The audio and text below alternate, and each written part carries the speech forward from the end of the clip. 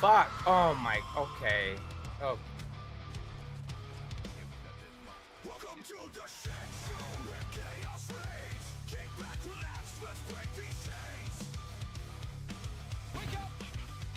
Fuck, bitch. Master. I'm fucking working here. What's up, dude?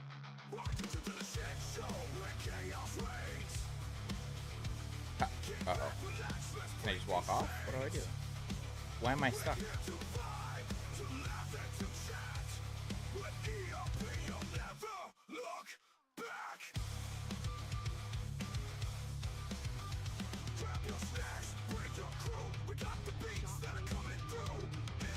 What?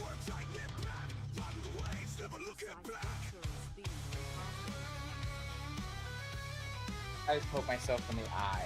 I was trying to scratch my eyebrow. Oh my god. Streamer fails.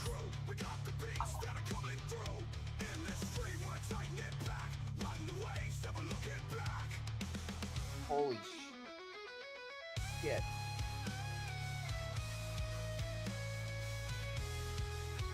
It was at this moment that he fucked up. I definitely fucked up.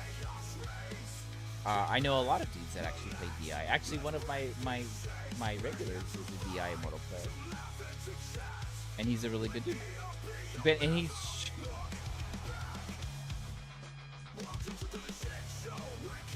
no, his name is not John Cena.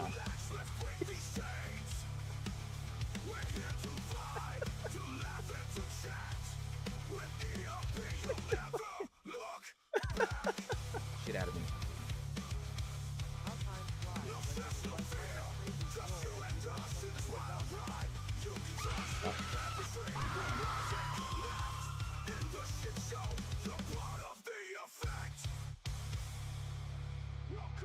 Honestly, that's fucking wild. It's just a lot of fucking crit, okay? It's my typical cock. It's my typical cock, you know. I love the cock builds. Fuck!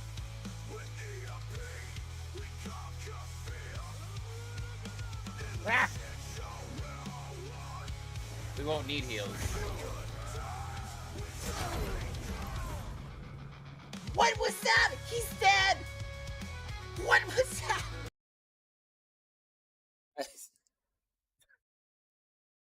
Every time I watch that, the Pokeball one, it's just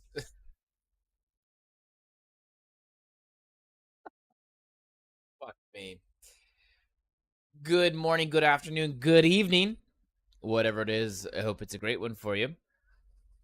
Sorry for the late start, boys. I was up till 4 in the morning, my time.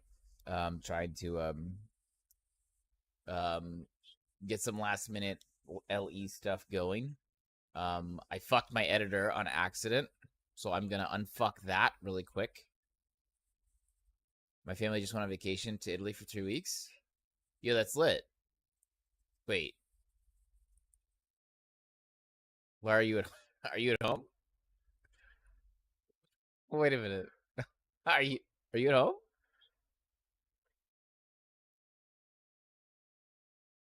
Oh, you didn't want to go. Okay, if you didn't want to go, that's fine. Been there, done that. Oh, you gotta give him that huck too and spit on that thing. You get me? Pyro, what's up, dude? Where's our emotional damage? I had to change a lot of stuff around, man. I had to change a lot of stuff. Let me say hello to everybody here. Let's get a head count. Let's get a head count, boys.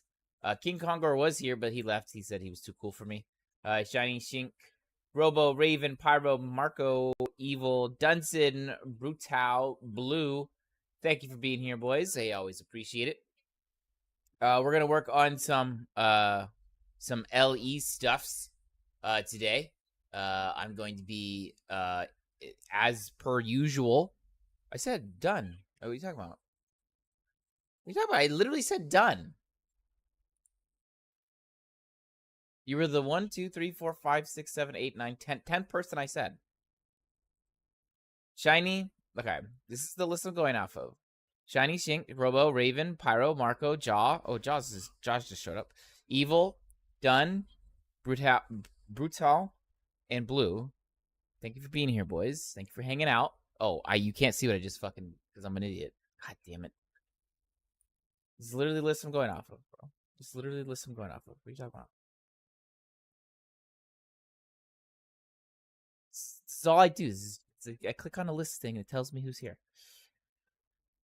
I can do that because I'm a smaller streamer. It's like a mom and pop shop, you know? I'm like a mom and pop shop streamer, you know? Here for a good time. Probably not a long time.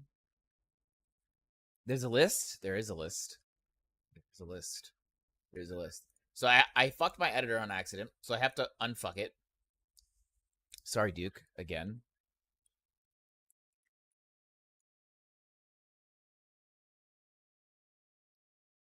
So I have to unfuck it real quick. RB, what's up? How do I what? How do I what? How do I what? What did I do? How do I what?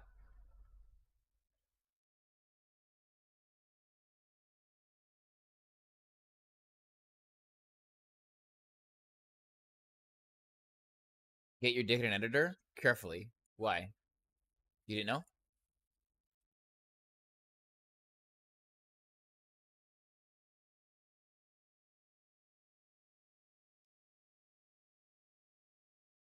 Unless the editor's your wife. No, the editor is not my wife. The editor is definitely not my wife.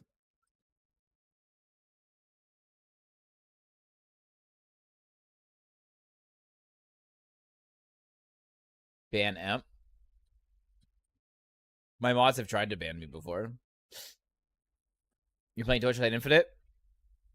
I didn't dig the season mechanic, so I'm skipping it. So I'm skipping it.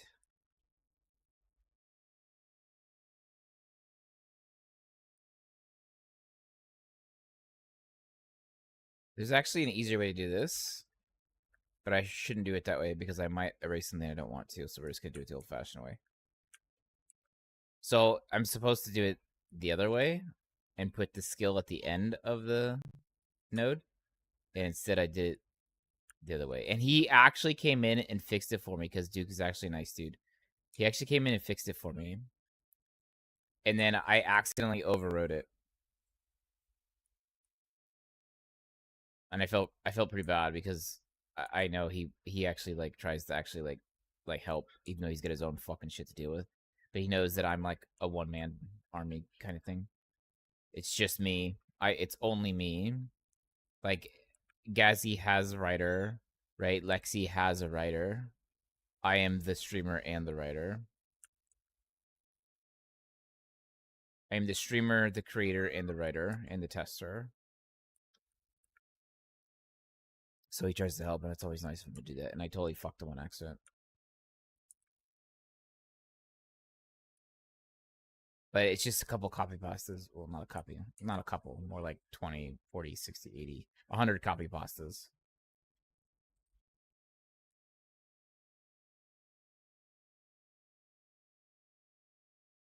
Arcane, what's up, dude? I'm the viewer. You are the viewer.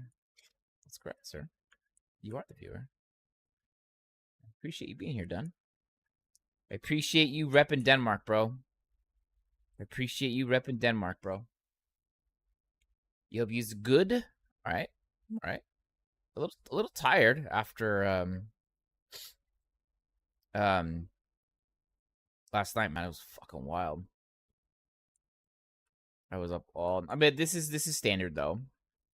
This is really standard.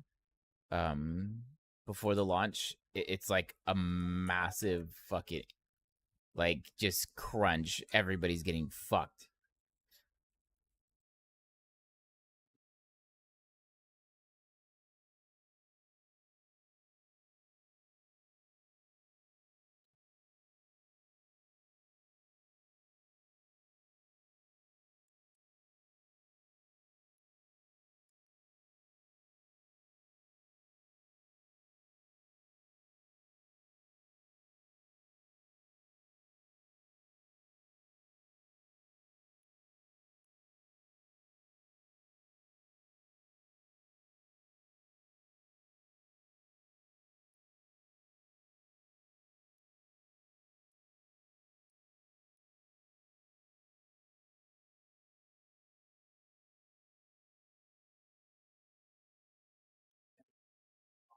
morning call with your parents. We'll start early morning. You want a dot build for Torchlight Infinite?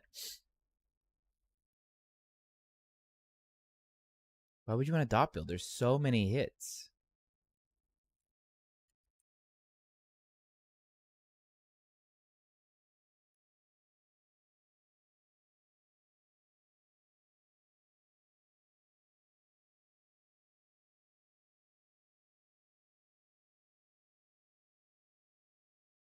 You play Melbourne Idol. It's like OSRS but more advanced. Oh, that sounds kind of cool. OSRS is kind of a G game. Is there? Do you pay? Do you pay for things in the game or not?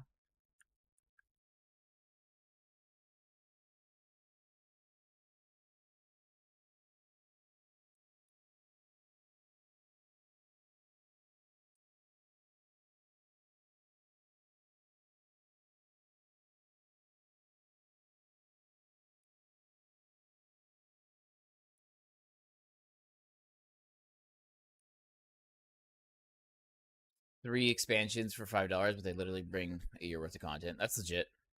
I did. I watched some of it, but as the day went on, I got more and more tired, so I had to stop. I had to stop.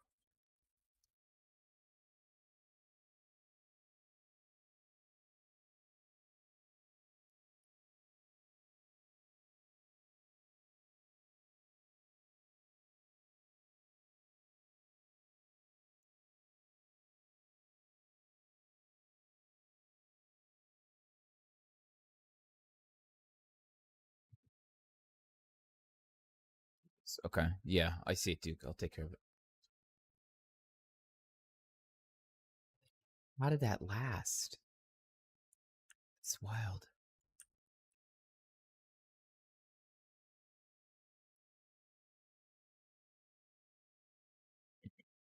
You just started. So TLI has a ton of hit skills.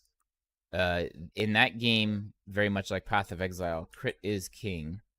But I guess you could do a dot, but it depends on the class in Torchlight.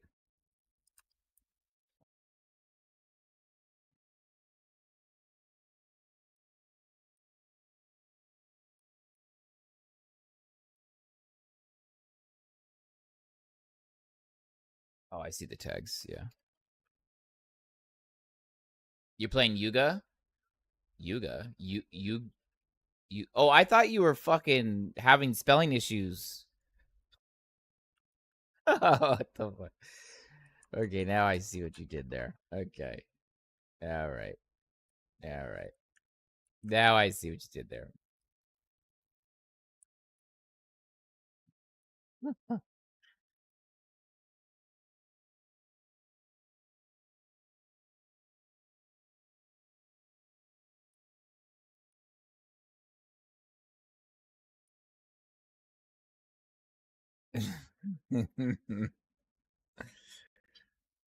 You played Torchlight like 5 minutes and you got off it installed. The season mechanic wasn't for me. I kind of knew the season mechanic wasn't for me though before I started, so let's go with that.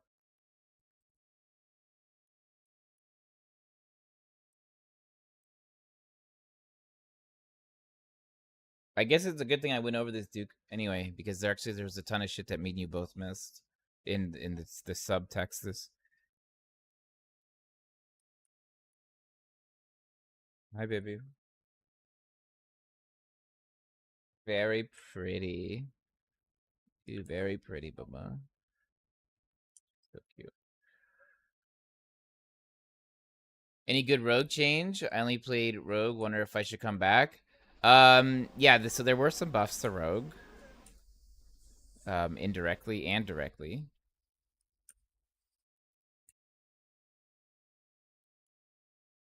A lot of more modifiers added, and they added some significant functionalities to some skills. A lot of the skills were reworked for the Blade Dancer, actually.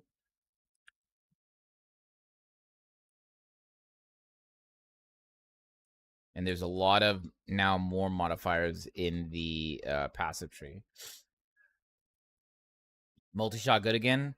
No, they fixed all of the issues. I think by fixing the issues of multi-shot, they indirectly nerfed it. But they did have some buffs to it. Like when you're out of mana, you shoot 3. You shoot 3 you shoot 3 arrows instead of just the 1. Which is actually a really big deal. I know it sounds like little like nonchalant, but shooting 3 arrows instead of just the 1 when you were out of mana, that's a big deal.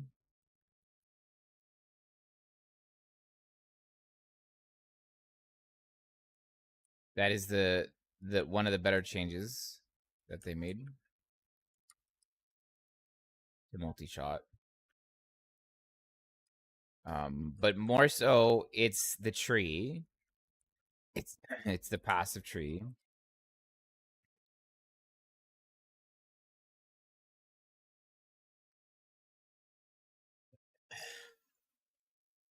You won't.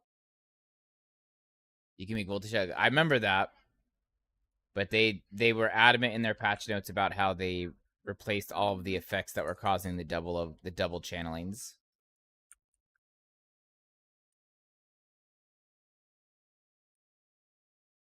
How a lot of the ways that we were using it before with focus, it was not correct.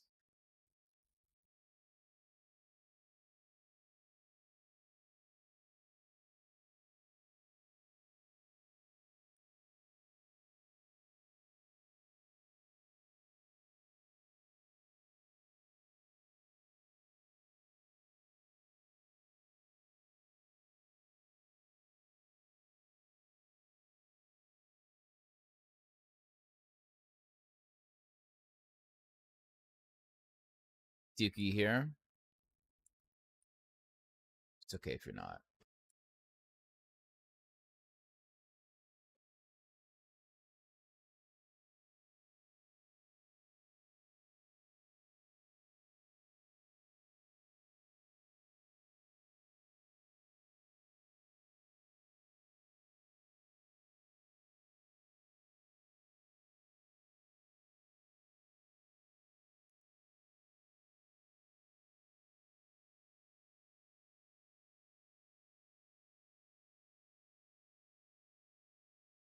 Okay, let's see here.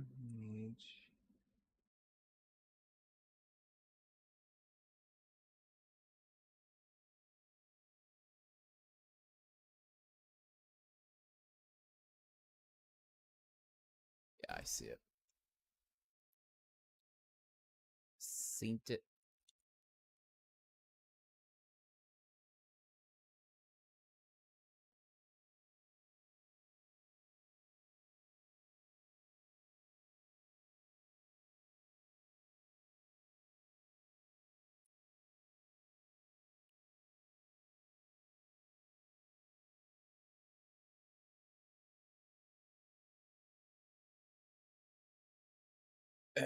I can make a multi. The video you made, how real life people in the UK cannot be fucking real. They have to be paid actors, all doing fake accents.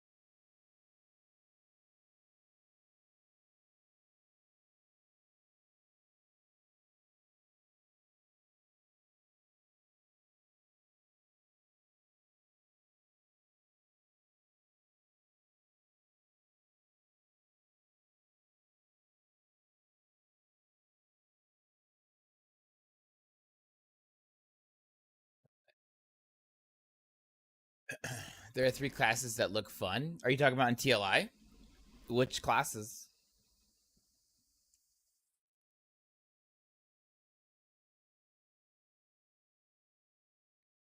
Which classes are you talking about?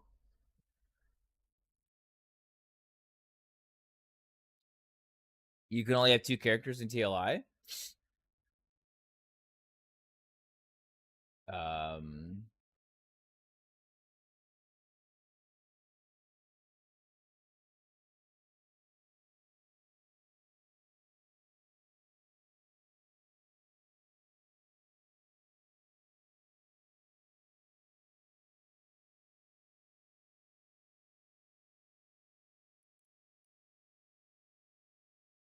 Um, hang on, I have a mistake to correct here.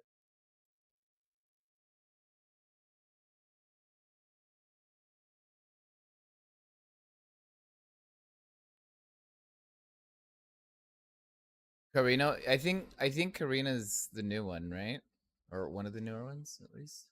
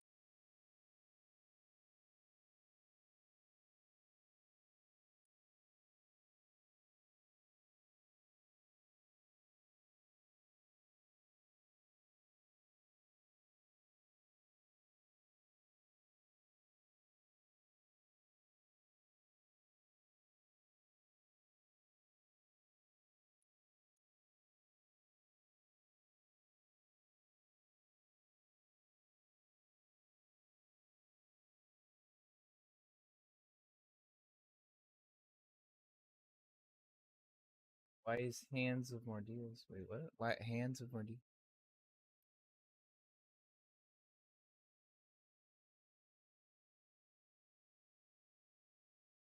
Static.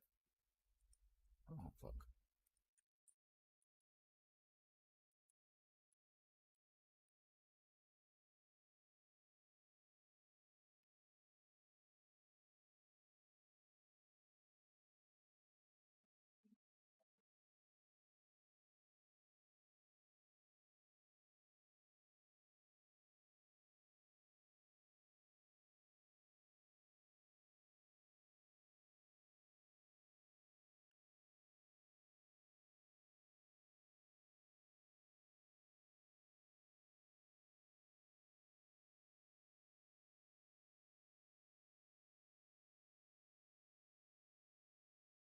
Hands of Mordidas.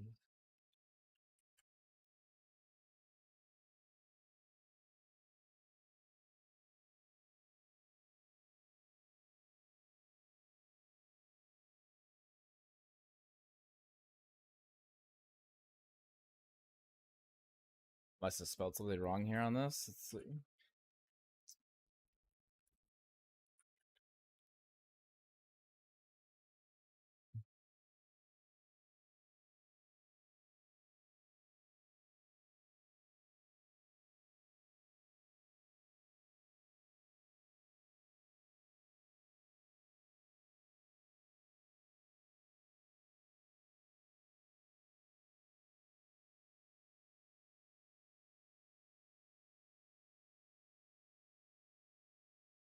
Oh, Hand. It's Hand of Mordidas. And then we have Lightning Ages in here somewhere. Let's find it.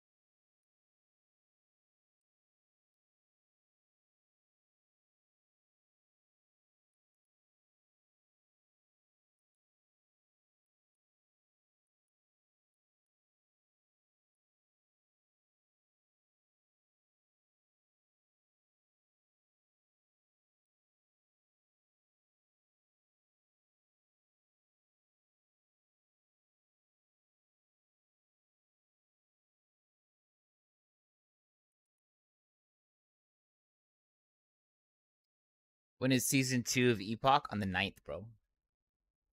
3 days. 3 days. 3 glasses. I wouldn't have been caught by the Nazis. You know what I mean?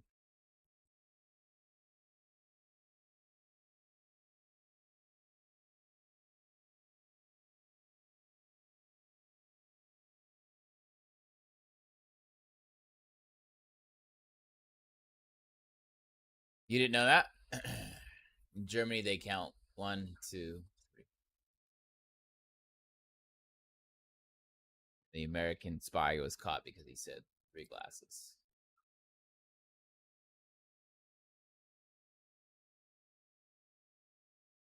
You knew bad things are happening, but you didn't know that? Yeah, man. 1.1 is in 3 days. Heck W, you didn't know that?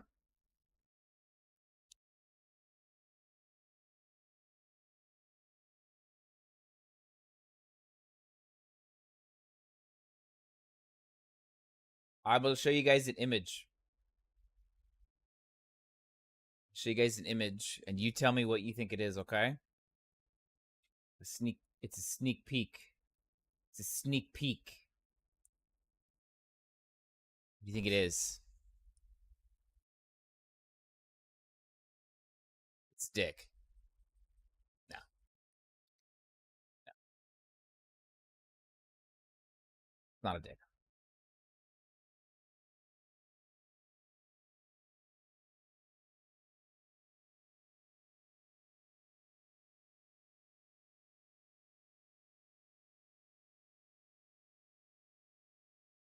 Smite on Wizard. No, it is not Smite on Wizard.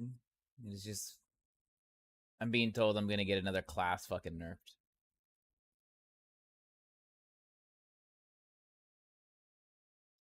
Keck. Keck dub.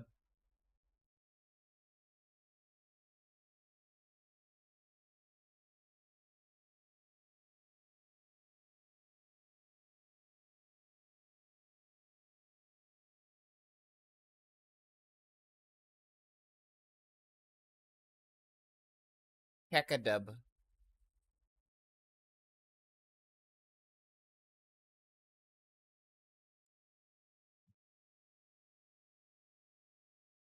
Keck a dub.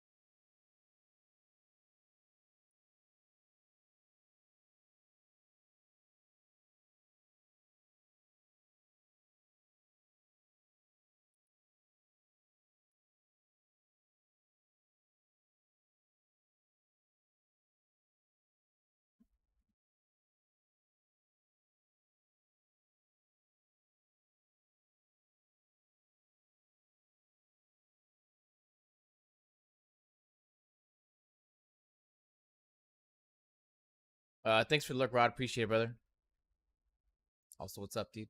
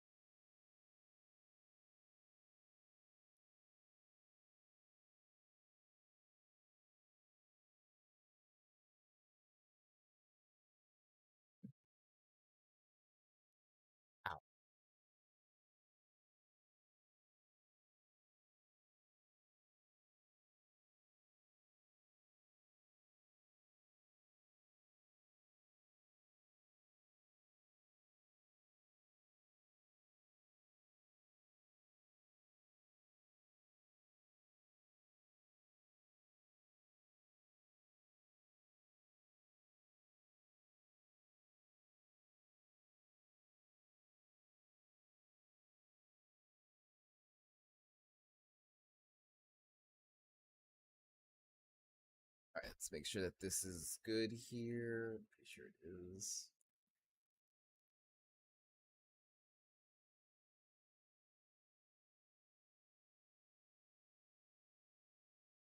I must have not updated it. It's fine. I'll do it.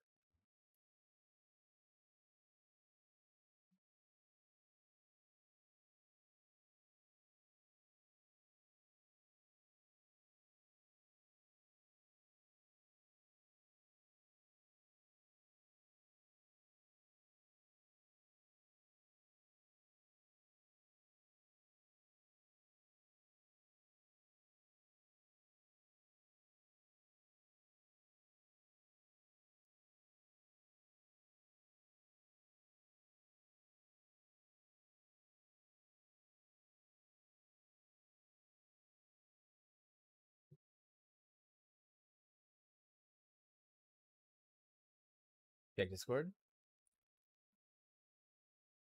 Oh, I guess it's that time, huh? What? Nasty. Thank you, brother. That'll be pretty cool. Plus, I still have some copies of Last Epoch. So we could do that. What we could do that. So what we'll do is Nasty, as per fucking usual, showing his penis size in the channel. We'll have a giveaway for LE launch. We have a few copies of Last Epoch to give away, and quite a few. 2, 3, 4, 5, 6, 7, 8, 9, 10, 11, 12, and 12 other copies. So we'll have a total of like 15 games to give away for the LE launch. I'm gonna post that in Discord.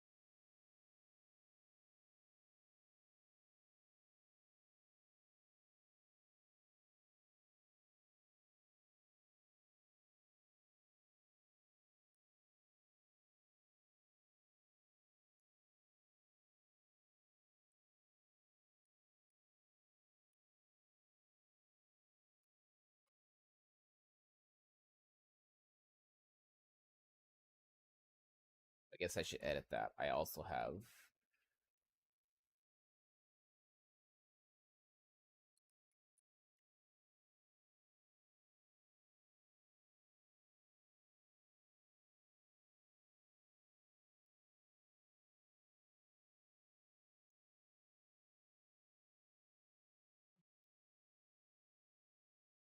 Nasty. Thank you, brother. I mean that. That's really nice of you, bro.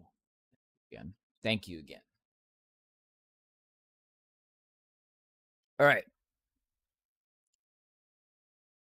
Really have to do with how we were doing this before.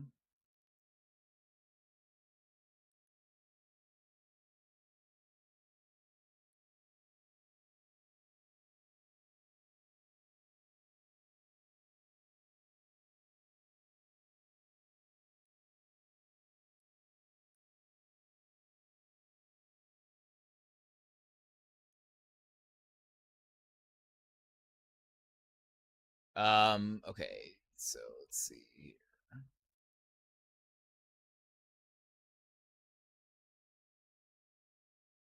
So we get Storm Crows at 16.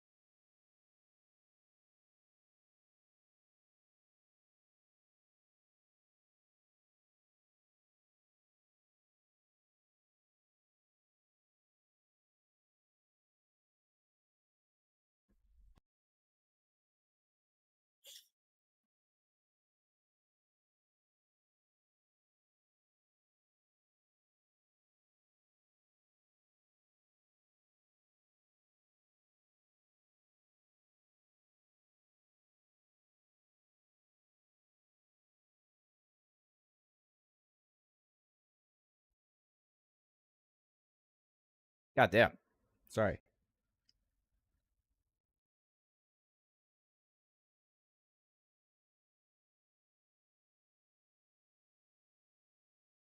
I like comics. Yeah. I mean, I like some comic. I don't like every comic that was ever written, obviously, but yeah, I like some. Yeah, I like them.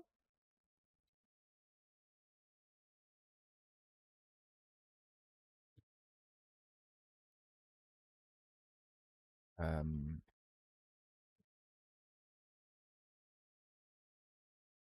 uh, guess I mean you can keep it up a giveaway to you. Don't tell me it's a physical copy of a comic, bro. That sounds like it could be really expensive. Hold on to that shit, bro. That's don't do that, man. That sounds expensive. I'd probably fucking keep it.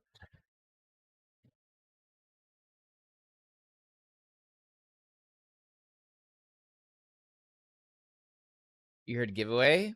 You did? No, no, no. You don't like any of the games that I ever give away. You never like any of the games I give away, Done?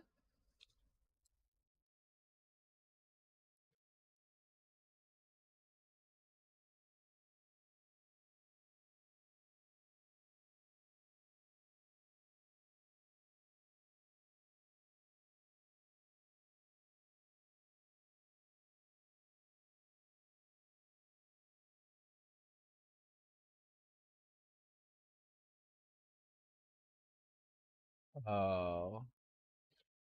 Okay. Okay. I thought it was like literally like free or literally like you're gonna like send me a copy of like a an original Spider-Man or something like that. Ban done. You remember when we used to pretend to put you in the Shadow Realm, dumb? You remember you, you remember those days? And Creed would fuck with you for like an hour. Yeah, you were never actually ever in a Shadow Realm. Chat was just very on top of things. I've never once put you in a Shadow Realm. Like ever.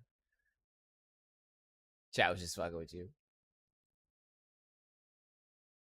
No, chat just you people just don't buy what people aren't selling, you know? Like literally chat was like everybody knew. I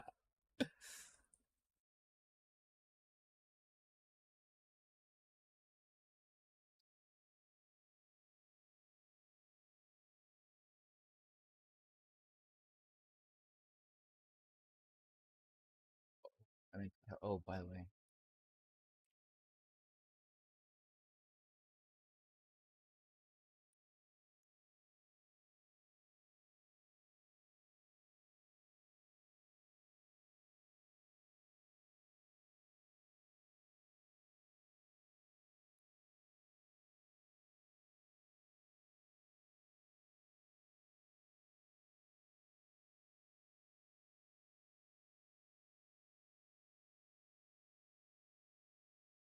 checking right now.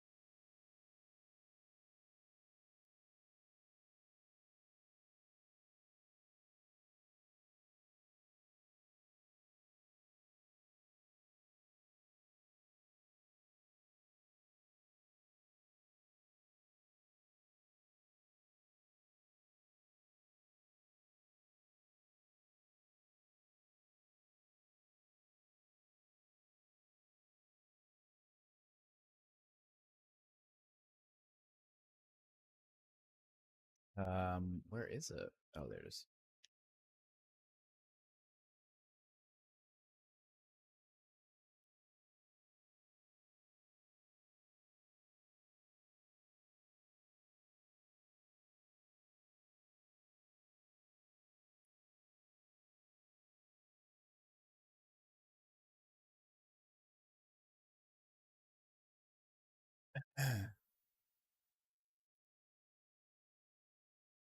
You're being sensible. Windows does not clean the registry. That's a fact. I am the one and only real alpha. What? Nasty, bro. Okay. Okay. Right. Nasty. Thank you, brother. Holy shit, man. Okay.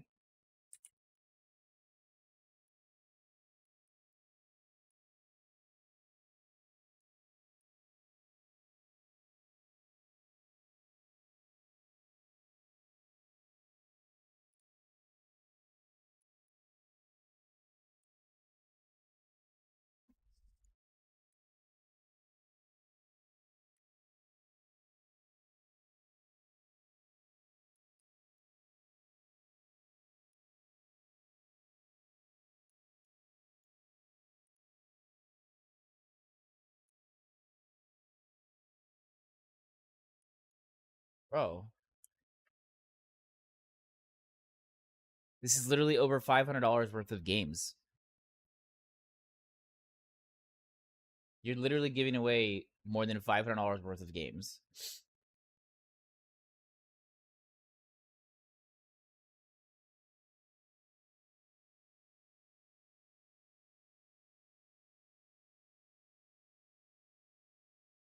Actually, it's over 600.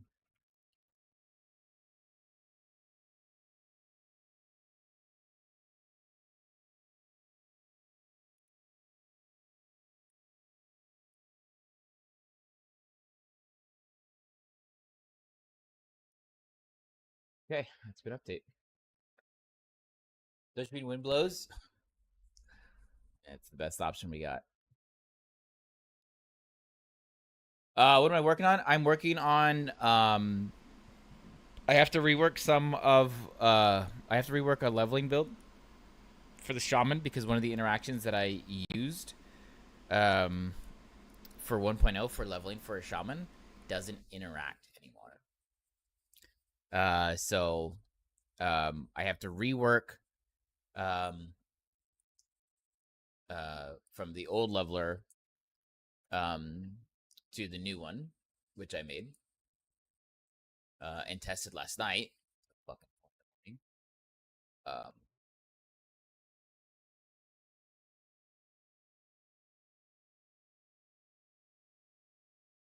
it is Ellie. It is Ellie. It's just that I'm not actively playing the game. But yeah, so we were utilizing Avalanche the way it was being done. Where you could just cast Avalanche and that bitch would chase you around, right? The Avalanche would follow you for like 7 to 10 seconds or whatever. That doesn't work no more. And so it plays very, very clunky.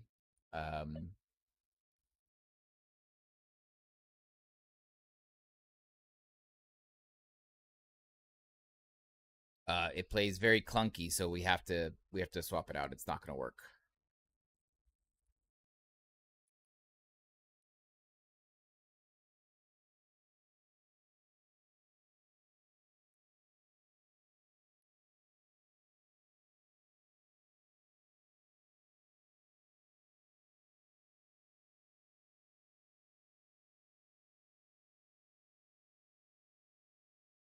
So we're gonna have to rework all of this.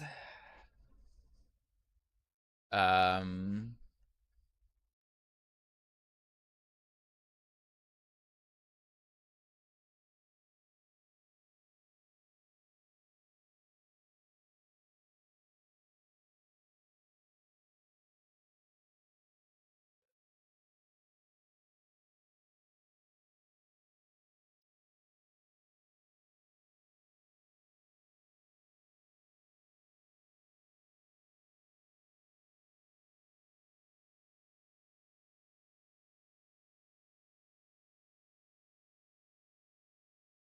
It's a sloppy hot mess, bro. Nothing's. I still haven't seen anything compared to Windows XP, bro. But the order of top was Windows 98 Second Edition, Windows XP, and Windows 3.x. I don't think they've. Windows Server 2003 was pretty good, but that's server. That's something different. But I haven't seen anything really be better than that. That was some of Microsoft's top products, I think, if you ask me. If you ask me.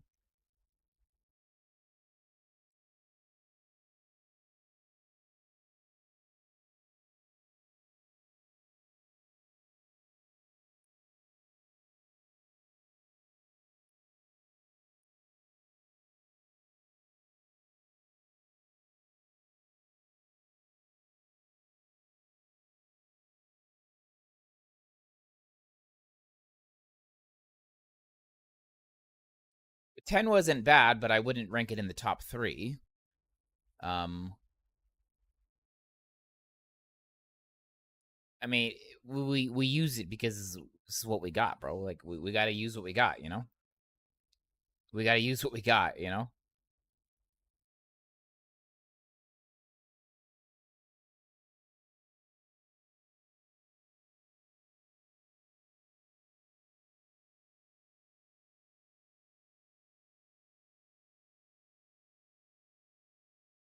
Shit.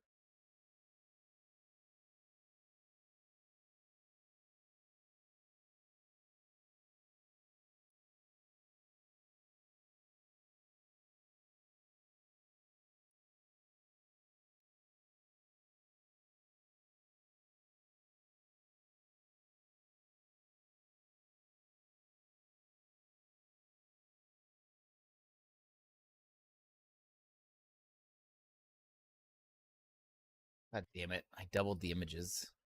Fucking bitch.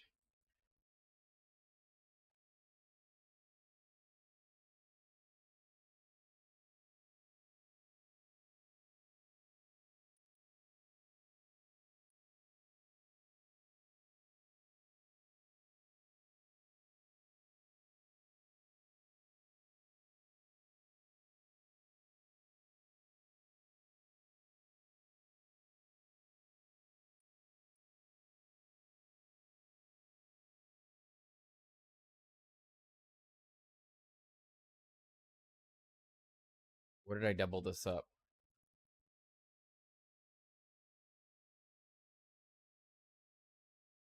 This.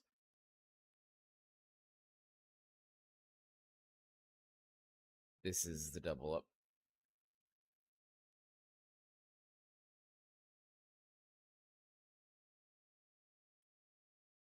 That has to be it.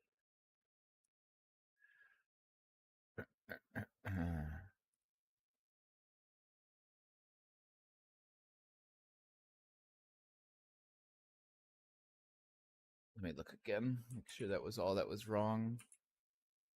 God damn it.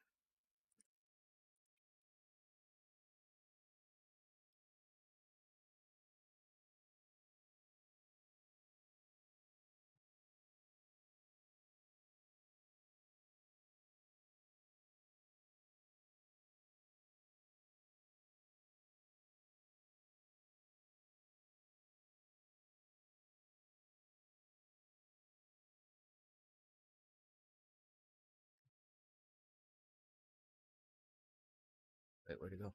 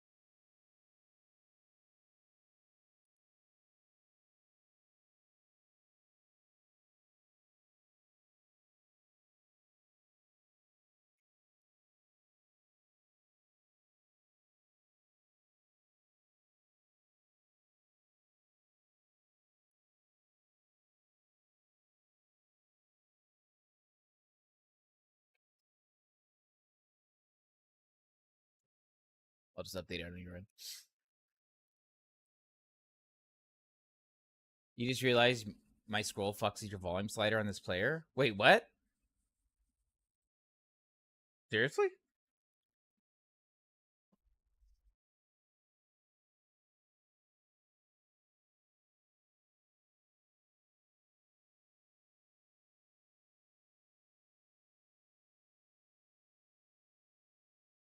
Warrior of Lightning.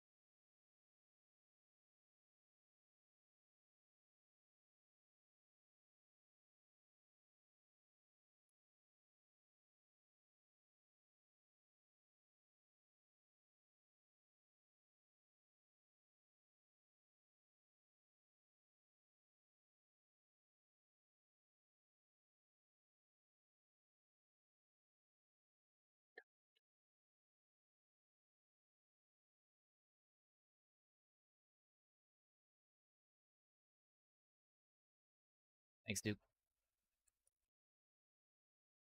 Thanks, Duke. Um,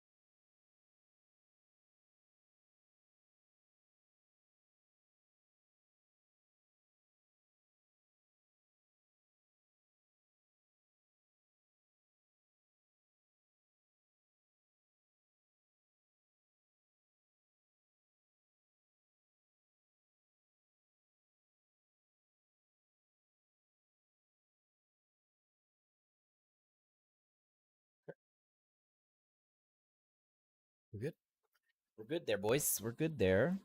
Mechanics and playstyle. This leveling build is designed to be simple, staying away from complex skill mechanics, instead relying on automation through different skills. With this, these two skills, the first is frost. So the our Sork leveling build is out. If you were gonna start with a sorcerer, I do have the leveling guide out now. It is official. This is the leveling guide. Make sure it's do this. This is the leveling guide for the Sork. If you wanted it, those of you watching on YouTube, if you wanted it, there it is as well.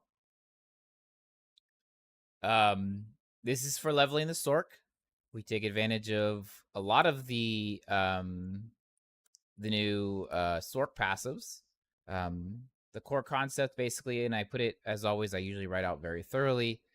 Yeah, you can mix and match a variety of gear so long as you keep the core concepts the same, which is mana at or above 300. Fire res is at a minimum of 150, and scaling spell critical strike chance.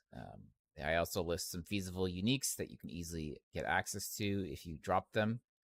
And basically what we're doing is we're using the automation of Frostclaw and we're using the automation of Frostclaw and Elemental Nova. So these cast each other, and Flame Rush casts Static Orb. Flame Ward is, of course, your defensive bastion, as you always rely on standard. Flame Rush can get down to a pretty low cooldown. If you're scaled properly, you can probably get it to about a 2-second cooldown, maybe a little less, or maybe a little bit more. But around 2-second cooldown. So every 2 seconds, you'll be flame rushing across the map and laying waste with Static Orb. Hits very hard. Obviously, it has some defensive scalers in there with Lightning Ages, which is static armor. Usually that works when I highlight it. It didn't highlight for some reason. Maybe I broke it. I don't know. So static armor. And then we get a 100% increased critical strike or 100% critical strike multiplier with Static Orb. And then with our Flame Rush, we are also we're shredding 5 stacks of lightning res from the enemies as that lightning orb goes through them. This is also lightning, and we have the defensive scalers inside Flame Rush as well. And then with Frostclaw, we rely on Shiver Shell to cast. Every time we're casting, we get some ward. And of course, our Elemental Nova is scaled to be plus 9% critical strike chance. So it's a very hard-hitting build. Mana shouldn't be a problem with some of the changes that they made with Frostclaw, and as well with some of the new items. Specifically, if you get a higher end wand, you can get up to -5 mana cost, which basically makes this not an issue. So, you know, lots of fun there. Very simple. Obviously, you can use Prism Wraps, Avarice, and Tome of Elements. They give you Leech, which makes it really easy to run through.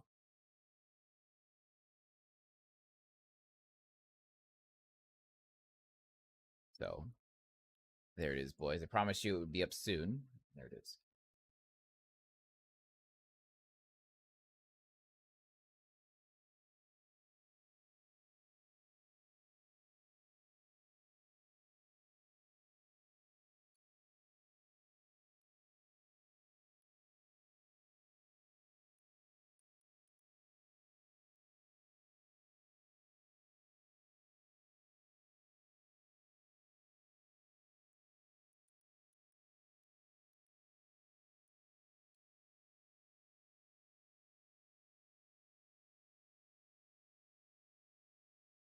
Monstrous? Is that, did I spell that right? Monstrous? I feel like I did.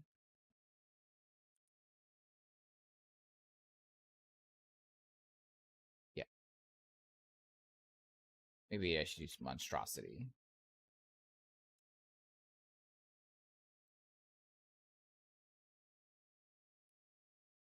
And that's called the Thunder Totem.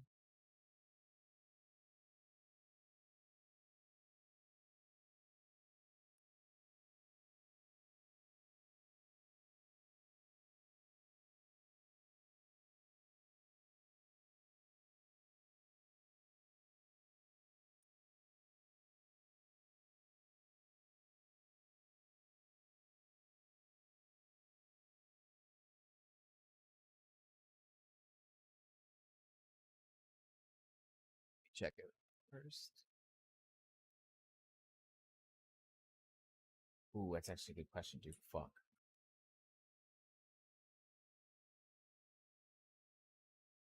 I don't think it was though. Oops.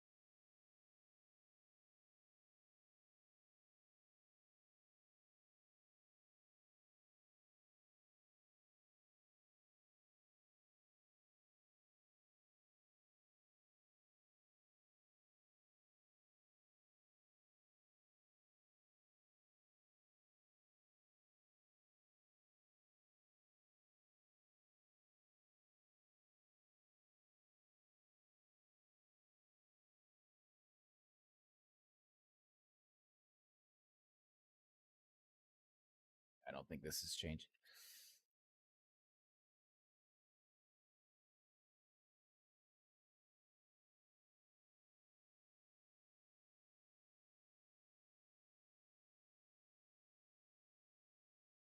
I guess I gotta change images. I gotta.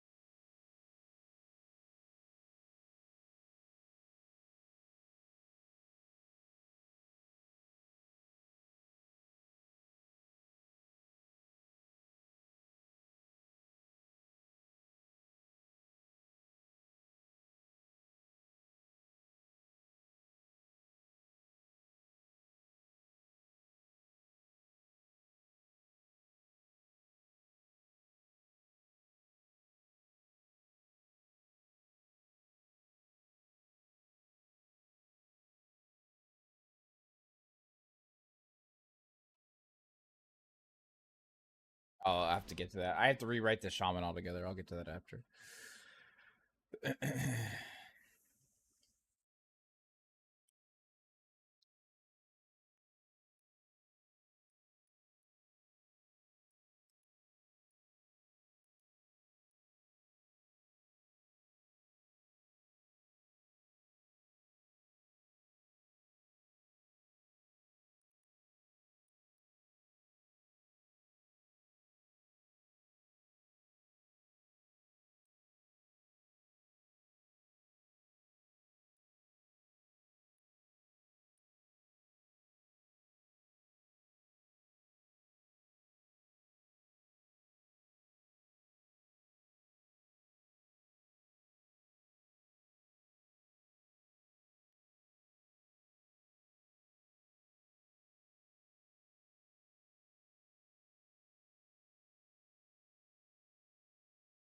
um,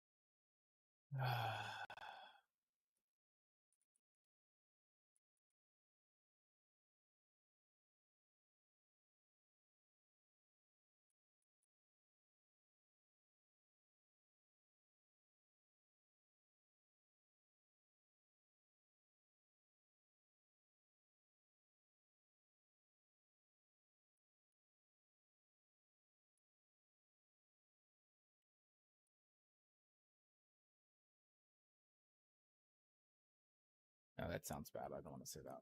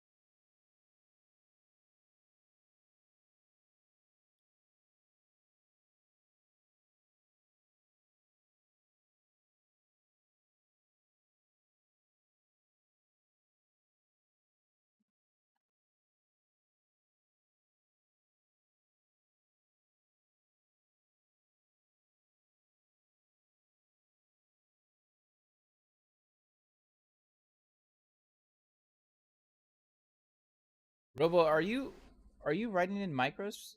Wait, are you writing in Micros channel? Oh, you are. Okay, never mind. I thought you were writing in my channel. I'm like, what?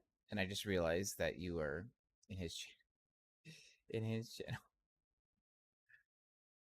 So lost just now.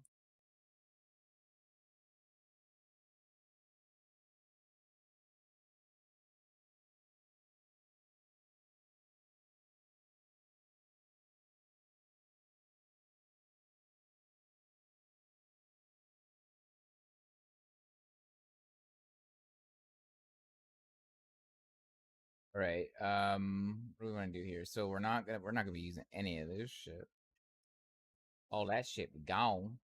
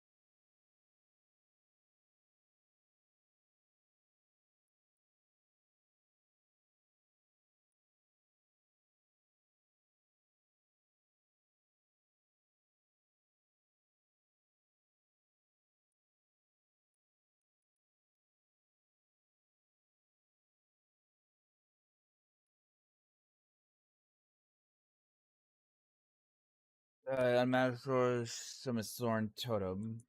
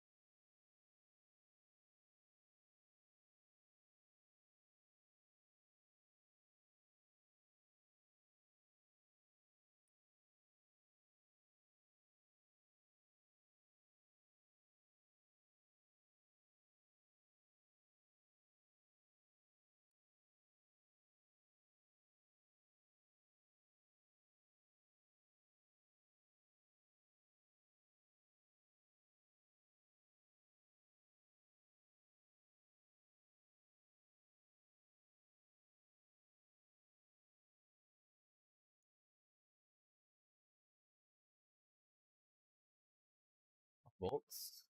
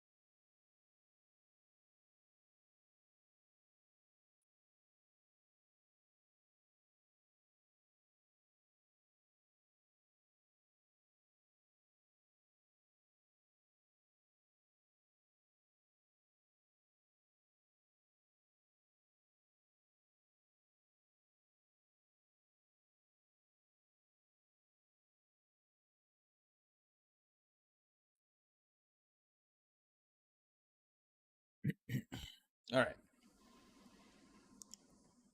All right. So our skill bar is going to be uh what is this? Gathering Storm.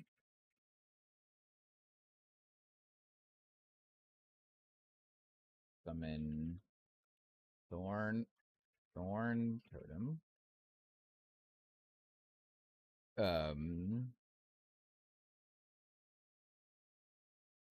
Summon Storm grows. I don't need this actually. This is a Terra's blessing. This will be a Terra's blessing.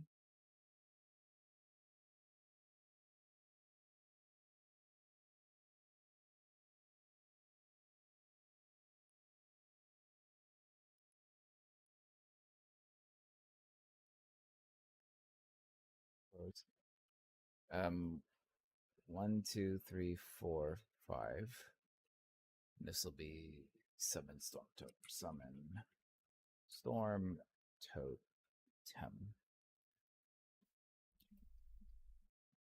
All right. So the first one, we're gonna see here.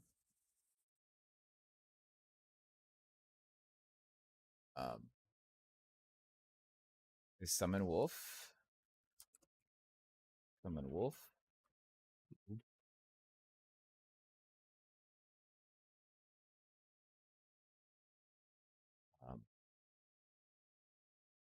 Gathering storm.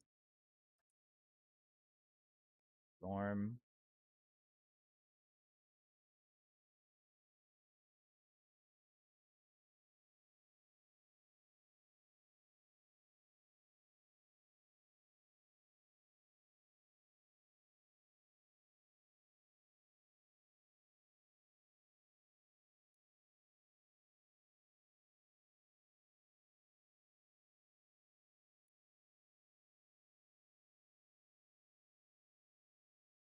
Thorn totem.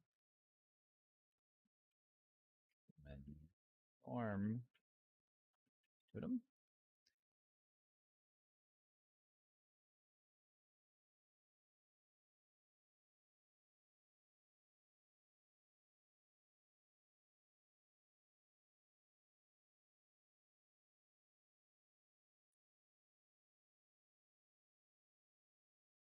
Storm crows.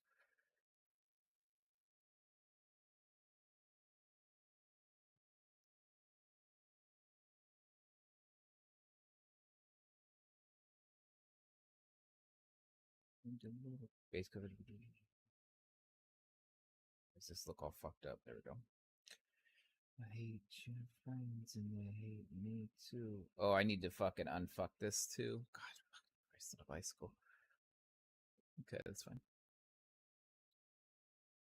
Primalist passive tree. I'm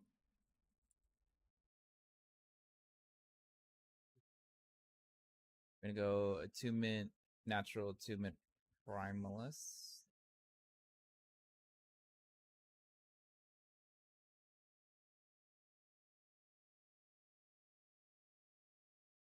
Five points and a 6.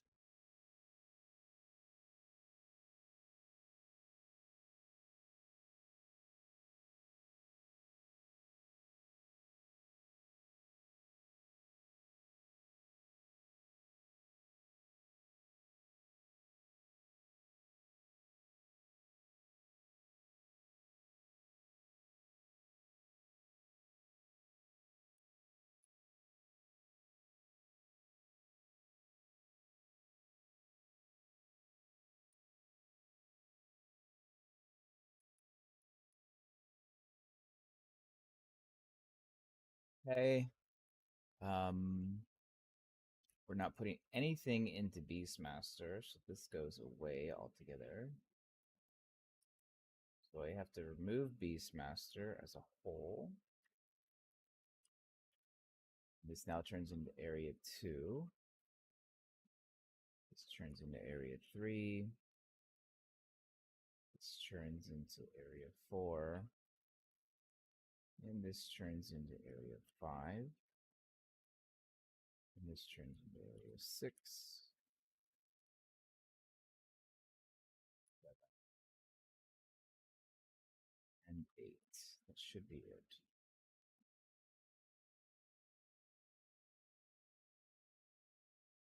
Yes. Okay.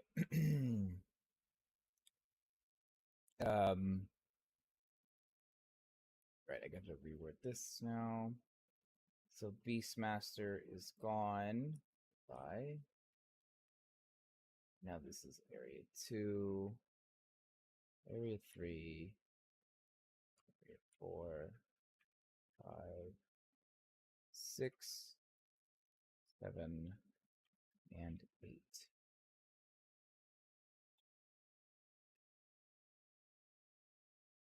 Actually, this should be this should be Shaman first. And this should be Druid.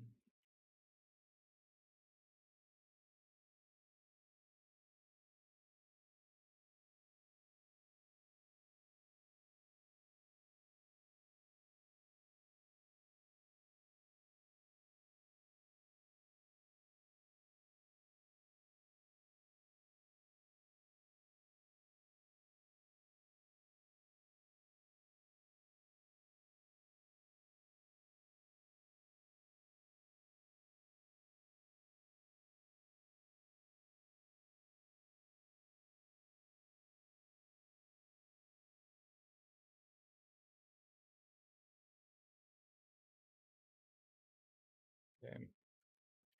Have to alter that text. That's not correct anymore. For the Primalist, for this build, picking the Shaman.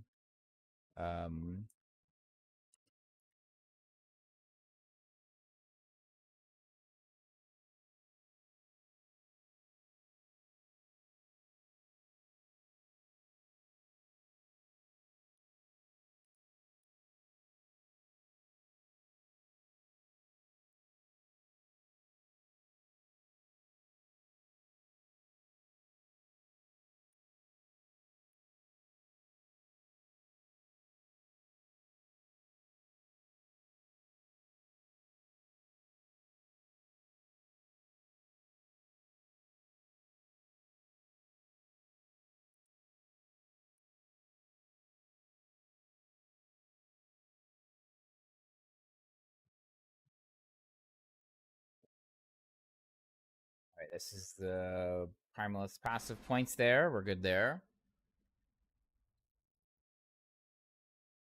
That is 8 plus 7 is 15. 5 is 20. That's good there. We're good.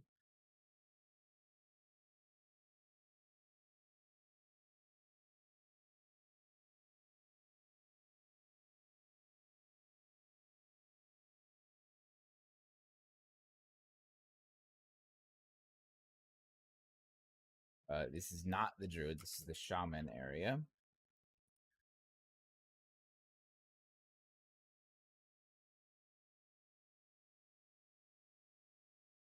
Now the Druid area.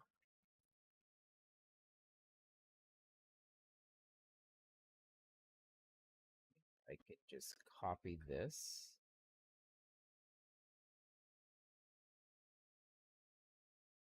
Not Druis. Druid.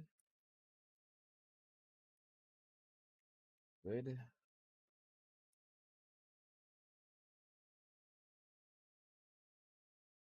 Some room. There. And we take this. Copy this. Place that. Okay. Cleanliness. This can go away.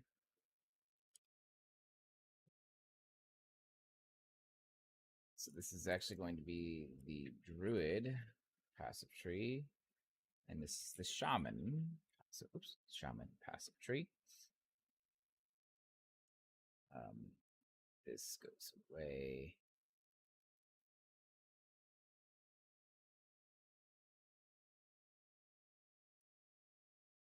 Away.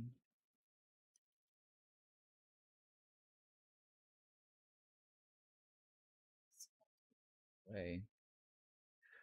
Okay. So we have for this build, we take a shaman as our advanced class. We use the majority of our passive points to shaman tree. Our passive points to target ongoing source avalanche and mills.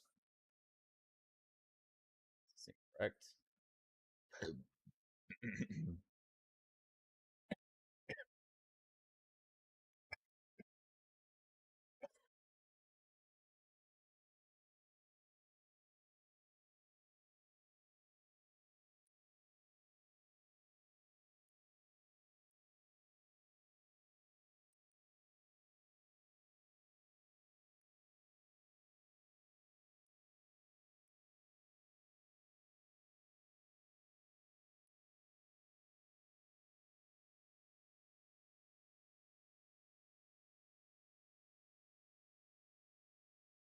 Yeah.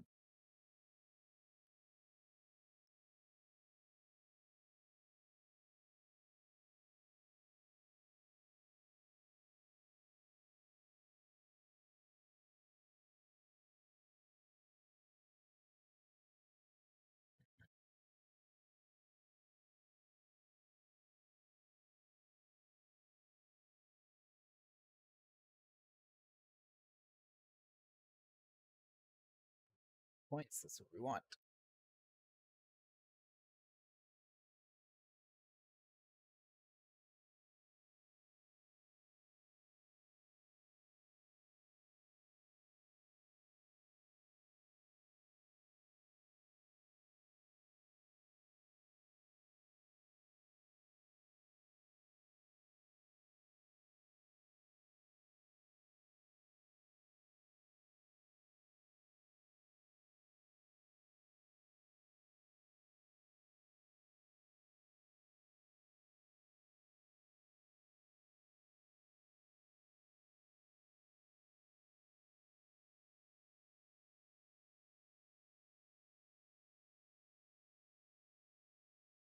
Okay.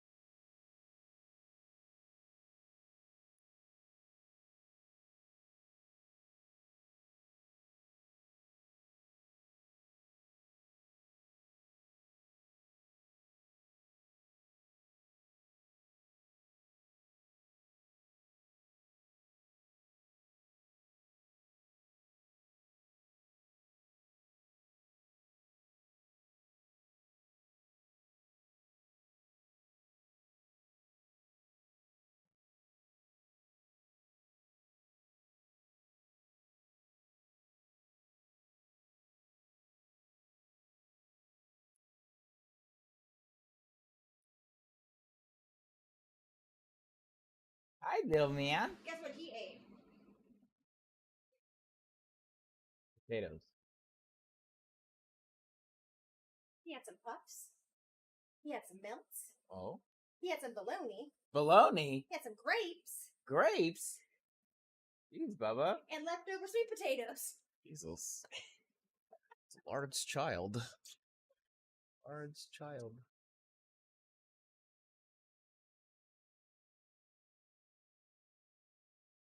I guess I should see what the crit strike chance is here.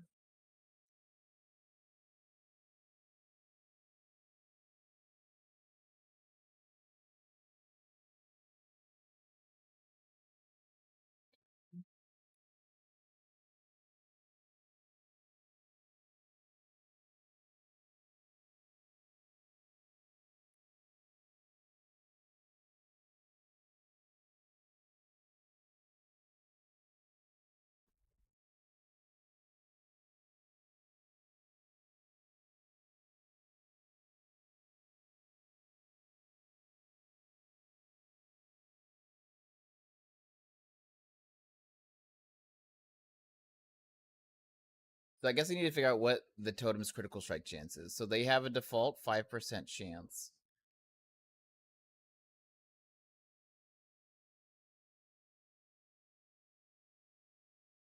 Yes.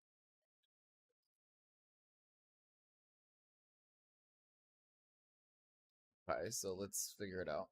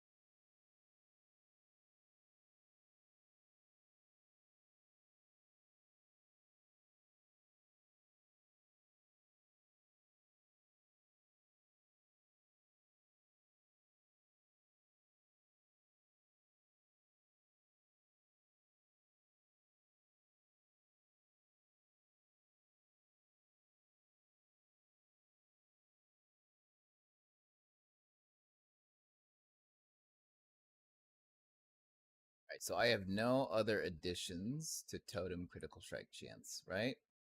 Just making sure here. All right, so let's take a look at the skill, shall we? So this gives him a base crit chance of 9. Okay, so this is 9. What's up, GameXO? Creed, what's up, dude? Creed, I got a surprise for you. And I was talking about it yesterday, and I was trying to figure out where the fuck you were. I got a surprise for you. I'm good, brother. How are you, game?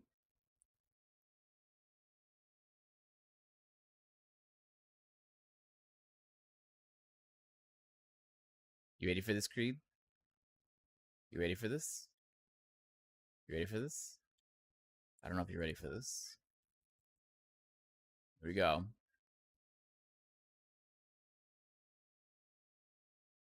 Here is a unique axe that acts like a shield with block chance and block effectiveness. Got what you wanted, bro. Dual wielding shields.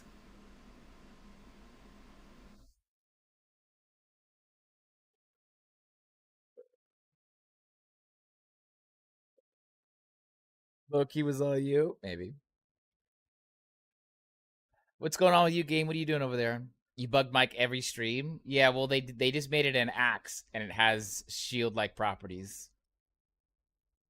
And it works with shield bash and shield rush. Obviously, it's an axe, so the Sentinel can't dual wield an axe, but he can hold an axe and a shield, so GG. Easy, and people are fucking theorycrafting the fuck out of it, bro.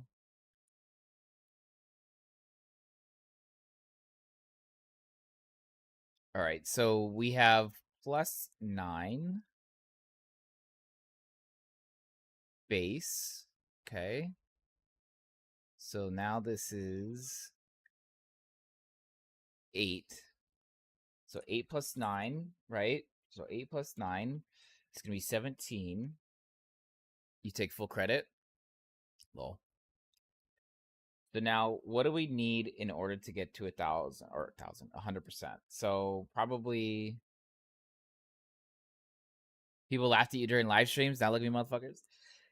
Dunson, your friend's here, bro. Your friend is here. Or Dunson, are you still here? I don't think Dunson's here anymore. He was here. We've been kind of dying out ever since LE took 9 years to launch its second season. Or I should say its first season. So times, I think, just 499, which is 399%. That's acceptable. He hasn't figured out how to talk. You sent him a warning to...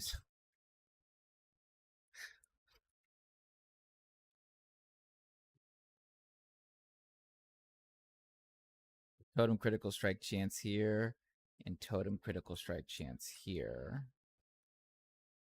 That's not how you spell totem. Game, where'd you go, man? Where'd my YouTube friend go? Maybe it's just super delayed and he wrote something and I just don't hear it yet.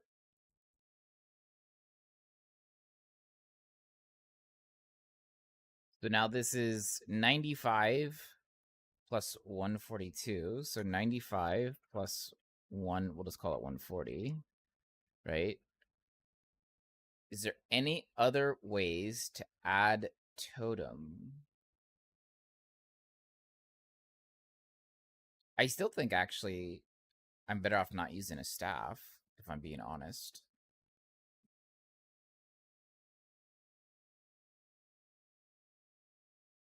I think I'm better off using a wand. Even though I lose points. I think I'm better off using a wand.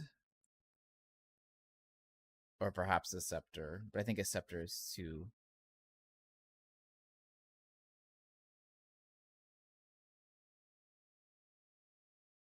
We could do scepter here, I think. Right? But we can't get mana here. Can't get mana here.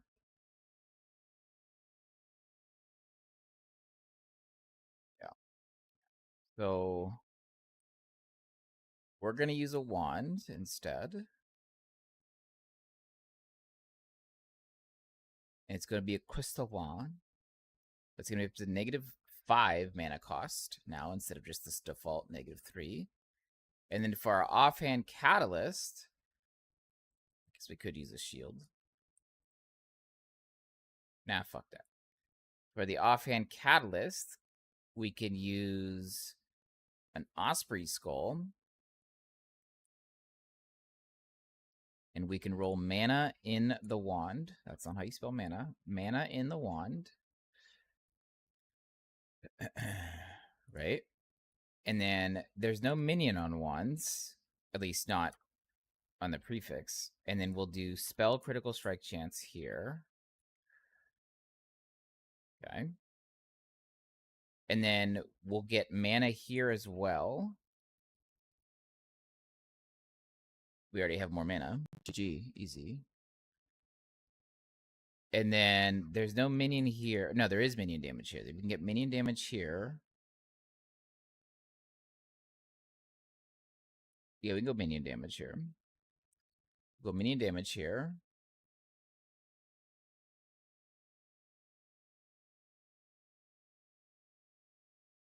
Now, do we do totem cast speeds? Or do we do just level of summon totems? But I don't know if we need the extra points. I guess we could use it, actually. But we can add 14 base, or we can... See, we can add 14 base here, or we can add attunement, which adds 8 spell damage for them.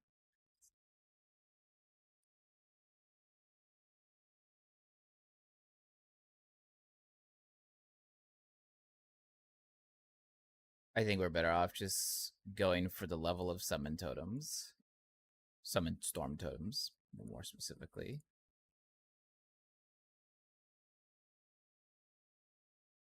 Oh, maybe not. There's nothing here I want. There's nothing here that I want.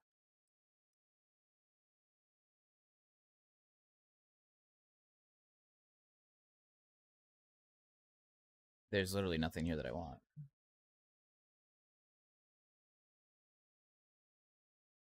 I guess I could increase the area.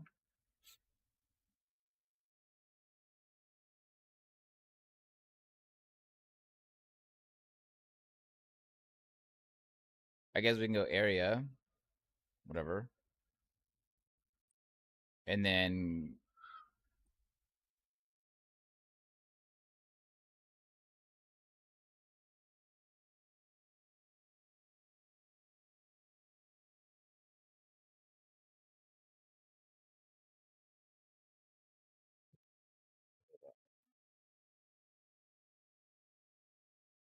Um...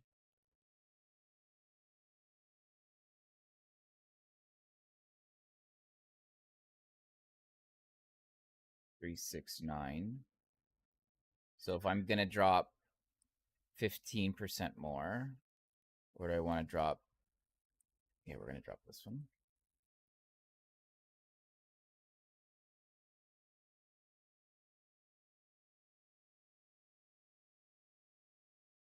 Okay, this works. And then, so this is already critical strike chance. And then, minion. Let's see what we got here.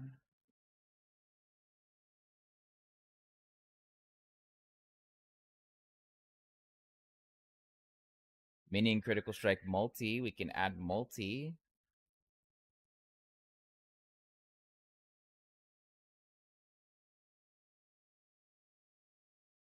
We go minion spell critical strike chance. We can double that up. So right now we have what? We have critical strike chance for totems.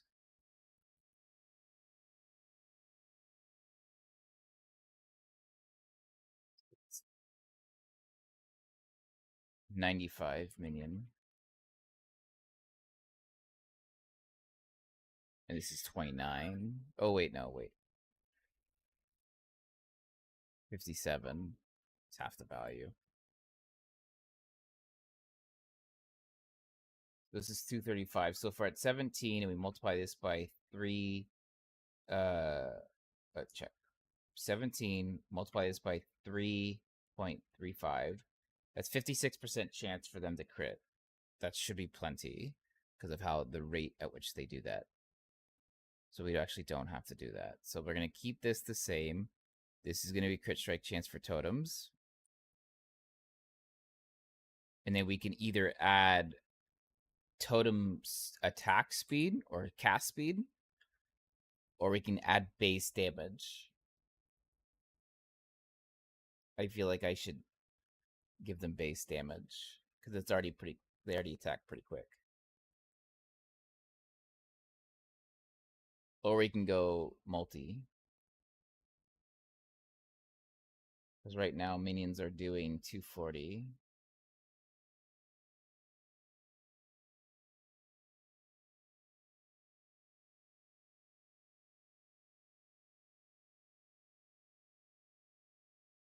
Because the totem's already doing this plus 200%.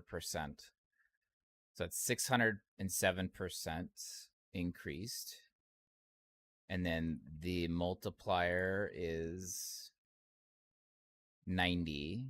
So they're actually doing 340 or 320, 330 rather, 330 critical strike multiplier. I think 330 is enough. And I think I just want to add the base because this is still just a leveling guide. So we'll just do base spell damage for them.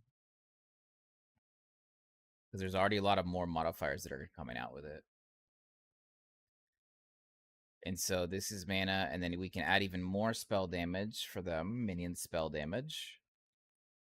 And then we can actually get Lightning Pen for us and for them, so that's even more damage. So this entire thing is a lot of damage. And then for this, we can use this as a defensive scaler.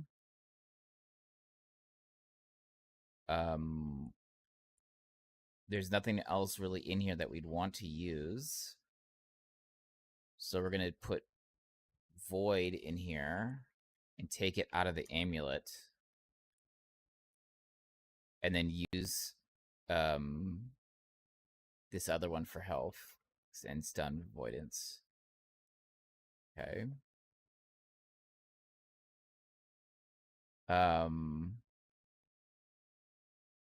Full res. Poison. We can also use this as an Ellie and take it out of somewhere else. Technically overcap.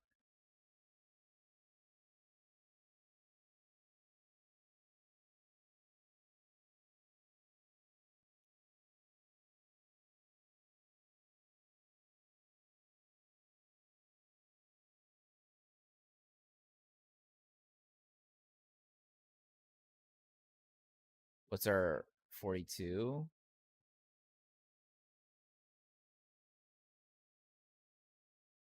Minion damage, where's that at?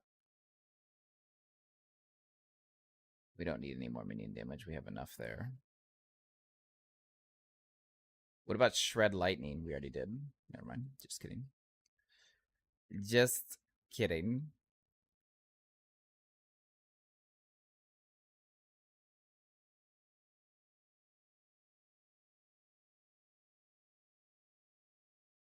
Just roll health here. Just roll health here. We already rolled health there.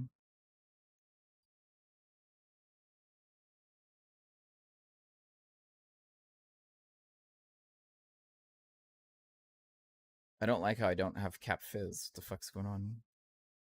We're critically striked.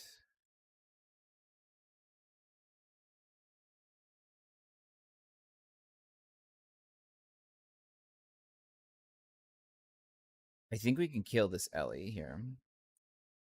And I'm only saying that because this is only going to go to 73. We're going to put Fizz in here. Now, obviously, we're lacking slightly on Necrotic, but yeah, that's better.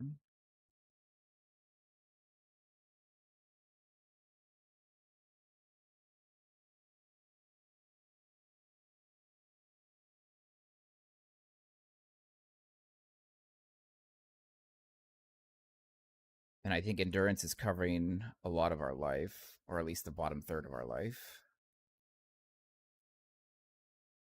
Yeah, it's decent health, right?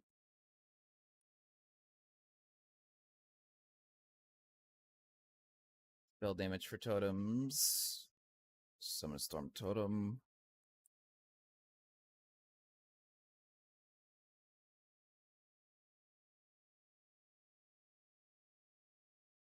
Creed, what's up with you, man? How you been?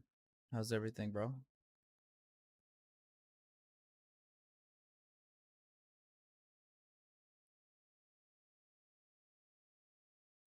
You still over there, or are you back home yet?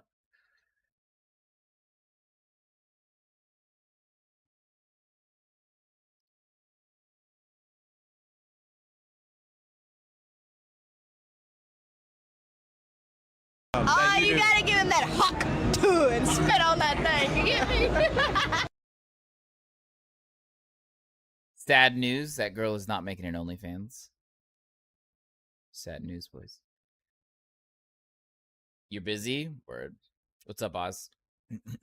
Hey, Ben, dude. You still here? Rip, rip, rip, rip.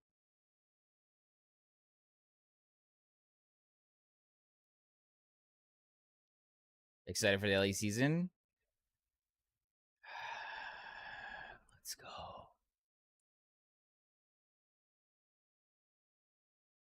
I don't know. I don't know. People were like sad that she's not making it. You're still here to the end of the year? Jesus Christ. These deployments are so long for you guys. You fucking army, bro.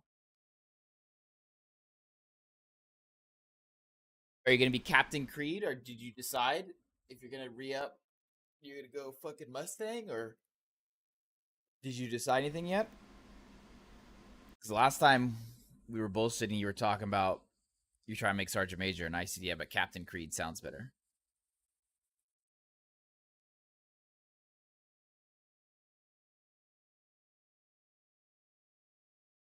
Right now, you're Colonel Creed. Just saying.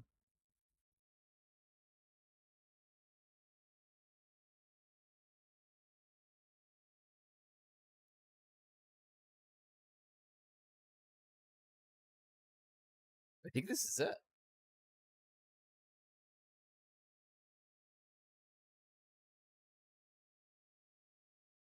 Actually, I don't think it's increased minion. I don't think we go increased minion. I think we go 2 min here.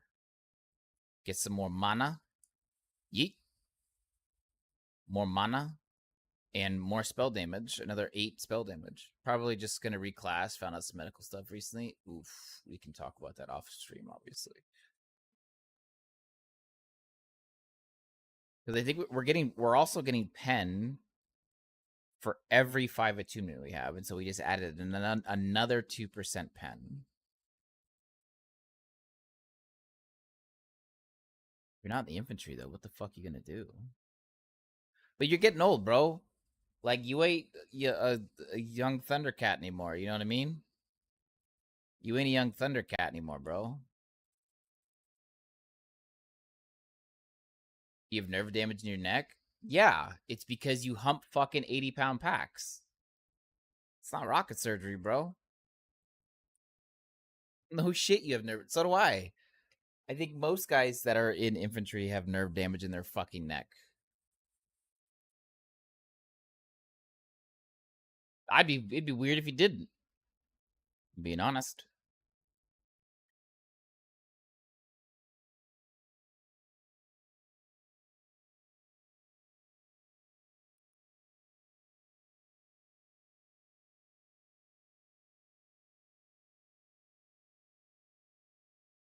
Jumped in the pool and your whole body went numb after a lap? Okay, yeah, that's not normal.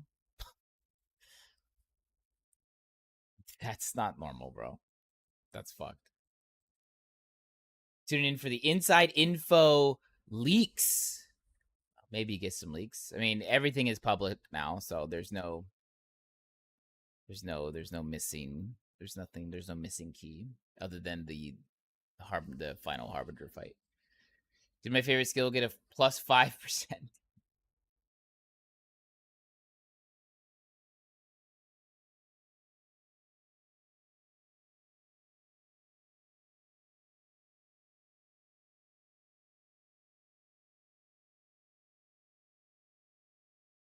Yeah, the new uniques are out. Everything's out.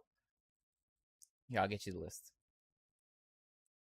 I went over them yesterday, but I'll give you the list. I'll give you the list. Here you go, YouTube. You can have it too.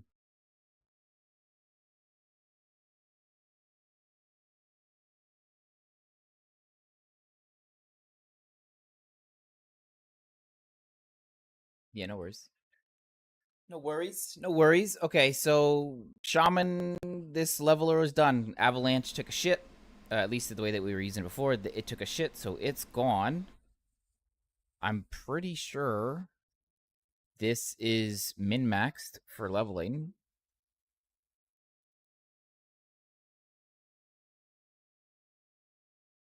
Yeah. Save share. Ding, ding, ding. Okay. All right, let's pull that aside. Let's pull that aside. We get rid of this one. Give that new one. Why do I have such long fucking lines here?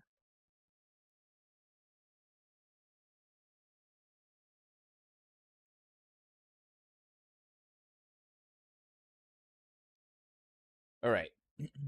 Warrior of Lightning, manipulating the element through your totems to control and send your opponents to death as you charge across a terra. This build utilizes new welcome changes to our Summon Storm Totem in 1.1. We cannibalize 5 of our standard Thorn Totems when we want to create a monstrosity of a Thunder Totem. Hungry? I don't know if I need more food or caffeine. I need caffeine, Miha. I'm not all that hungry. Obviously, I didn't get to bed until like after 4 in the morning. So most enemies will be instantly decimated with this totem, and bosses will see their health pools dissipate after a few seconds. We utilize the new interactions with Summon Storm Totem, its support node of Thunder Totem, and the new node of Unmatched Storms. This new interaction allows us to scale Stormbolt damage through our Gathering Storm tree, which converts the Storm Totem from using its own instance of lightning strikes to storm bolts. This is the reason we try to scale attunement and mana, as attunement will add base damage to storm bolts, and mana will add significant multipliers to the damage. Not all enemies are created equally in a Terra, and not all of them will require a massive Thunder Totem. Many will be felled by using a standard Storm Totem. Utilize them appropriately. You want that watermelon drink? Are you talking about alcohol? You fucking lush? Is that what you're talking about? My fucking wife's a lush. Is that what you're talking about?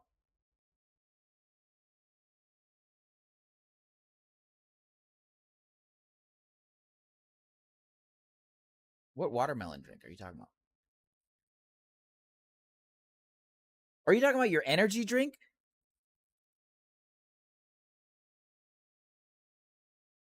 Did they fix Forge Guard? Be more specific.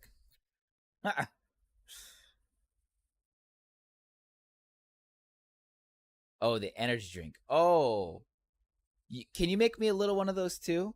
Not like fucking methamphetamines like you make it, but like, can you make me a little bit of it too? I don't want my heart to fucking stop on stream. It'll be bad for the fucking business.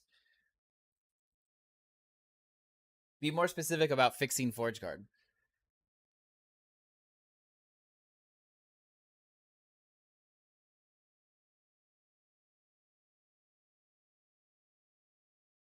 All right, so this I have to replace. This goes away. Goodbye. Is Forge Guard good and or fun now? So I have a Forge Guard build that I'm going to update, and it got significantly better.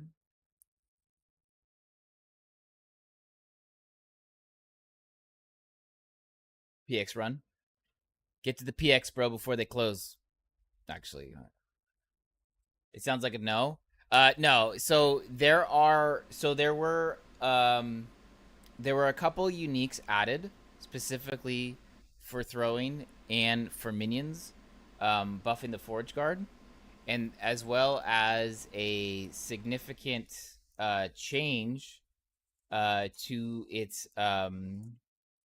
passive tree. The planner. Yeah. Yep. As well as Shield Bash. So the Forge Guard tree was pretty much reworked. Not like ground up, but like more than half the nodes are different now. You have significant bonuses across the board with 5-point bonuses here. You have 5-point bonuses here. You have 5-point bonuses here. Yes, it is very viable to play a two-handed big dick Forge Guard. You have critical strike multipliers per strength, per every 2 strength. Again, you still have your critical strike chance, and then you have physical penetration per 5 strength, critical strike with critical strike multipliers as well here. You have some throwing. You have the this is still the same node, but then of course you still have your throwing physical damage here. And this, you may shit a brick here, they buffed the idols. Not a little bit, a lot of fucking bit. Okay? 25% chance to cast Smite when you hit with a throwing attack. Not 9%. 9% used to be the max. 25% chance to cast Smite when you hit with a throwing attack. So one of these idols max rolled almost do the work of 3 of the old idols max rolled. Yes, the idols need buff because this idol used to be a 9% max roll chance to cast Smite when you hit something with a throwing attack. It used to be 9% max. Now it's minimum of 10 to 25%.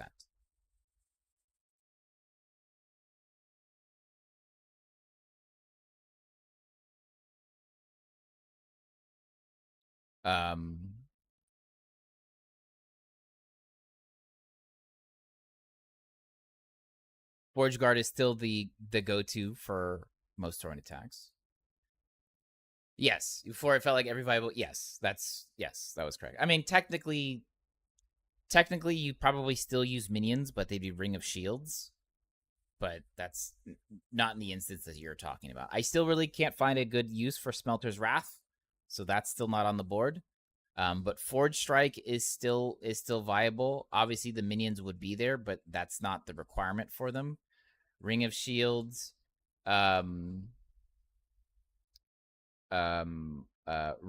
was changed. Rive was changed and migrated as well. You now get increased critical strike chance, and then instead of it being a guaranteed critical strike chance for the 3rd strike, it's now a 50% multiplier for critical strike multipliers. Yeah, I think the Last Laugh actually looks more viable right now, if I'm being honest. Last Laugh looks like it might be a ton of fun here. They did have to nerf it because I think they saw the writing on the wall. It is now only going to cull at maximum of 20% instead of 25%. But it does allow you to still leech health. But yeah, no, they did. I mean, LE Tools was updated. You can go in there and kind of theorycraft your way across it. You are going to see some changes. Maybe those that you are excited about. I don't know. Maybe you're not. I don't know. 2H. Right. So for this with a 2-handed weapon, you get up to 16 strength with the 2-handed weapon. Obviously, strength is giving you critical strike multiplier. And then, of course, you have your 2-handed bonus here. Or even dual wielding. Dual wielding is an option as well. You have increased attack speed while dual wielding here. You can still obviously scale. You can still scale. Oh, no, you don't scale this node. but you could still scale this node here. But two-handed looks like it's going to be the way to go for Forge Guard with a two-handed weapon.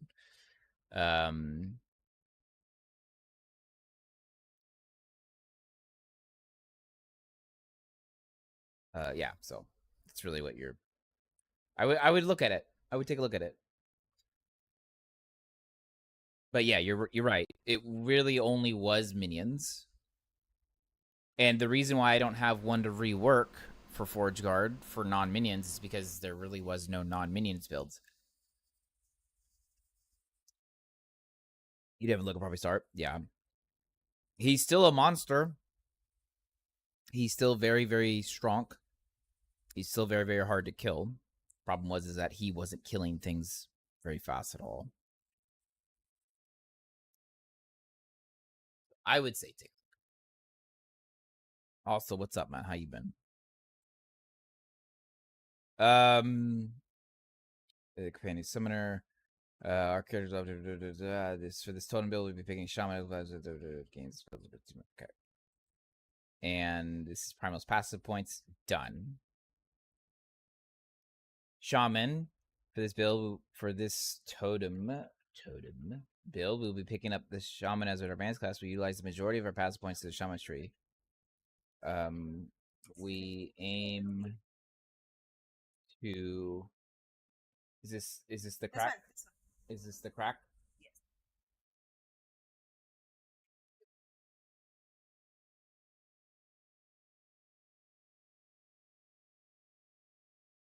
Are you fucking sure? It's one scoop. Your mother's ass, it's one scoop. Your grandpa's a nice man.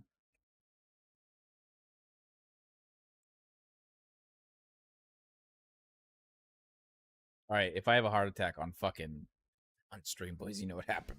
All right. Watermelon hitting a little different, yeah. D4 devs anxiously waiting for LE season to start so they have more content. Honestly, bro, companies don't have a fucking like a chokehold on fun.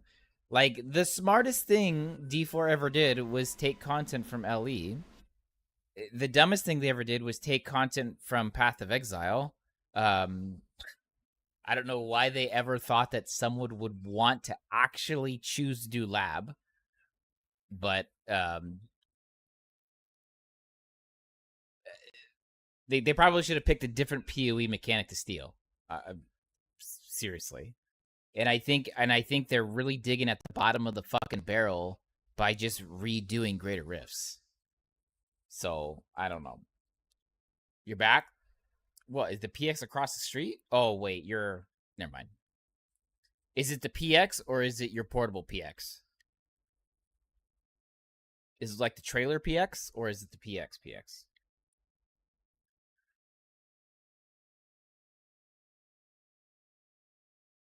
All content D4 is just reskin dungeon. I mean, look, I don't even call it Diablo 4, bro. It's Diablo 3.5.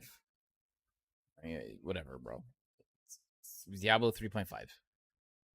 Fuck it. It is what it is, bro.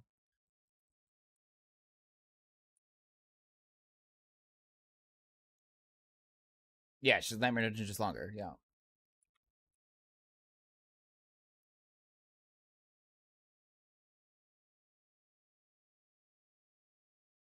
It's a closet size next. Okay, yeah. Yeah, it's basically the trailer version.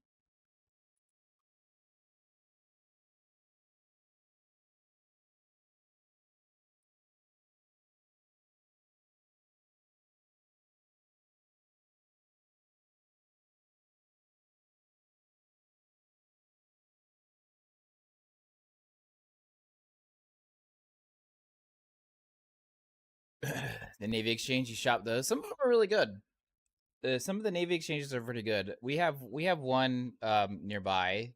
I like to shop at them, obviously because it's tax and duty free. We actually get really good deals there, and they have like a lot of the brands. This is a bigger one in Corpus Christi though, but they have a lot of the brands. You know, they got Dell, Victoria's Secret, fucking Ashley's Furniture. I mean, fuck everything, bro. Like they have all that shit. And it's all tax free, so it's a score.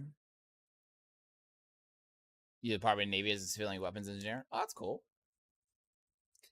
You fucking dirty civilian. Actually, most of the contractors were kind of cool. It was most of the like actually like the officers who ran the stores that were kind of douchers, and I don't really know why they were douchers, but someone has to design the weapon. Yeah, it ain't gonna be the fucking military, bro. We can hardly shoot them. It's just fucking calling how I see it, man.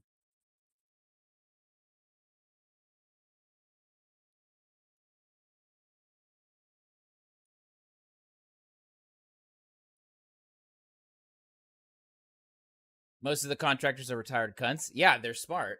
They realize that they actually didn't have to get told what to do all the time and still get paid more money.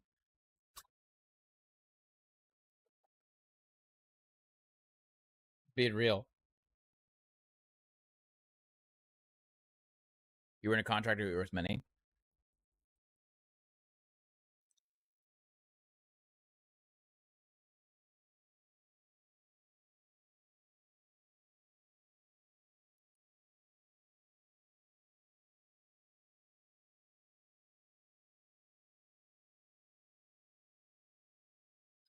Oh, Aegis program. So you work with Lockheed. That was a Lockheed system, I think, right?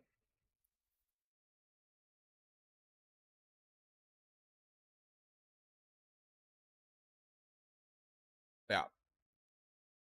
Lockheed was I mean, Lockheed was I mean, if I'm honest, I still think they are the primary contractor, or at least one of the primary contractors.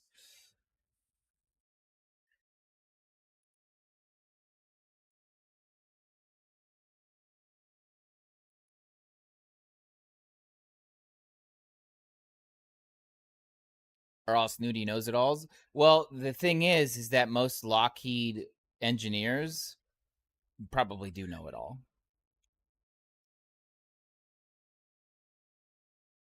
To be an engineer for Lockheed, you typically have to be fairly capable.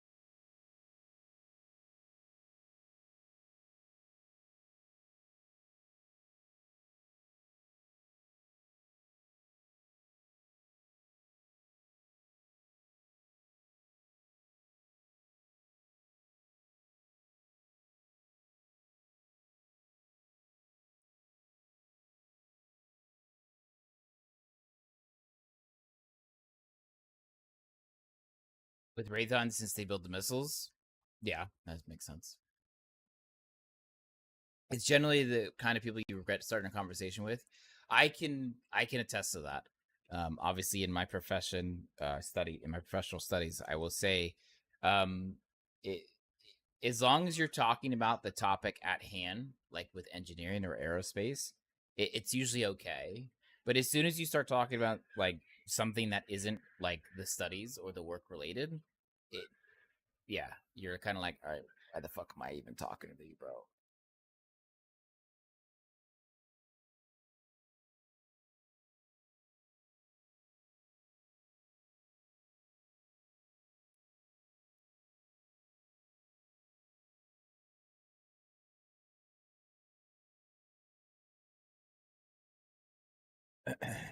I don't know. The ones you work with are pretty good. You work with the program office high, so they treat you like a client.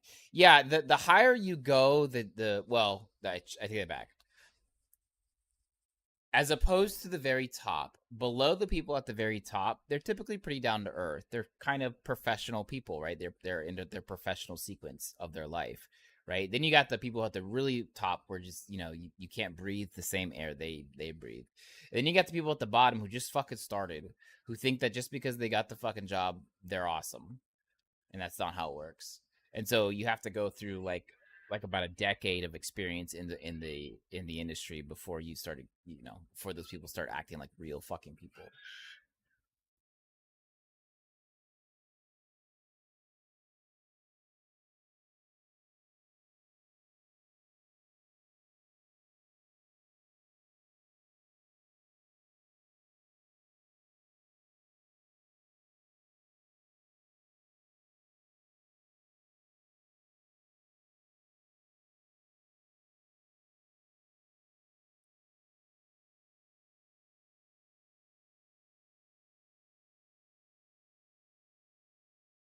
All right, so this whole fucking tree has changed.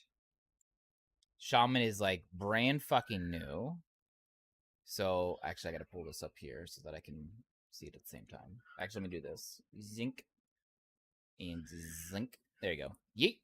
All right. All right. So 8 points into shamanic infusion.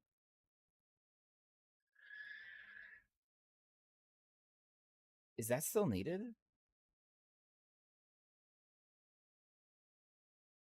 Price on a bicycle.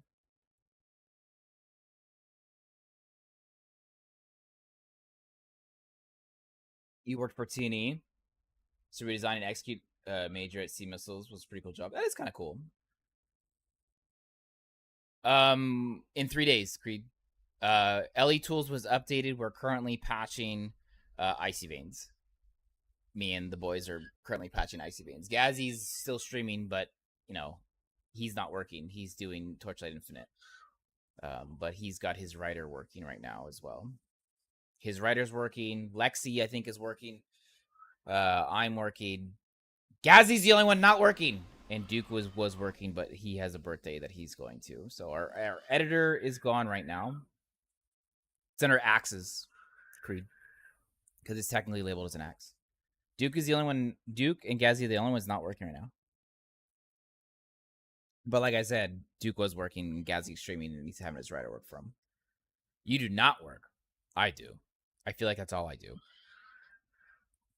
The good news is that you boys make it seem like it's not so bad. Because inherently, I am working right now.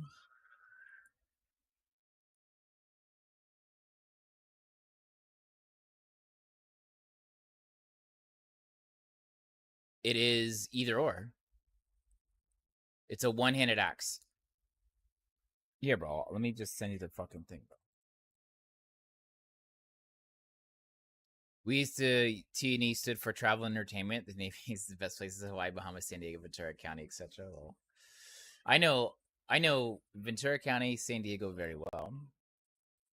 I know those areas very well. LE Tools.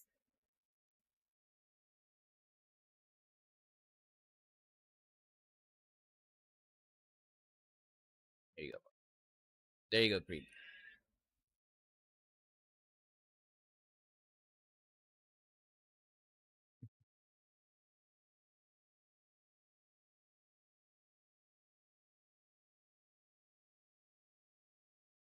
All right, so shamanic infusion. This doesn't need to be. Why is this doing this? I don't need to do this.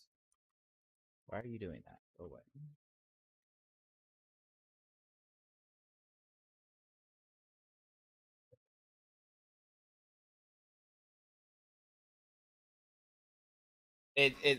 I'm too lazy to turn it on.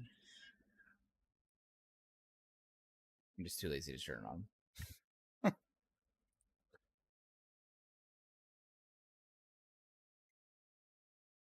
Mostly because I don't care. This is how I go through it.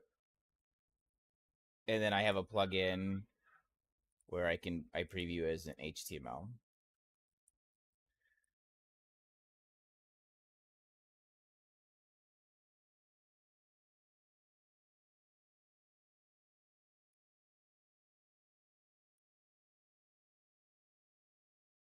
All right, so shaman. So shamanic infusion, that doesn't need to be there.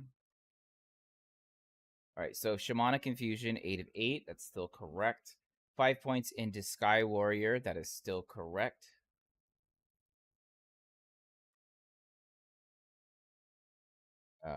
And this is we're doing for Crow Storm. Crow Storm. Oops. Crow Storm. 5 points into Lagonian Wrath. Yeah, we don't do that anymore. Yeah. It's gonna be a note for me, dog. Silent Protector. I don't think that's even has no. Okay. So we're gonna go. We gotta open the unordered list, and we're gonna go 5 points. Into that's not how you spell that. Into 5 points. Fuck, 5 points into. Yo, what the fuck? The new Sentinel Sword is actually really cracked. Yeah, you mean the low level one? You mean the low level one that automatically does smite? We have a couple builds that are already working with it. Spin to win smite fissure. Get fucked, bitches. You're gonna love it. Spin to win smite fissure. And since you can now regenerate mana while channeling, you guessed it, boys. You guessed it.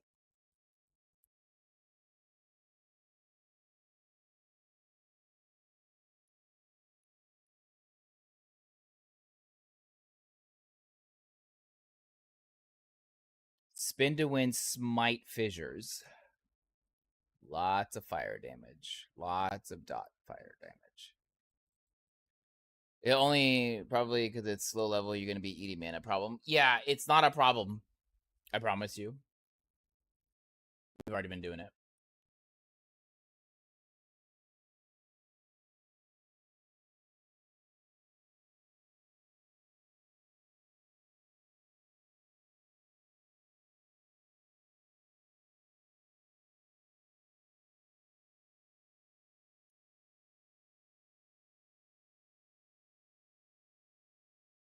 So Silent Protector, this gives us armor. It gives us gives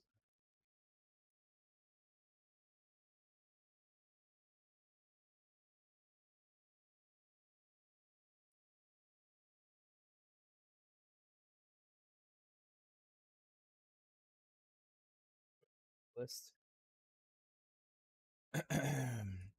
Earth and Supremacy. No, we don't. No, that's not even around anymore. I don't think it's around anymore. Yeah, it's bitch be gone. Bitch be gone. It's pretty badass. The obviously our interactions are minimal, but we've kind of gone in depth through many of the uniques. And some of them are like, okay.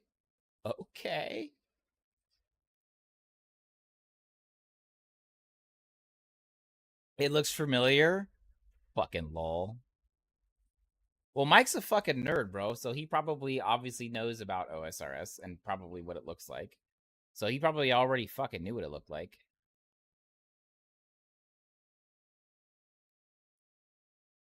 Two points into this is baby storm. Right. With your dad's credit cards, you don't need those yet.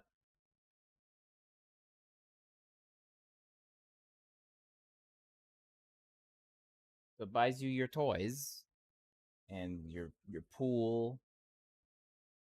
So apparently we're under a flood watch. Yeah, I know. It's not gonna hit us, but yeah. It's gonna it's currently a tropical storm, but it's gathering strength again because it's going over the Gulf, which as you know is about 90 degrees. So it's gonna probably be a category 1 or a category 2 hurricane. We're not gonna get hit with the hurricane, but we will get hit by the water.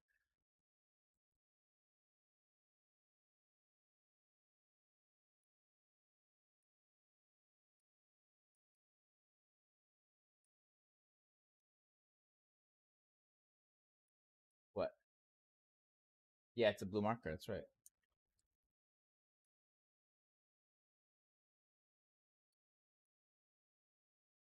No, no, do not write on daddy's credit cards. That you can't do that, baby. That's not what you do. What, baby? It's dad's credit card. It's money. You can't write on it. Are you giving me attitude?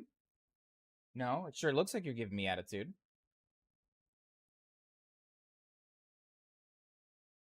Are you giving me attitude?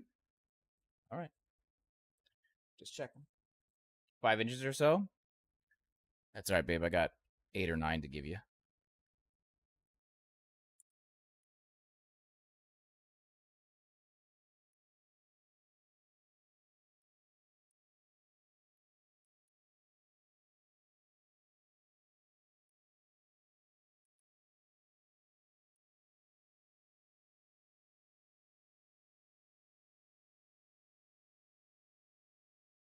All of these are fucked. These are all gone. None of these fucking are a thing anymore. What are you guys talking about? Why are you guys laughing? I don't understand.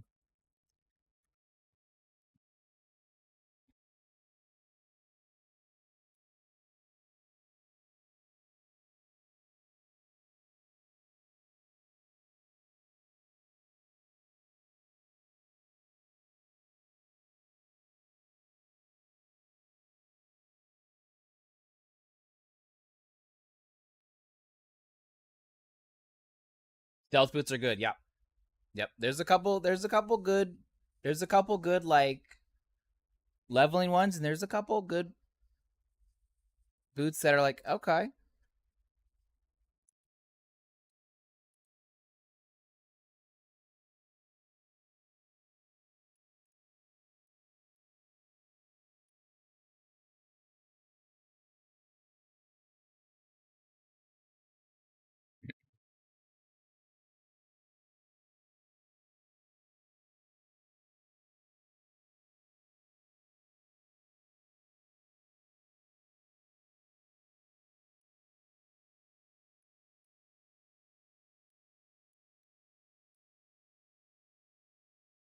Avatar Thunder.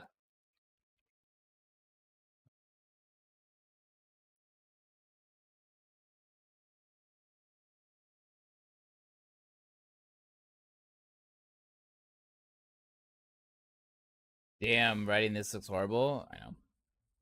This is like triggering for you already know.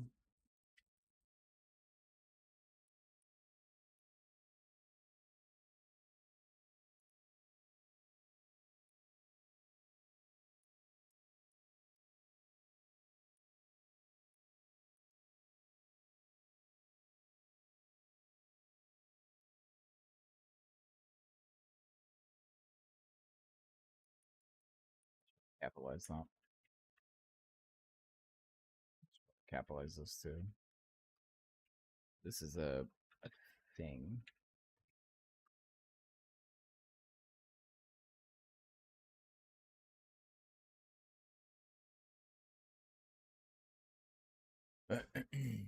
Definitely need to get to Costco this evening, FYI. For your information, Alexa, what time does Costco close today?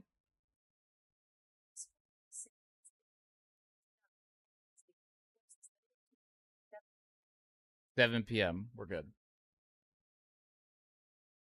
So Druids get a cracked chest piece, I see, the leech one. I don't think it's Druid specifically, is it?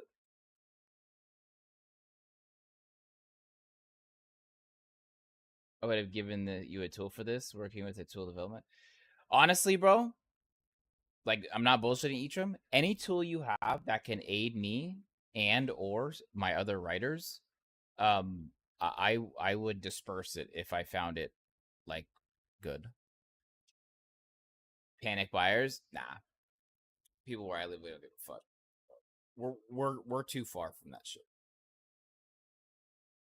Even in COVID, like our shit wasn't hit, bro. Like people were like, oh, I'm just here to buy like bananas. It makes the most sense with minions, yeah. It does.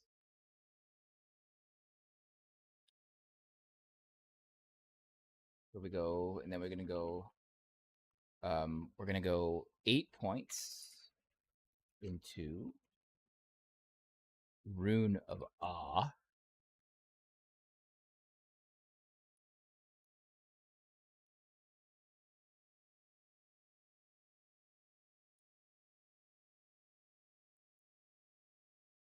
Is this a Storm Totem build? This is a leveling guide, yes.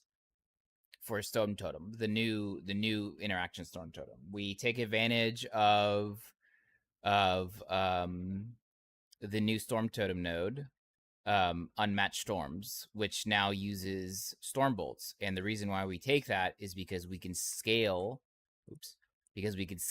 our Storm Bolt with attunement. So it hits significantly harder. With the leveling build, with the gear, obviously I had okay gear, but I was using legacy equipment. But I was getting these kind of numbers. Wait, where'd it go? Where'd it go? Hello? We're hitting for 500,000 for the leveling build. So, and I was purposely trying to not have too much gear. No, that's well, yeah, on the pizza. But we're hitting for about 500,000.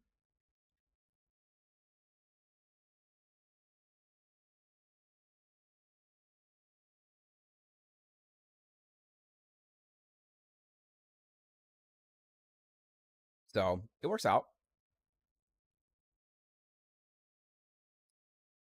It does kill the attack speed of the totem, or the cast speed of the totem, though.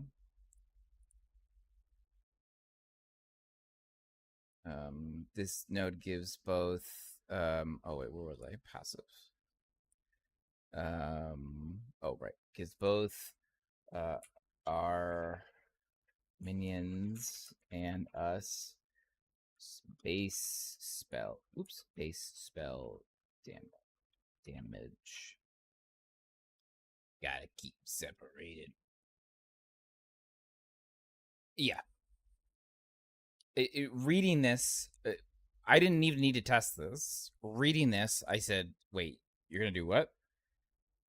And with a shaman, it's not hard to get into the 100 plus of attunement. And with it scales now a Stormbolt, which now uses a portion of your mana as more multiplier. So you're talking about a base hit of like 150 with massive more multipliers with mana. Like, this is share app for baby camera monitor. How do babe, I don't know how the fuck do I do that?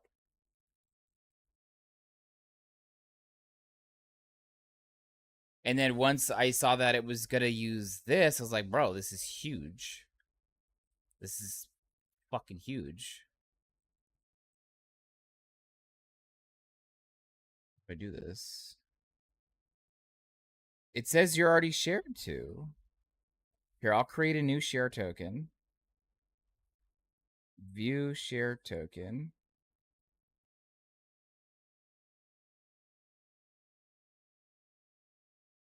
I don't know how to fuck even do this.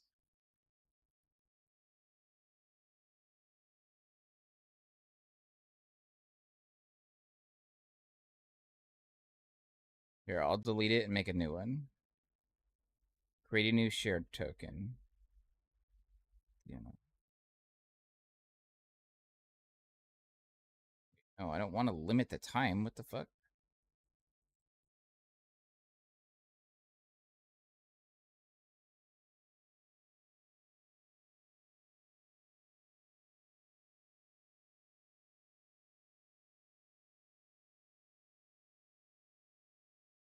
Do you take Empowered Storm Totem too? Since yeah, obviously, yeah. So what we're going to be doing is going to be, so generically, you're not going to need to cannibalize the totems. You don't need to cannibalize them. Generically, the generic storm totem will do just fine. However, in instances of bossing, you're going to want to cannibalize 5 thorn totems to summon the thunder totem, and that's going to be a double damage totem. But health, duration, and size is doubled. So that's but you're not going to need to do that for generic pack clearing. You're not going to need to do that. This would be strictly for bossing. And since we scale so much in minion and totem damage, what you can do is you can summon these 5 thorn totems, cannibalize them, and then summon the 5 instantly again. So what you'll be doing is you'll have a massive storm totem hitting, or granted thunder totem, and then you'll have these 5 thorn totems hitting. And then, of course, your storm crows are just going to be giving wisdom of the storm to said totems. And then the only reason early game we use the wolves as an instance of gaining gathering storm, and basically you have a 40% chance to get storm stack when your minions attack or use a lightning skill, and since these guys can do lots of lightning, and then later we still keep them, but we no longer use them, and instead we use the extra companion to summon 3 storm crows. We don't use the storm crows for damage necessarily, although they do damage, but we don't use them for really other than empowering totems and their movement skill. So our movement skill is storm crows. Yeah, and we scaled in significantly into their dodge rating as well. So they will dodge, and with the new changes to attunement, obviously they have 10 health per attunement. They have a pretty good base. They should be okay. Now, of course, there's chances they're still going to get fucking wiped. Too bad, so sad, but get good, shitty. Okay.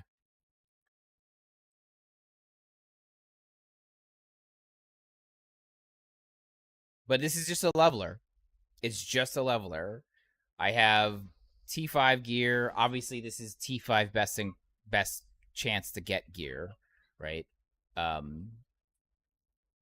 But I've tested it in not best gear, and it is acceptable.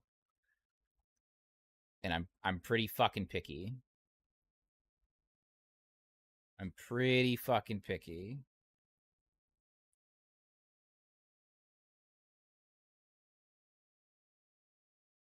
Okay, so then once that gets in the 8 points of Runes of Awe,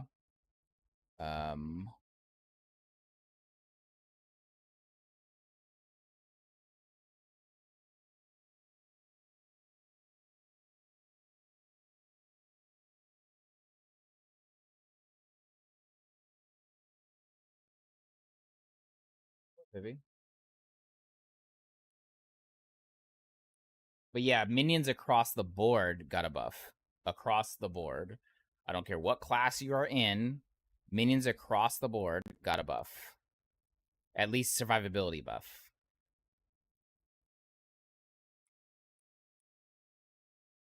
And I've said it once and I'll say it again. This is a mana stacking league. And corruption pushing has been severely mitigated. Pushing corruption is not as helpful as it used to be. It's actually, in some cases, detrimental.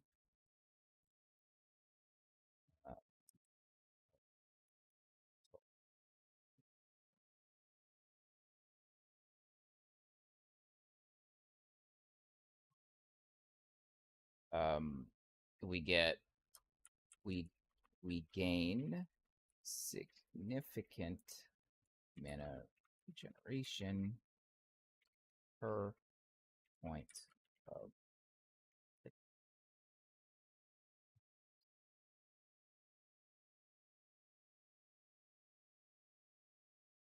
that.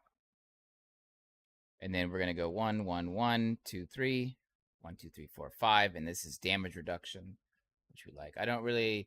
get why they push back against corruption pushes since he was the only thing they had going for late game. I think that's the mistake that a lot of people are really getting.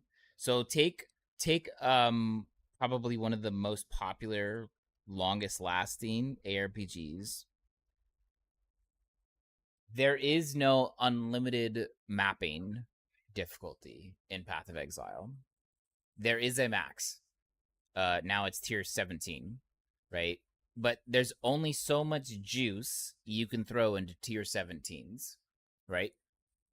If you wanted to go unlimited diving, you go delving, right? Now, granted, I understand what you're saying. And I'm not necessarily saying that that's wrong, but right now we have 2 instances in this game where it's unlimited scaling. You have corruption unlimited scaling, and you have arena unlimited scaling. Well, what a lot of people don't really put into perspective, especially like gamers, like hardcore ARPGers, is that the generic player, which is the vast majority of this player group, once they hit level 100, they think they beat the game. They think it's over. Because they realize this corruption system doesn't stop, so it's just to go on and on and on and on and on, right? I did an anecdotal poll on the channel the other day, and a lot of people quit the game once they hit level 100 on their characters because they thought it was over. Now, what if I was to alter you or offer you an alternate reality where, let's say, corruption 500 was the actual, it's as hard as you could get it, right? And no, I get it, right? And hitting 500 corruption was the end, and it was no more after that. And at 500 corruption, there was a new access to some kind of items or new mechanic that you could access, whatever, right? You could access Uber bosses, whatever. I'm just talking shit, right? Then the generic run-of-the-mill player will see a light at the end of the tunnel and say, that's where I need to get to. And then the hardcore player can still go and say, I want to keep going unlimited, and they go into the arena for as long as they want to and as deep as they want to. So I think it's better for the generic player base to have a light at the end of the tunnel, because we saw how much people push back against greater rifts. We saw how much people push back against the pits, which is greater rifts, but in Diablo 4, right? People wanted to see a completion of a game. And in Path of Exile, which I would argue is one of the best ARPGs ever, there is no unlimited unless you're in delving, right? There is no unlimited. You can only juice your T17 so high. And once you beat all your Uber bosses, you're done. You beat it. Congratulations. Give yourself a round of applause. You can either make another character or log the fuck off. Now, to get to that point where you're juicing T17s to the maximum amount of juice, right? It takes a lot. It takes a fucking lot, right? It takes a fucking lot.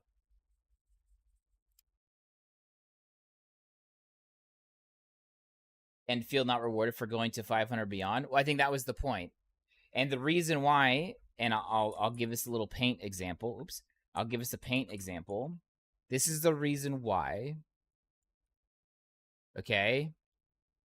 We're gonna, how many builds do you think are possible in Last Epoch?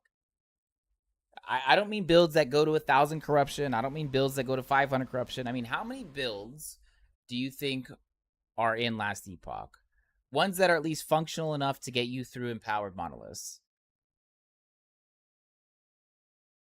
Right? How many builds do you think get people through empowered monoliths 100 corruption? Yeah, like viable to get to 100 corruption, right? Able to clear all empowered content. I don't think it's limitless. We have to give it an actual number. We'll say one. Okay, we'll take 50. We'll take 50. All right. Now, out of these 50 builds, how many get to plus 500 corruption.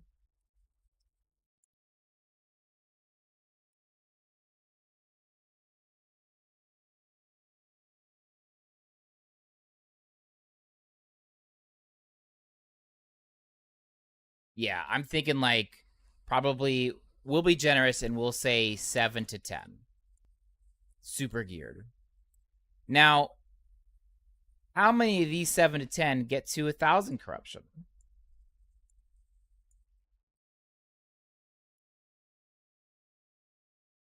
Two to three. Yeah. 1 to 2, 2 to 3. Oops. 2 to 2.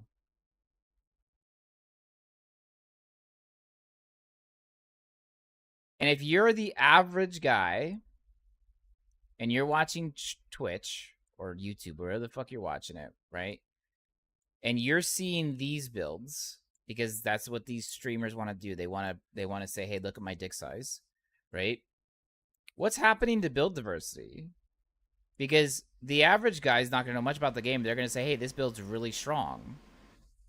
So what happens to build diversity? It becomes virtually non-existent.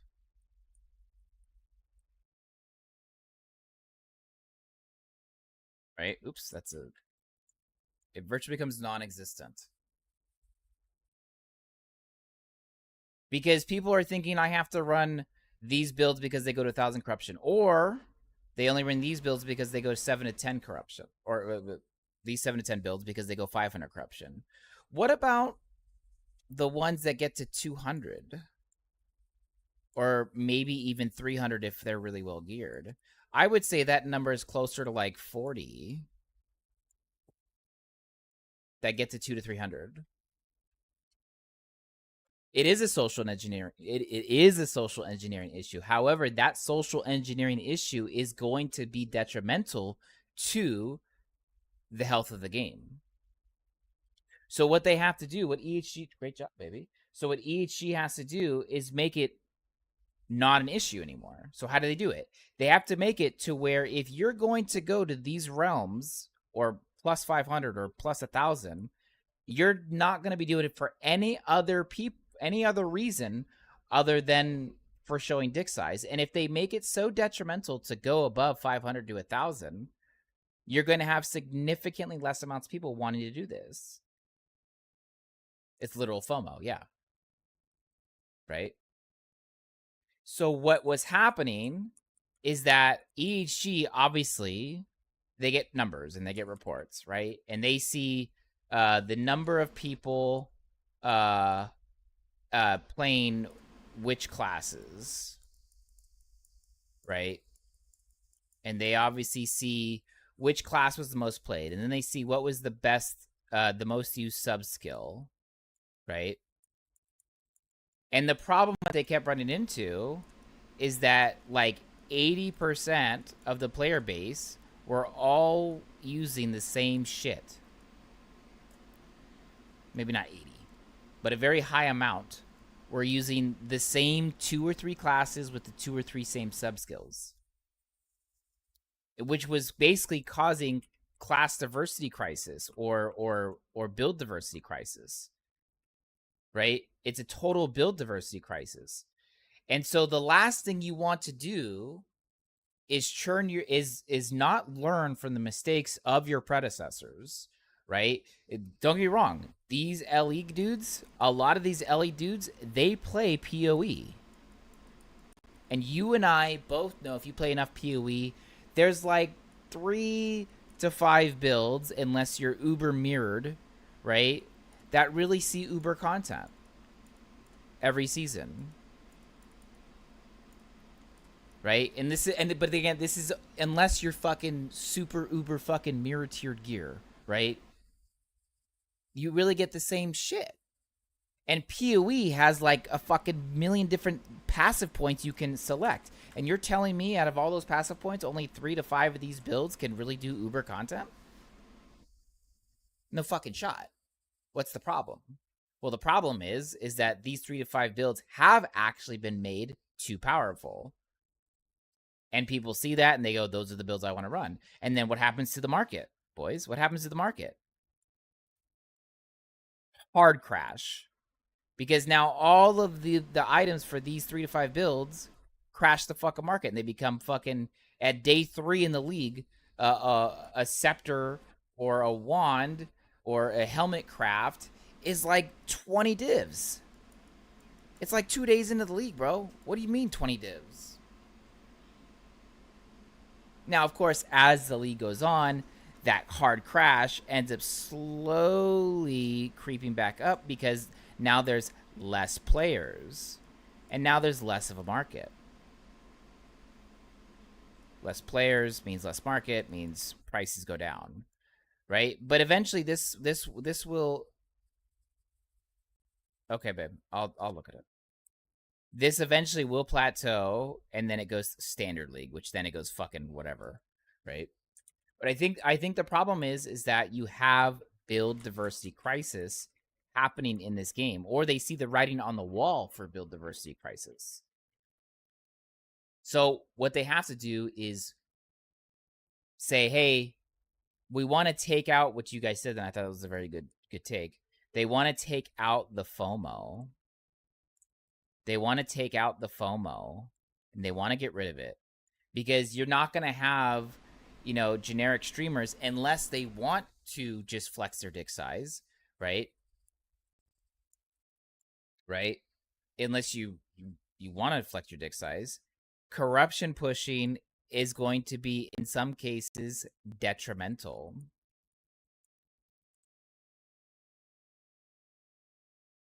To be fair, one of the builds was only good because it said streamers spent... Are you talking about Pox?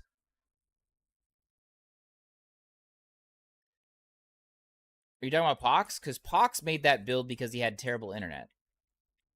The reason why Pox made Righteous Fire, and he's had this story before, the reason why he made Righteous Fire is because he had bad internet. This is the real story. He had bad internet at some point in his life, right?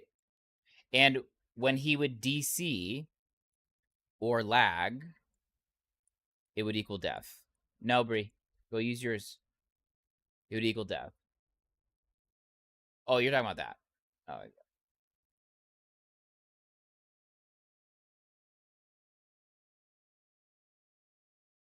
And so he had to make a build for PoE where he didn't fucking die every time he lagged out, and it had crazy survivability. Yeah, I said it. You didn't have the stream on?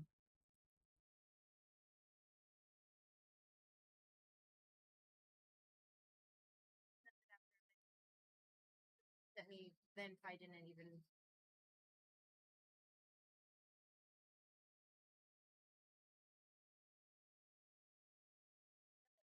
Verification code is to your email. What? It's to your email. It's to your email. My email? Yes. Oh, what the fuck? The token kicks you off after like 15-20 minutes. That's probably an old one. Where's the new one?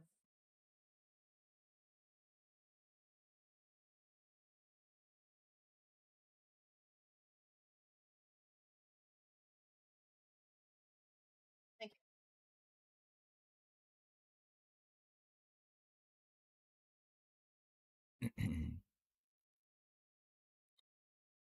But yeah, that's the reason why Pox made Righteous Fire, is because he had bad internet. But you're talking about the yeah,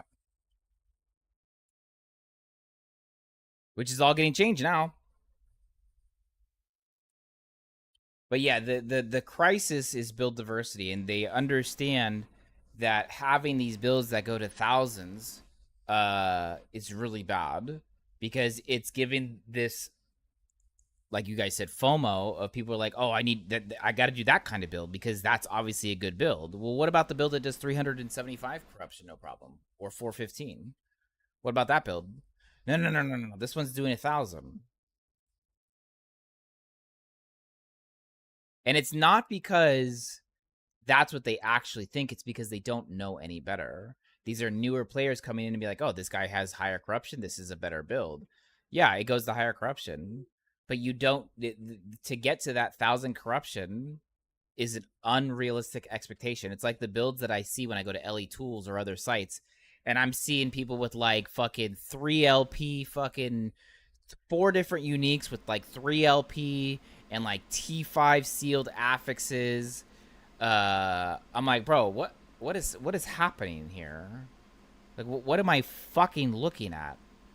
What am I looking at? Why do I have 4 uniques with 3 LP, all of them super rare, and I have a bunch of exalted items, and almost all of them have T5 or T4 sealed affixes? What are you talking about? That is not a build. That is a fucking wish list. What are you talking? That is the Make-A-Wish Foundation build. What are you talking about? How is this seriously being presented to the average player on the internet, being like, you're gonna follow this guide. You're gonna follow this guide and it will take you to 1,000 corruption. What are you on about? Like, what are you on about? That is a fucking wish list. That is not a build guide. Triple G and yeah, D4 is kind of getting to be like that too. Yeah, but like, that's what I mean. It's like, it's a look, bro. If these are the kind of people who can drop and grind 3 LP uniques, they don't need your fucking build guide, bro. I got bad news for you. If you're making a build guide with a requirement of anywhere between 12 and 15 LP, they probably didn't need your build guide. Okay? You're making a build guide. I'm making build guides, maybe not for the hard LE gamer. Maybe one of you guys are a hard LE gamer and you just look at my guide and you say, hey, that's a good idea. I'm going to look at this and now finger fuck it to be my own way. That's fine. That's totally cool.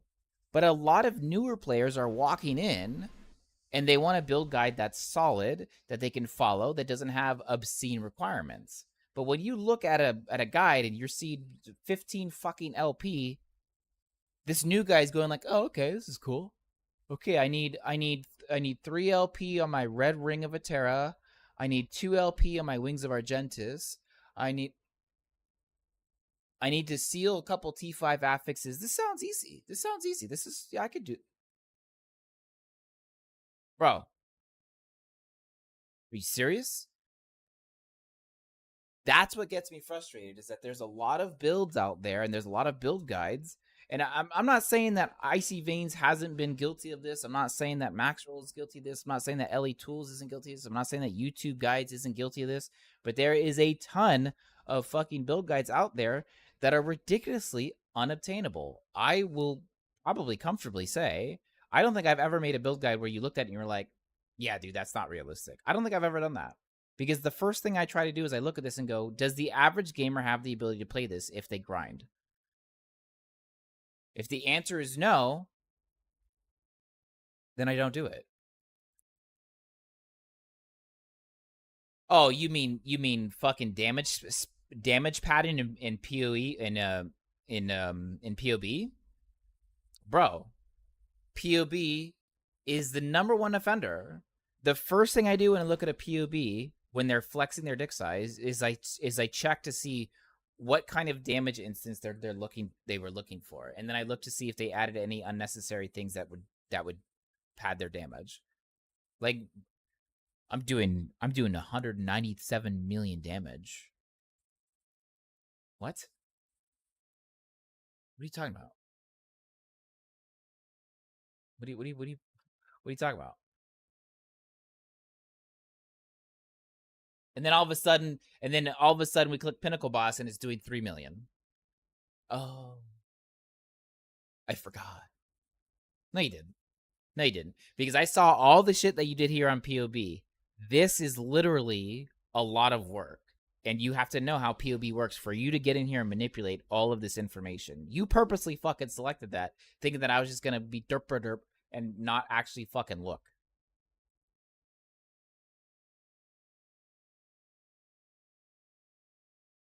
And I will say, POB is a difficult part of the game. It's not even technically the game, but it's the real game. POB is the real game, Bo. Just saying.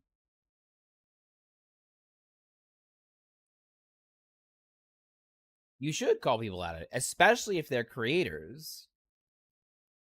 If they're creators, and they have a channel and they're trying to publish their content for people to follow it, you should absolutely confront them. Because it's bullshit, because they're leading, they are the fucking reason why new players leave PoE. Because they're like, I don't understand, I'm not doing any damage, I die as soon as this guy touches me and nothing's dying. Because you are fucking over the new guy for clicks. And that is the reason why PoE, every season, it has this influx and then instant fucking death of players. Because people, they can't, they don't know, they are, PoE is the kind of game where a lot of people are reliant on high quality build guides, and they get fucking baited by these fucking people. They get baited by these fucking people, and it fucks over a ton of newer casual players. I remember my wife, she loves Path of Exile. And she was like, I don't know what I'm doing. So, of course, what do? I just write her a simple, easy to follow, nothing crazy, whatever. Just really simple, easy to follow. Right? And she gets, to Act 9, Act 10, whatever. And she's good. That's it. Right? Because I didn't try to, like, make something exponential.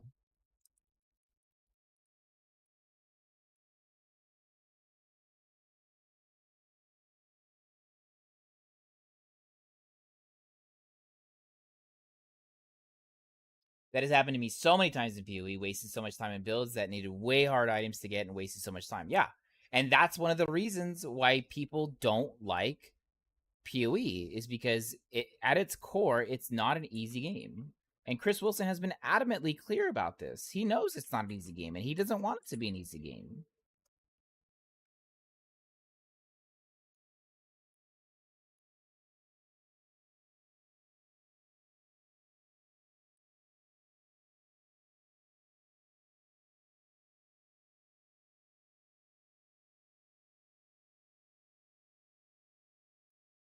But do you know how much more successful the PoE trade league would be if the fucking people that started the league would stay in the league for longer than fucking 3 days?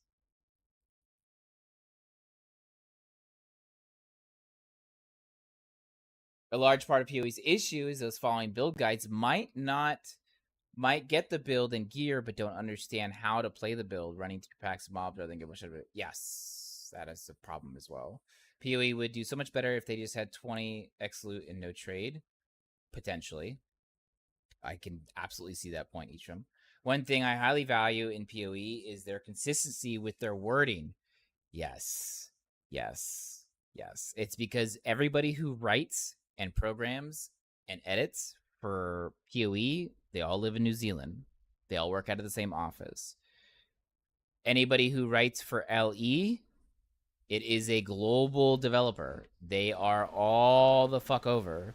So you have armor spelled with a U, you have armor spelled with an O, you have color spelled with a U, you have color spelled with an O, right? You have dialect differences.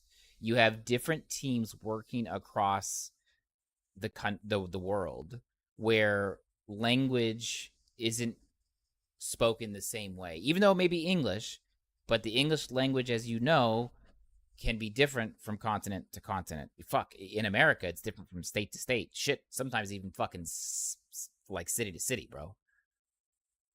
Like, nearby enemy is anybody within 4 meters. I know that, but it would be easier to just say enemies within 4 meters.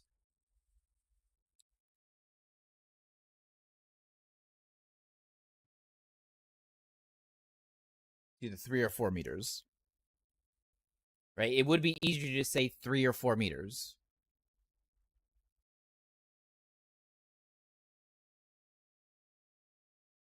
Oh, you're talking about PoE nearby?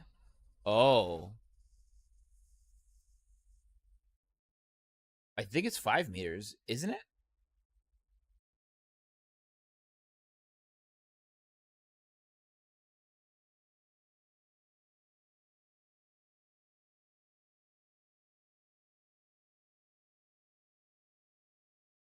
$15 and 140 units.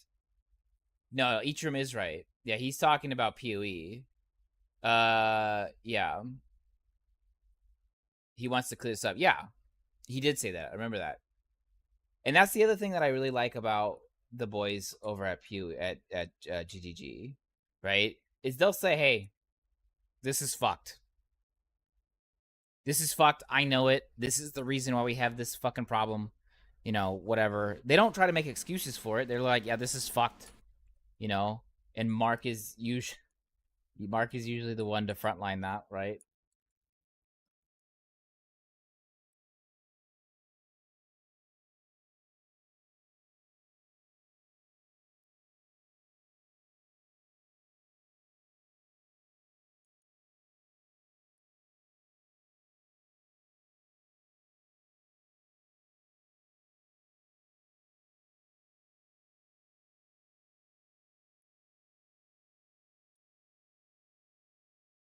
The UK isn't a real place, bro. It seems like it's not anymore. They're on their 6th fucking prime minister in 5 years. What the fuck is happening over there, bro?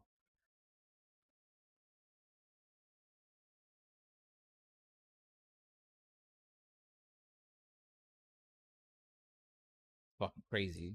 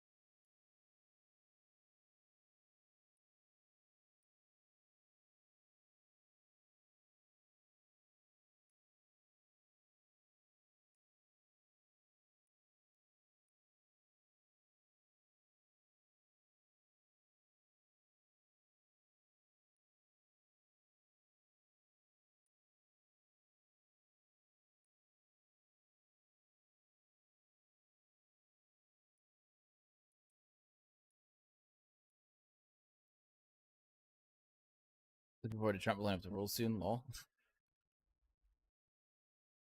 I think it's minimal. I don't think it matters. Again, I will say, and this I believe was a decision made consciously. They were very aware when people hit 100, they stopped playing the game. They were very aware of it. So by extending the amount of time it takes to get to 100, they are keeping generic players in the game longer.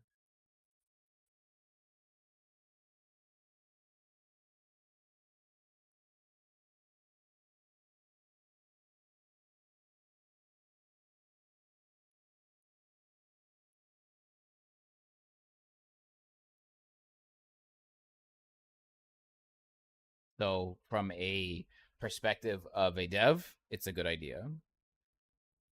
For the hard grinder, it's an extra fucking 2 hours, 3 hours.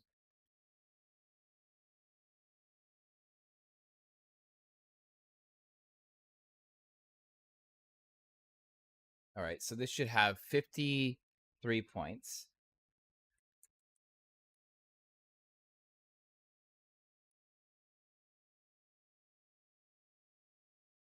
Eight plus 5 plus 5 plus 2 plus 5 plus 5 plus 8 plus 5 plus 1 plus 1 plus 3 plus 5. 52 points. Count it. GG. I do think, depending on how difficult the new Pinnacle boss is, people will stick around longer anyways, right? Yes. And this is because, so the generic player typically played one character, okay? Believe it or not. That being said, this Pinnacle boss is supposed to make T4 Jeweler look like a bitch. Keep that in mind, okay? So it's, now here's the thing, right? What's up, baby? You want paper or something? Just ask for paper, but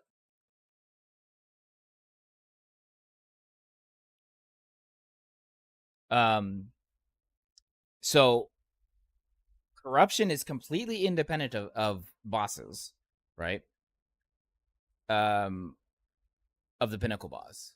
So you could be level 100 corruption and go kill the pinnacle boss, and that's it. What's up, King? Saw you on earlier, but you ran away before I said something. But this new pinnacle boss is supposed to make T4 Jeweler look like a bitch.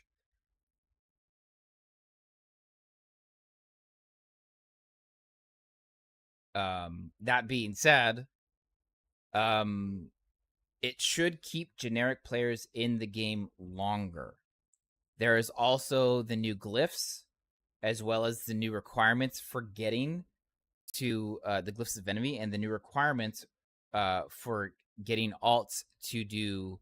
No, but yes, I've tried Ruthless, and that was the last time I've tried Ruthless. The alts are less punished. Alts feel better now. You can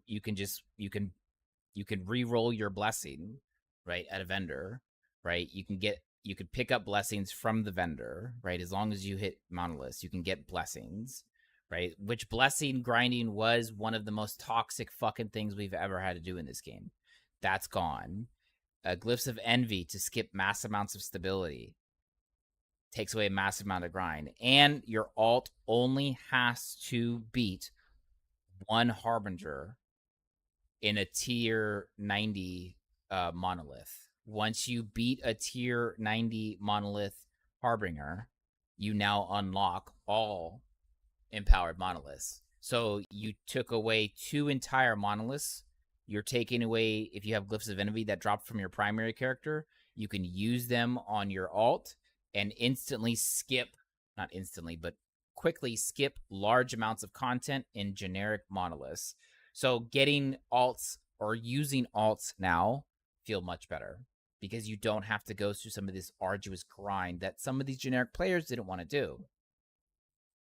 Again, trying to appeal to the mass, not the minimum.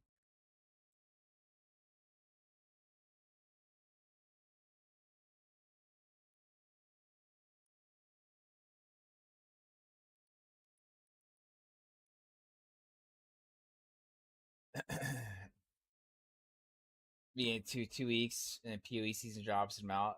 Yeah, I mean, look, here's the deal, right? Here's the deal. I'll be on a PoE as well. I'm gonna play as much Ellie as I can, but I am going to be playing the PoE League as well. That's just that. It just is what it is. They overlap slightly here. Is what it is.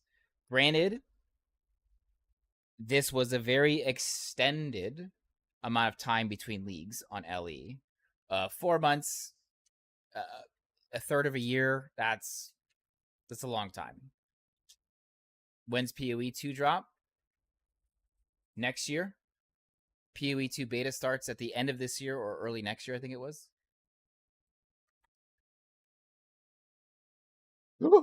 Wow. Thanks, Bubba.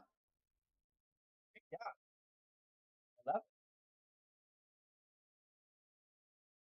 Yeah, I see. You did a great job. Thank you. It's very pretty. Thank you for the picture. Sentinel, awesome. Yay or nay? Yay. Sentinel's legit. We have a couple things. Actually, I wanted to talk to you about a couple of them. I have talked to you off stream though, but I want to talk to you about them about League Start. We have something that you might really enjoy. I'm gonna message you really quick. Stand by.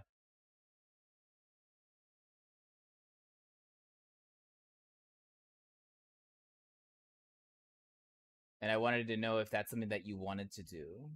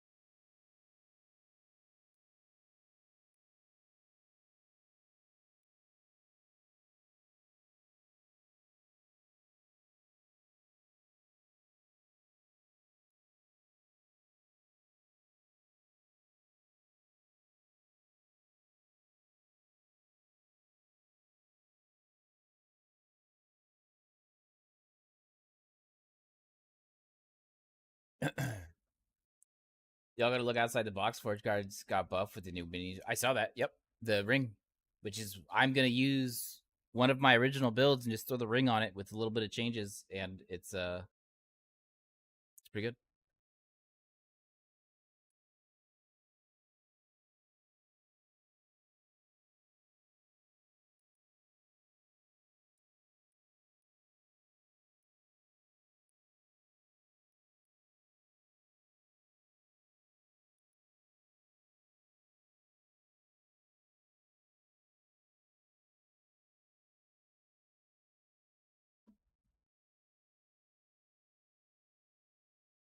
You'd like to put a ring on it?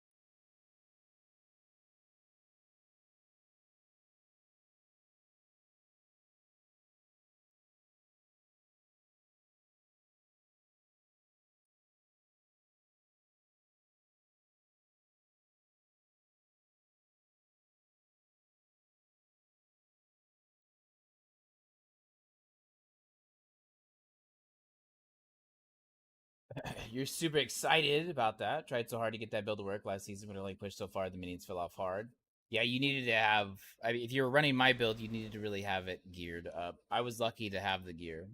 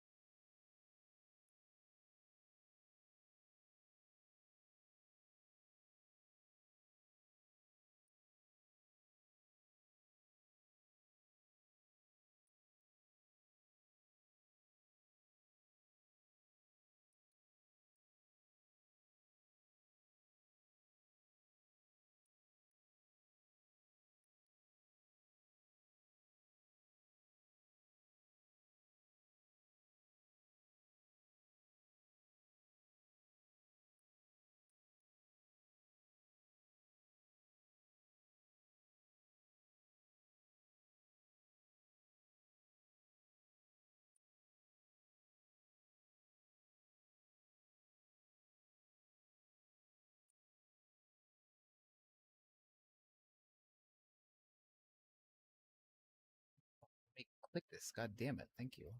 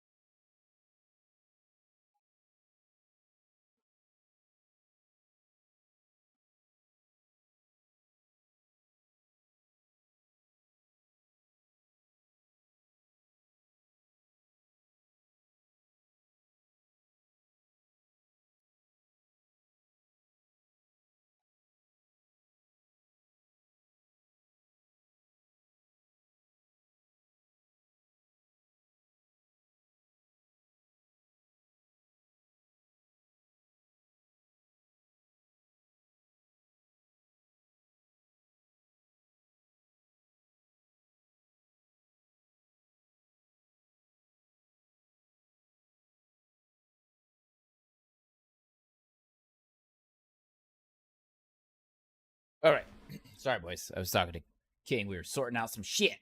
Me and King sorting out some shit.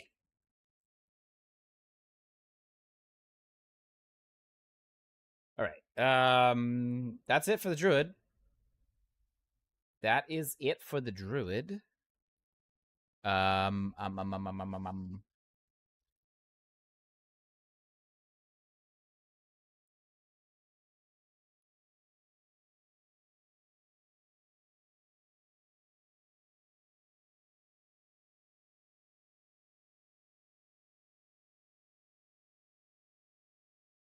All right, so Avalanche we're doing away with. We cannot run that interaction anymore. It is not going to work. So the first skill we're going to be talking about is Summon Wolf. Summon Wolf.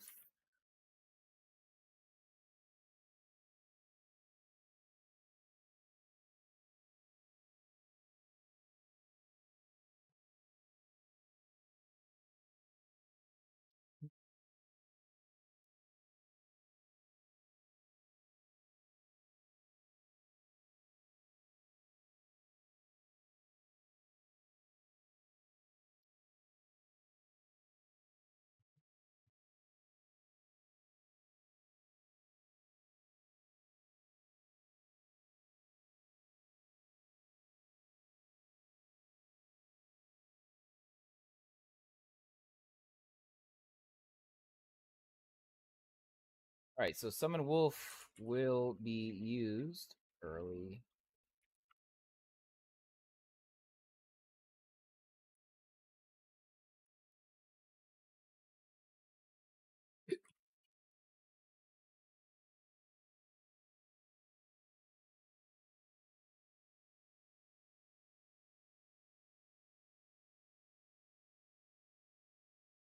King Kongor is on the phone. King Kongor, what's up, man?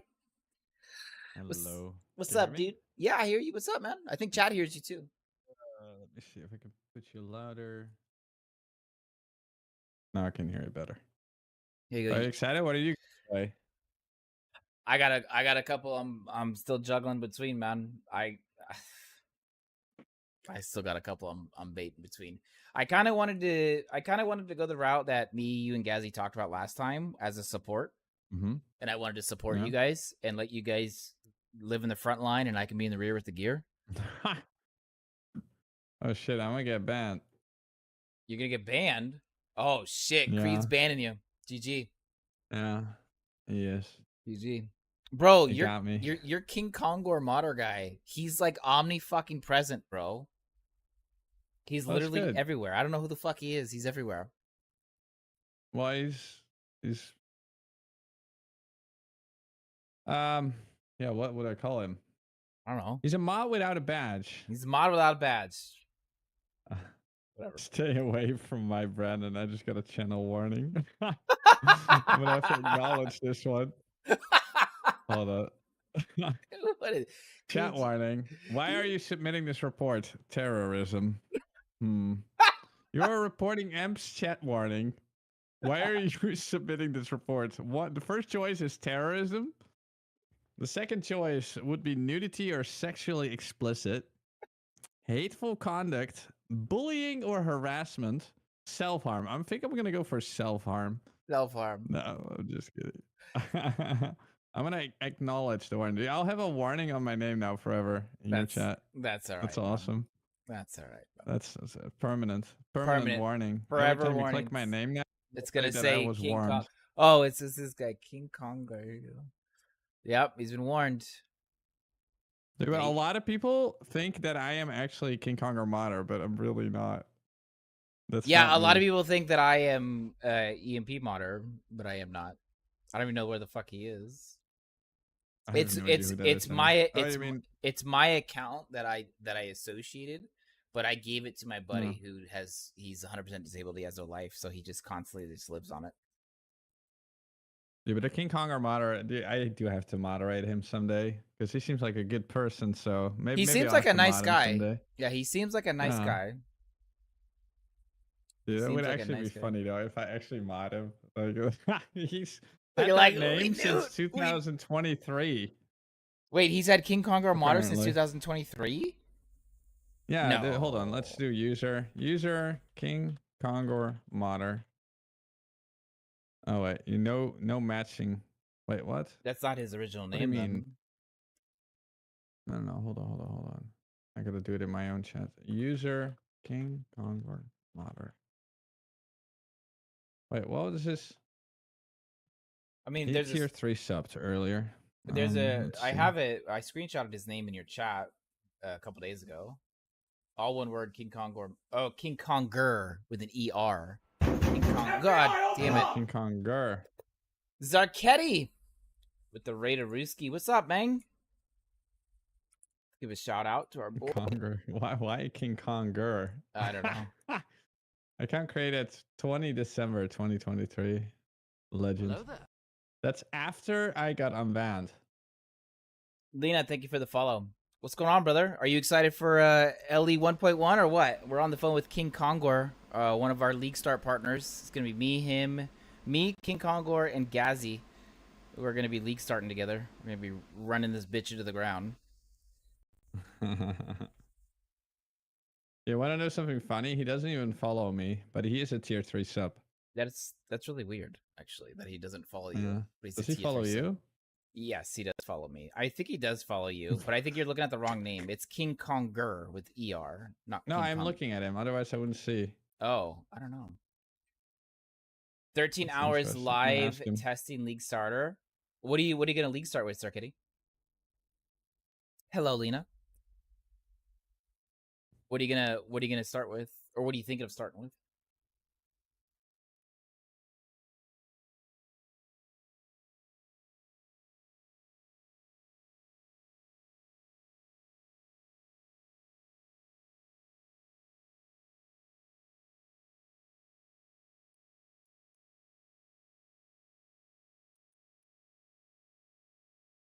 You were trying Paladin Judgment, good buffs, but you need to know more about Paladins. Are you asking?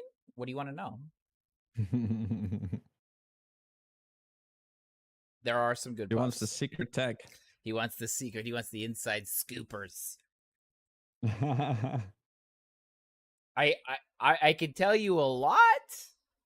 Anything that's still NDA, I can't talk about still, but I can tell you a lot. There's still stuff that's in the A? Yeah, technically. Didn't they just do patch notes? They released all patch notes, but not some explicit details within the game. Like with the Okay. boss fight and shit like that. Oh, well, I mean, yeah. Wait, so people already tested the boss that Mhm. stream. Okay, that's lame. They should have not done that. That should have stayed Well, internal. those people are not going to be available to they're not streamers that tested the boss. Let's put it that way. Ah, okay. They're internals. Okay, that's fine.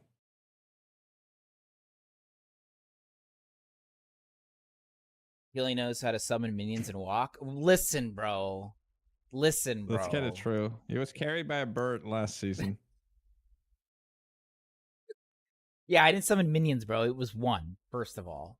Okay. It couldn't even die. Even when you're dead, he still kills shit for you. Yeah, I know. That was hilarious. So obviously carried. Where, like, I die, my minion's still helping you guys killing everything. In the sense that you haven't played That's much of fucking Paladin, crazy. not that I don't know where to put my hands, I definitely get some counter answers for you. The new sword. Look at it carefully. That will be a good source of everything to start your ball rolling. But if you're looking at using exclusively, Creed, can you ban that bot for me? Thank you.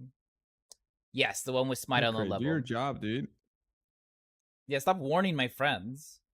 Yeah, you're warning me and then you let that slide. You fucking amateur. It's called Polaris's Sacred Light. Polaris's Sacred Light, the low level sword. Thank you, Creed.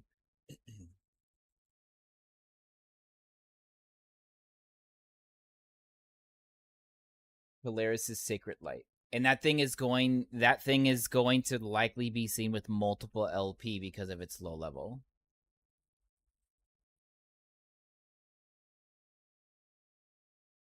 Hey, oh, you're 500 ping. Oh yeah, he is. He's on. He's overseas. He's on deployment. Yeah. Oh shit. Are you guys still Starlinking it up? Where is he? Operational security. I can't tell you that. He's deployed not in the U.S. But you know, so he's already been a bad boy. Yeah. Well, I'm under the same OPSEC that he is. Oh, okay. So you guys are in the Netherlands and then near my house. I get it. Yep. Look out your window. Go ahead. Look out your window. Like the U.S. government is watching me. Look out your window, bro. No, I refuse.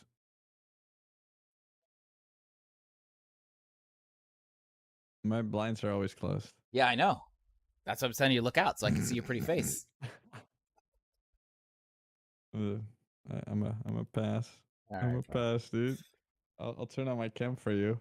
You to go. Bye for now. Next time you'll stay longer. I appreciate you following and I appreciate you stopping by with our friend Zarketti. He's a good dude. I'm glad you follow him. Glad you stick around with him. He's a good people.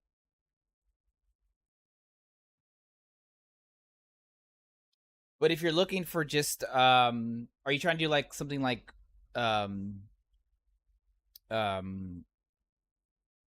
with what's it called?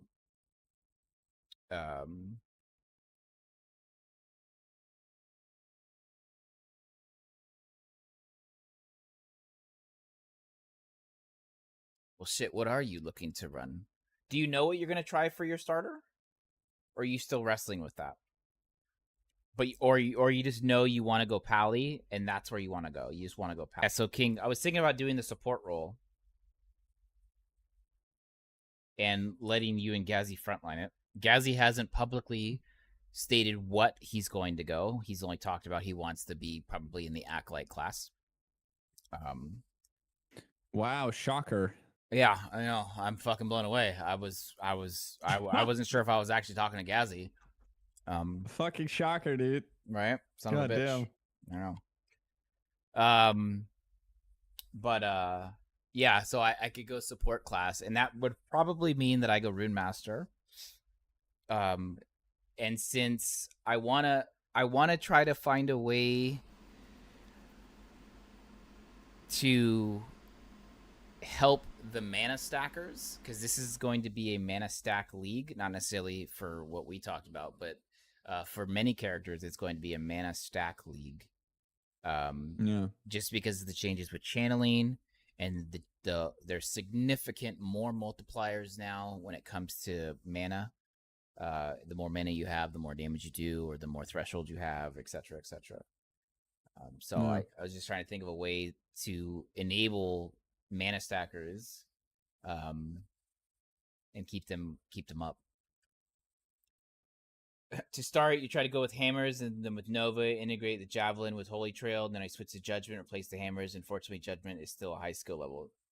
Yeah, you gotta wait until you get deeper into your character to jump in that. Judgments in the later.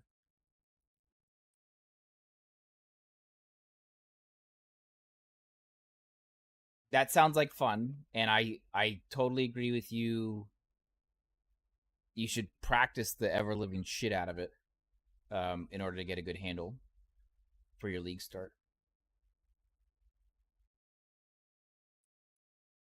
What's up, Tat? What's going on, man?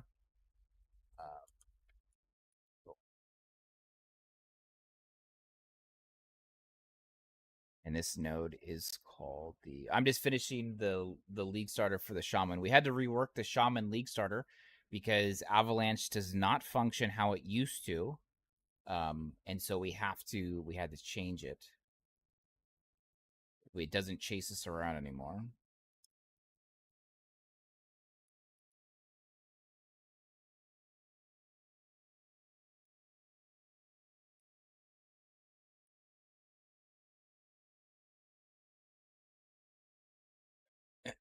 Yes. So the plan for today is I'm working. I'm working now. I'm working after stream. For me specifically as a creator, I have a lot to do with Icy Veins updating.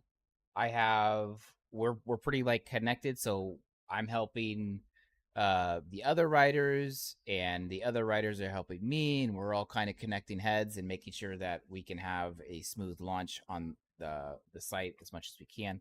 And I'm making sure that the things that people are reliant on, specifically the newer players, they have reliant leveling builds to start off with, and so they have a place to go other than just YouTube or Maxroll or LE Tools.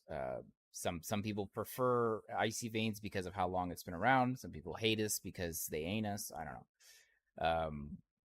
But I just want to make sure that my community and the community for Icy Veins has a home to have reliable leveling builds. And I just think it's important because I don't want new players to have a PoE experience where they get in and then they're frustrated and then they turn off the game and they don't want to play anymore.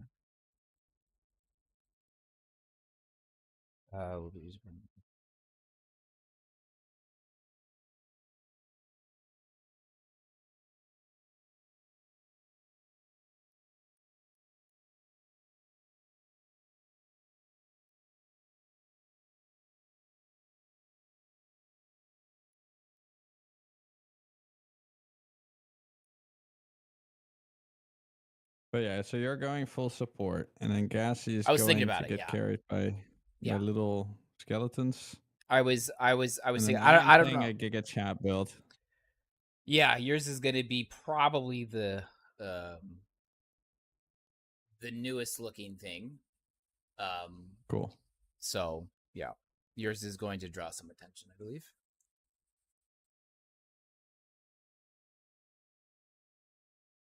Dude, Crate, I have to keep the peasant thing on.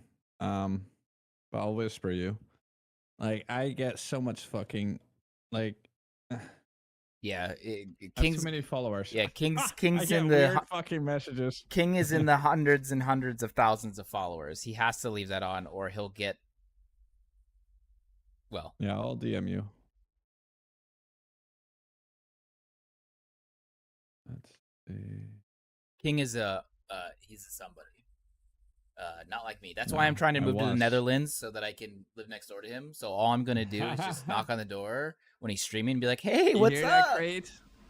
You hear that, Crate? He's trying to become a traitor. That's not a traitor. What do you mean? I just want to move somewhere where my Kidding, fucking dude. kids can learn long division without a struggle, okay? Without having to go in the fucking giant what's it called?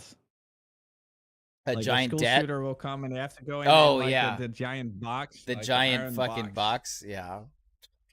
box. It's insane that you Oh, even man. know that has to take place in some schools. It's fucking wild. That's fucking wild, dude. Well, I mean, you're the guy with like how many guns did you have again? Well, then again, you're military, right? So you're A lot. thinking, A lot. A lot of weapons. But I'm not the one you're concerned about. I'm the house you'd want to run No. to if shit went down. Yeah, I know. So I can sit in your lap. Hot Wheels. Choo choo. Doing wheelies. Watch me go.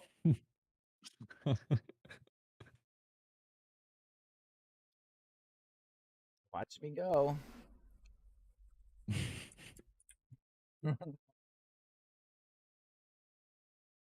you have like a prep cellar? What do you mean? Like, are you one of those guys that has like a cellar? Oh no. Like a I have like I a have about as prep? much I have about as much as I would need a vault door? for my family to survive for a month if something tragic was to happen, like some major outage or natural disaster, but nothing like Zombies. underground living for years or anything like that. No. Yeah. That is actually a massive amounts of money. Which I will say, isn't necessarily a bad idea no matter where you are, to be able to live Yeah. off grid away from the government if something was to happen. Yeah, so my Prius has like all these spikes around it and has like these giant fucking pushing bars and such around it. Just in case the zombies, Right, because two miniguns attached. because zombies. Have you seen the Prius with the minigun before? I haven't. Tell me you have an image. Okay, Google it. Fucking asshole. No, you can send it to me in Discord. I ain't gonna fucking Google it. I'm working. Dude, just Google it, man. All It's right, like just fine. write Prius minigun. That's all you have to write. You'll see it instantly. Prius mini gun. What in Fucking the fuck? insane. It actually. Fucking insane, dude. It's so sick. I think there's a video too. There is a video, but I'm not gonna watch it. What the fuck? Let's show it at least on stream though, dude. I The did, image I looks did, yeah. badass. Oh god. What the fuck? Look at that. It's fucking crazy, dude. You live in Sardinia, you go to the mountains and live on cheese and goat's milk in case of zombies. Honestly, I wouldn't even need zombies to want to go do that, if I'm being honest. It's just to get away from fucking non-zombies, I would do that. Dude, but that gun is heavy, man, because you can see how low Yeah, that you can see Prius is it on its drops it wheels. really low, yeah. Yeah. That's fucking crazy. That's fucking crazy. I'm a simple man, bro. Fucking threaten me with a good time.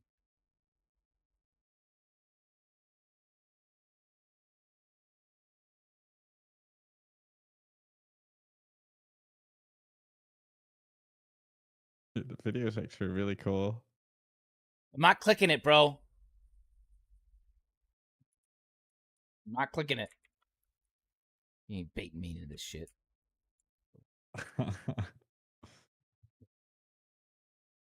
How was your stream today?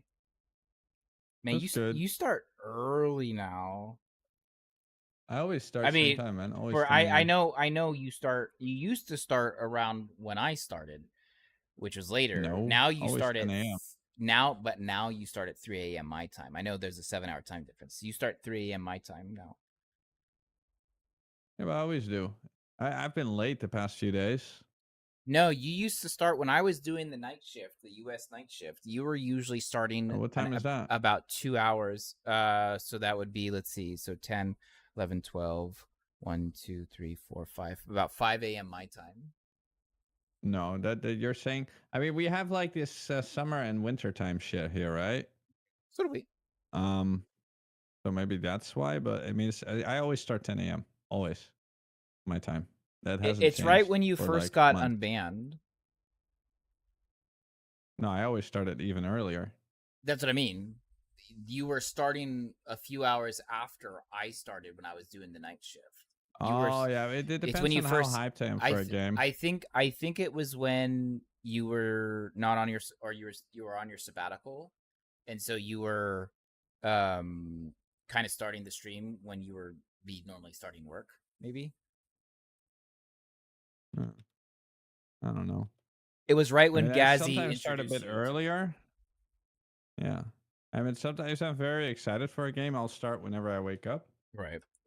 And if I'm just, kind of used to it, it's just a daily business, then Right. start at 10 a.m. It's kind of crazy, man. After TwitchCon, Diablo numbers dropped quite significantly. Because PTR was terrible. Yeah, the PTR was actually shit. Yeah, it was really shit. People And loved it. I So don't there was, like, know how they hype went up to backwards. the PTR. Yeah, but I mean, it's a PTR shit as in, like, I mean, the season 5 is still going to be fun because it's, I mean, the season thing, you don't have to do it as far as I'm aware. And I like how the game is now. So I'm going to enjoy a new build and just doing pits and shit like that. Yeah. I don't care for the new thing that much. But Yeah, the thing no, that's I didn't. really I didn't dig it at terrible all. about the PTR is how they don't let us test. They say, like, we have all these new items and this new everything. Yeah, but fuck you. You can't touch any of it. Fuck off. It's like, bro, seriously? Yeah, you go farm it. Like what's the so you point can of give us that? some- What's the point of that? I've Why? never seen Blizzard do a PTR worse than this one because I've done a lot of PTRs for Diablo 3 and such. They always had vendors where you just get the new shit. Yeah, You that can was test the whole it. point because it was to test. God forbid. Yeah.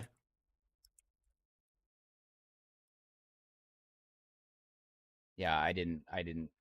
And I don't know Fucking how they crazy. went so backwards. Season 4 was actually season 4 was it season 5? What was the season that just ended? Season 4, right? Season 5. Yeah, I feel like whoever is running I think they're drunk. certain things, I think they're drunk. I think they're very chaotic, probably. No, I think and they're very drunk. rushed. Season 4. Yeah, season 4 was actually a lot of fun, not because they added anything Yeah. exponentially The PTR new. for season 4 was Season- terrible, though. Yeah, the season 4, as season well. 4 PTR was terrible. But it's like whatever's happening, they just needed to build off the momentum from season 4. That's all they needed to do. They didn't need to go in and now try to reinvent a wheel. But it's like it seems like that's what they're doing. They're like, no, that wasn't good enough. It's like, bro, what do you had massive retention in season 4. What do you mean? You had people saying, okay, D4 not bad, D4 less bad, right? Like that was the official take, right? The official meme, D4 less bad, right? Which honestly, that's a fucking win. Take it, run with it. You Why do refuse to people play want Paladin D4 so until they badly? put Paladin in the game. Honestly, okay, I can hear that. I'm gonna argue with Creed on this one. Why make a whole new class when there are diehard people that are doing Javazons, Paladins, Witch Doctors, all these classes that people learn to grow and love, right? And be, I'm not gonna call it obsessed with, but pretty much we're looking like, hey, this is an awesome class. And then instead of Paladin would be kind of cool. the Paladin would be Better cool. than what they're doing now. It would be very But cool. we'll see if we get it. I mean, so far they've also forgotten about Diablo, so Yeah. It's actually they've also forgotten Lilith about 1. the entire. Yeah, it's Lilith 1. Yeah, this is Lilith 1, boys. We're not playing Diablo anymore. In case you Lilith guys, 1. in case you guys, it's so stupid. Every time someone asks me, "What do you stream?" I'm like, Lilith 1, L1. Hey, they took Waving an L. away. Yeah. They took an L. Season 4 has been a W though. Yeah. Season 4 was okay, but yeah, they forgot about Lilith. Diablo. But bro, seriously, I just want to know when the fuck is Diablo gonna be in Diablo? Probably after Mephisto or something after that. I mean, maybe they just have this wild storyline. Maybe expansion 2 is going to, because I think they had 2 planned expansions, right? They have 2 on the books planned expansions. The first one's coming out in October, right? But it maybe that's, I don't fucking know, bro.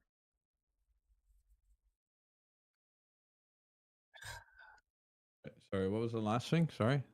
I don't know when they're going to add Diablo to the game. It's like, and I think maybe after No, expansion probably, 2. I mean, yeah, it's probably this is Mephisto, and I guess if we're gonna get hints of Diablo, then it's gonna be the next one. If there's no hints of Diablo, then there's probably something else first, and then Diablo. So I there think was instead of putting it there was in, 3 primevals, right? There was Mephisto, Diablo, and Baal, right? I think that was the 3 primes, right? Yep. We've interacted with Mephisto, right? The Lord of Hatred. Mhm. We've interacted with him, right, as the wolf, right? Baal, have we seen Baal or interacted with Baal at No. all? We haven't, right? No, I don't think so. Who was in the cutscene? Which demon That was guy's that already in the dead. That was was mostly Mephisto. the Mephisto we've seen. Yeah. Okay. Lord of Hatred. Right, the Lord of Hatred. He's kind of badass. He was one of my favorite bosses from Diablo 2. Yeah, he's so, actually a legit boss. yeah, he's very cool. So I Well, guess we're think, just we'll we're just see waiting him. to see Baal. Like, and he isn't Baal the big fat motherfucker with like 100 fucking heads or some shit. No, Baal is just some weirdo with a French accent. But He's French. he's got to be. It's got to be. Yeah, of Yeah. course. Yeah. You know what's funny is that is that the game is actually fairly lore comprehensive when it comes to demonology. I don't know if you've ever like Yeah. actually read into it, but it's actually fairly accurate No. in demonology lore. And how they have, you Yeah, know, Blizzard's writers are usually pretty good. Usually. When usually it comes to main stuff. And yeah, but yeah. Oh well. I have to run, sadly. We'll No, talk soon, man. it's all good, Looking bro. forward to play. Yes, sir. We'll stay up to date. And I'll see if I can get you Mhm. more about what I sent you.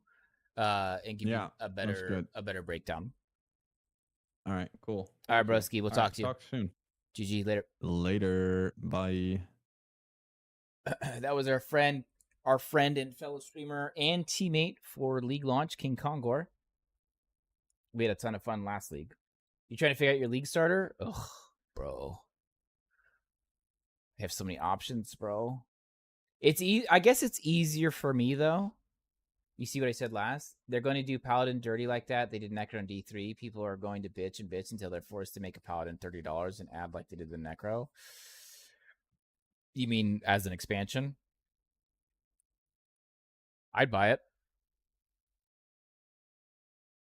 Whatever. It's easier for me, I guess, because I'm playing with a team, and so we kind of want to make sure each kind of has we're all covering a base. Yeah, the expansion. Yeah, no, I get it. Expansion, I get it. Me, the Rise of the Necromancer was actually after the game started to get good. Rise of the Necromancer was when D3 started to be very good. You're thinking Void Knight, but you want to redeem Rogue. Rogue does have some options now, bro. They do have some options now. There's a lot of new, more multipliers, and there's a lot of areas in the passive tree that are now feasibly accessible. You buy the most expensive version just to piss the crybabies off? Yeah, I never understood why people get upset what other people are buying. I never, and Dot, I know you're like memeing a little bit, but like, I never understood why people actually get mad. Why when other people buy shit, they're like, "Bro, you spent $100 fucking dollars. I can't believe you." Like, yeah, bitch. What the fuck? I spent $100. What the fuck? Why is that a problem? What? What's the problem here? Am I missing something? It's the FOMO shit. Yeah, I mean, FOMO's real, bro. FOMO is a real fucking social manipulation strategy. What? Our daughter was playing Subnautica. Checks out. Checks out.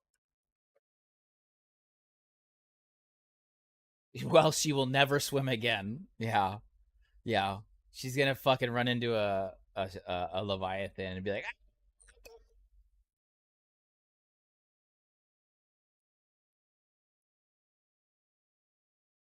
You already done, baby? You scared of the water? Oh, she's in creative mode.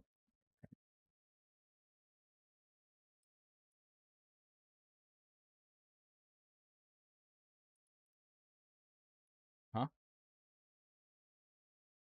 Right. Yeah, that's true. Can we talk about the new dagger? The Trader's Dagger? Is that what you're talking about, Ral? Where in the offhand it gives crit strike chance, and in the other hand it gives multi or whatever? Is that what you're talking about? Yeah, what do you want to talk about? I'm still sipping on it.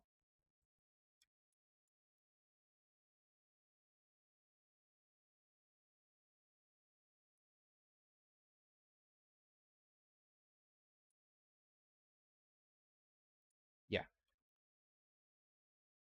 that was the plan. So is it good the intelligence skills throw you? So let's break this. Let's unpack this for Brow, because this is actually a good question, and somebody else may have a very similar question. Is it good? It throws him, he's saying. So here's what I'll tell you, Brow. Up front, in your face, straightforward answers. soon as I can fucking find the motherfucker. Must have already passed it. Must have already passed it. Meow. Okay, Trader's Tongue. Okay, Trader's Tongue. It adds base 25 melee damage. It adds a 60 up to 65% critical strike multiplier. It has a 10 to 13% parry chance with Trader's Tongue applied in the main hand. And in the offhand, it will give you a 13% base critical strike chance. It gives +2 to dexterity skills, +1 to intelligence skills, and 18% increased melee attack speed. So this is what's throwing you off right here. This is what's throwing you off, right? This is only the reason why this is here. It is not for the rogue. Obviously, that portion is not for the rogue. But let's talk about what it is for. Let's first talk about what it is for. Okay. And what it is for our friend, the Spellblade.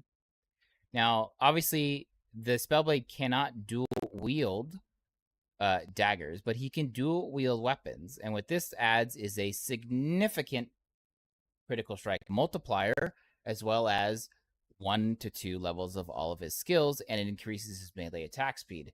This means that in his offhand, he is likely still going to...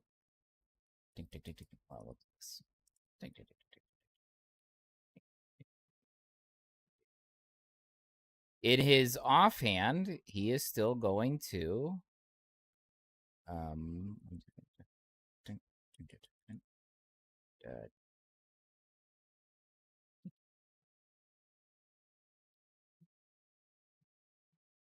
in his offhand, he's likely still going to run a katana. Wait, did I not click the right one? I didn't. Where is it? Swords in the offhand. Yeah, what the fuck? Oh, there it is. Right, in his offhand, he's likely still going to run a katana. But what this did, basically, is allowed him to now have parry chance. Okay?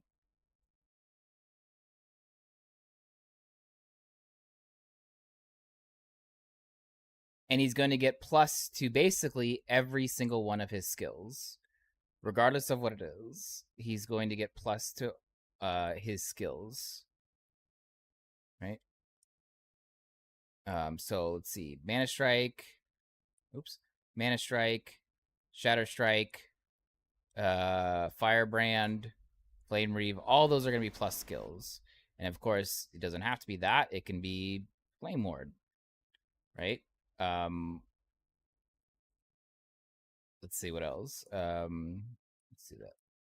Flame Ward. What else? I mean, virtually everything, right?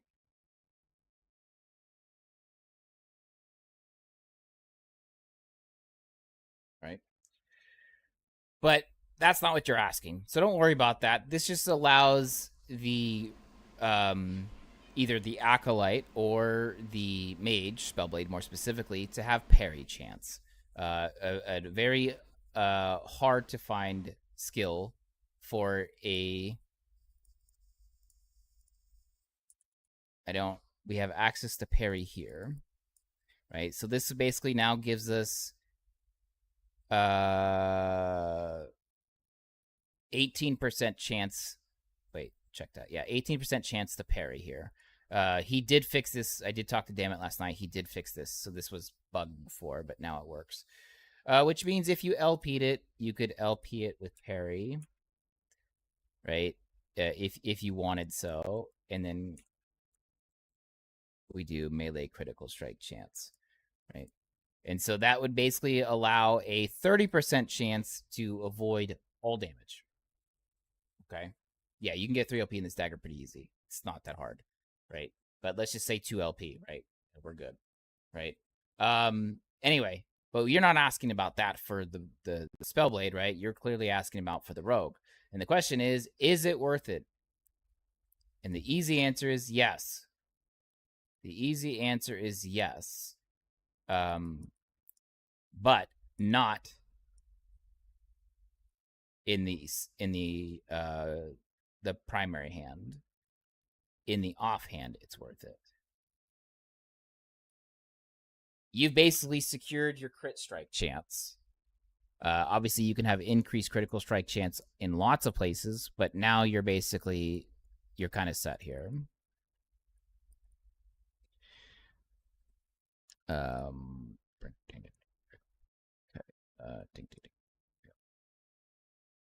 ding. We have crit here. Right? We go here, we go dexterity, and then we go here. Specifically, we're talking about dancing strikes, right? Dancing strikes was made for flow and rhythm, okay?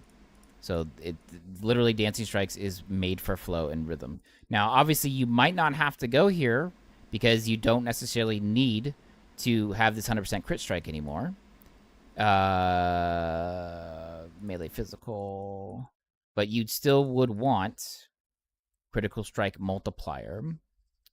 And then we actually have, where is it? Death's Door is a lingering effect now. This was something that we normally didn't use very much because it was like meh, right? But what this allows us to do is for 5 seconds after we leave, this is going to be a dagger and a sword. There it is. Crit chance with sword and dagger, right? 80% crit multiplier while we're at low health, and it lingers for 5 seconds. It lingers for 5 seconds, which means at the time when we would need to kill something immediately, we would have an 80% critical strike multiplier. Now, of course, this is something that you can obviously say you're just going to go straight low life build and build straight low life. You can absolutely do that.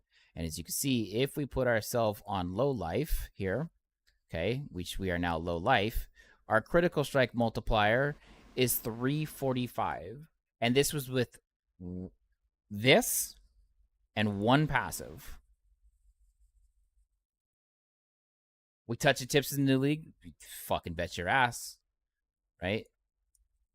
And so we're probably still going to use a katana here. Like I said, we're still going to use a katana here. And that's going to now jump us up to 395 critical strike multiplier. Now, this is your 395 base multiplier. This doesn't include the multiplier that comes with skills. This doesn't include the multipliers that you can get other places as well, or a blessing multiplier or anything like that, right? None of this is still applied yet. Now the blessing is. So we're at 435 critical strike multiplier. 435 multiplier. Now, you're like, this isn't that good of a crit strike chance. You're right, it's not. But we do have skills that give us 100% critical strike chance, like, I don't know, Umbral Blades, right? Or Shadow Daggers, right? Shadow Daggers have 100% critical strike chance at 435 plus the base of Shadow Daggers. Where the fuck is it? Shadow Daggers here. And Shadow Daggers, as everybody knows, is still very fucking unnecessarily strong. It has a base damage of 68 and a critical strike multiplier of 200 and an added damage effectiveness of 340%. Now, you're probably going, okay, but why am I using this bullshit fucking dagger? Why wouldn't I just use... Fucking bitch.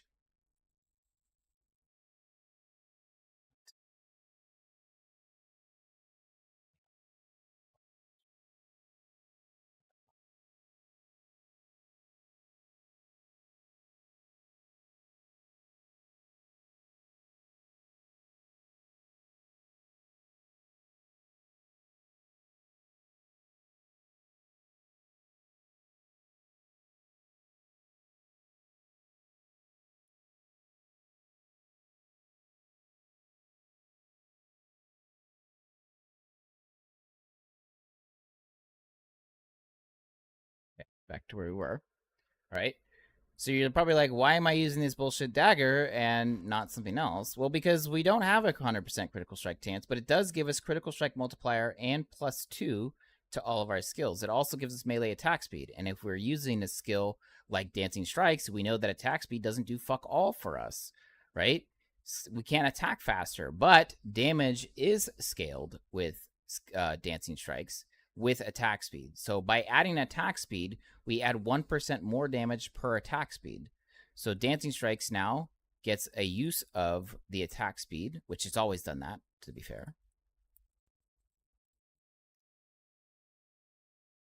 right? We've always been able to do that, right? And so now we get even more. However, with the skills, we got dancing strikes, right? We can apply this shadow. Hello? Right? We apply shadow daggers on stacks, and we could even get into defensive scaling if you wanted to. Where was the...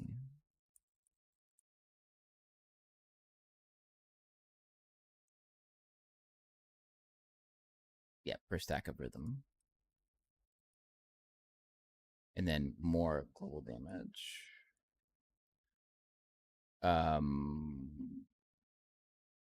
Cascade is in here. There it is.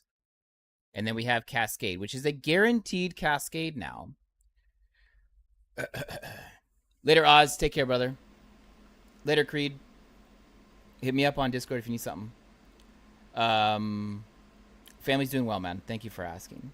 Now, the thing about this change was this was a very... Oh, I thought you were Lee's. My bad. Oh, you're talking to Creed. My bad.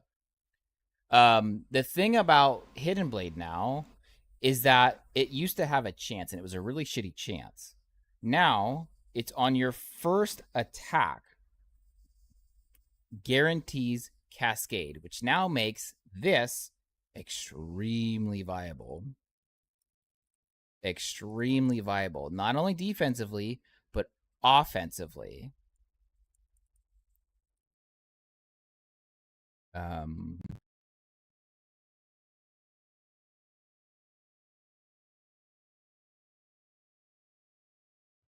Shadow on kill.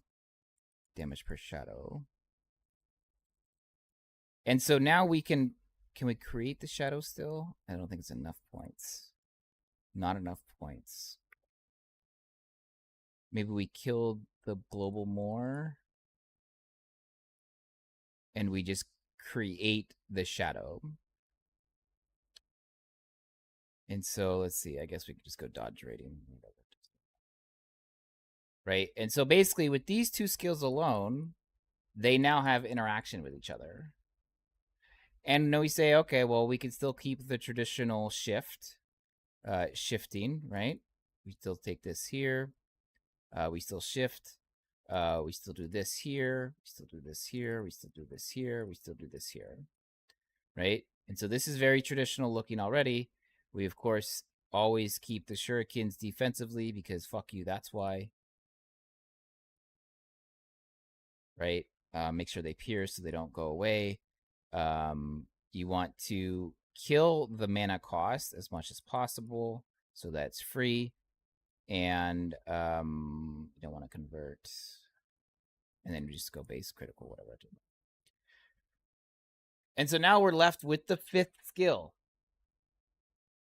Shouldn't channel strikes be channeled? It is channeled. It is channeling. Did they change it? Require a series of fast dash attacks. Dancing strikes movement does not scale with attack speed, but dancing strikes does move more damage per 3% increase. It's not channeled. Okay. That's actually very good that it's not channeled. That means after the...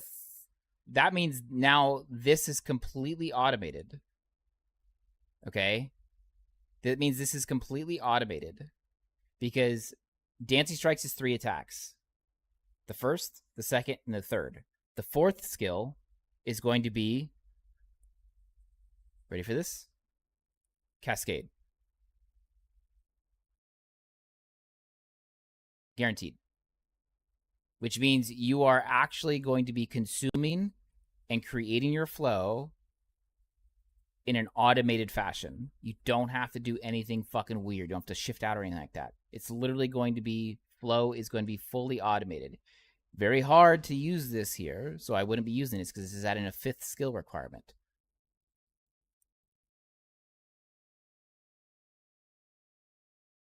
This is very good. This is very good for us as a rogue. As a rogue, I'd be very excited here.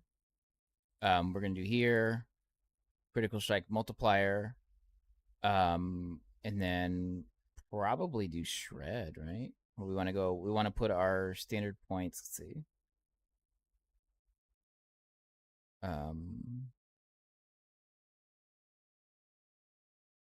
Yeah, dodge rating per perfection stack.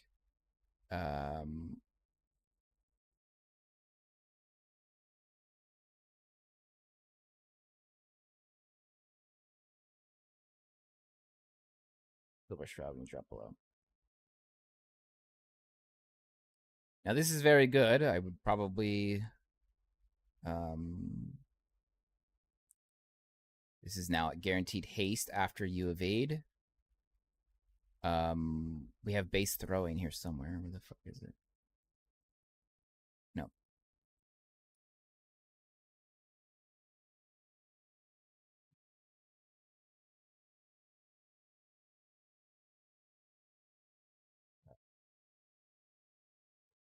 Base throwing?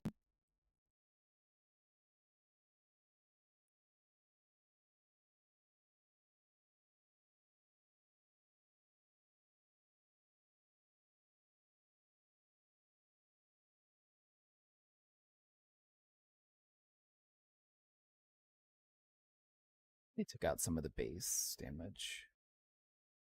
That's okay. It's not the end all be all. Whatever, just go here. Okay. Rough design. Rough design here at first. Right? Obviously you're gonna want to go Shadow Daggers is going to probably be everything that we're doing. Which means I'm probably doing probably defensively easier for that.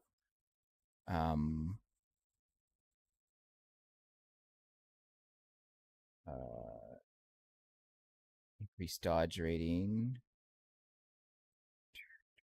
This isn't a bad idea either, though.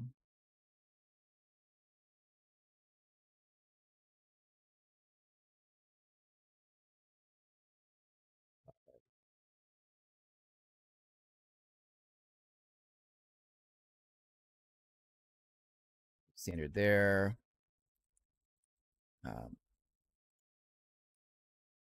Obviously, there's other uniques maybe we will use, but as of now, this is just the idea.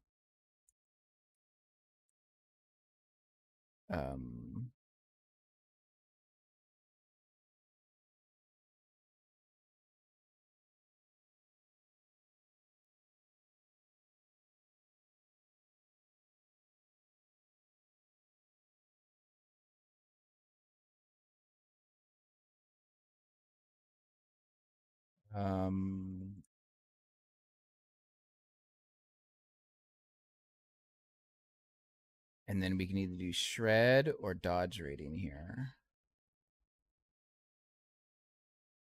It's probably going to be shred, though. Okay, so what do we have? We have Shadow.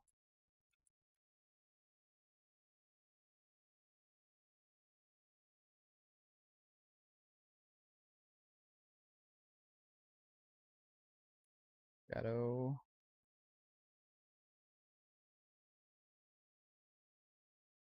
Right? Make sure we get throwing in here. That's not how you spell throwing. Make sure we get throwing in there.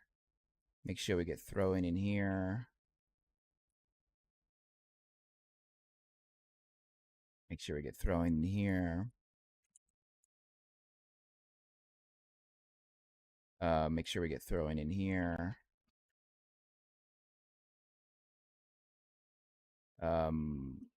If you could LP it, make sure you get throwing in here. Throwing is not. Yes, it is.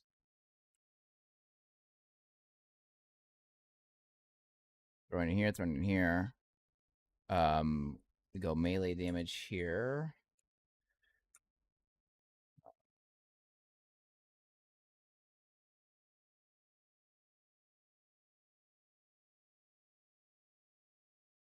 Critical strike multiplier here.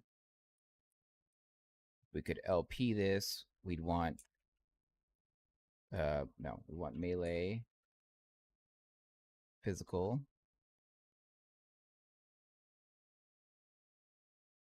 And then crit strike. This is likely going to be able to have multiple values of LP. This you don't have throwing here, but we can do dex here. I don't think there's throwing here actually. No. And then move speed.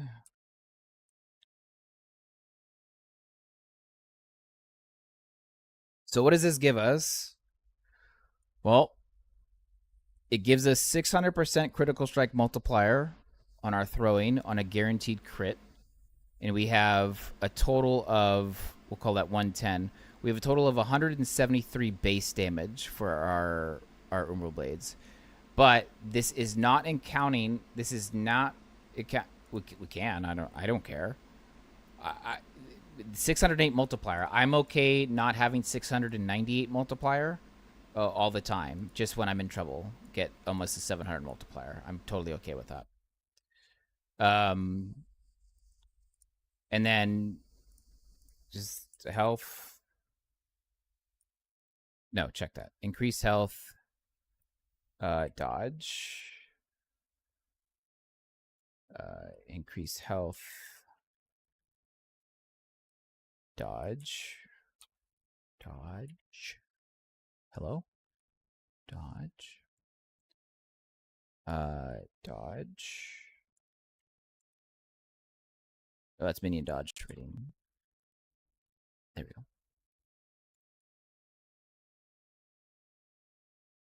Dodge.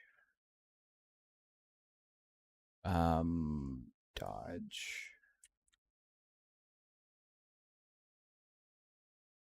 Here.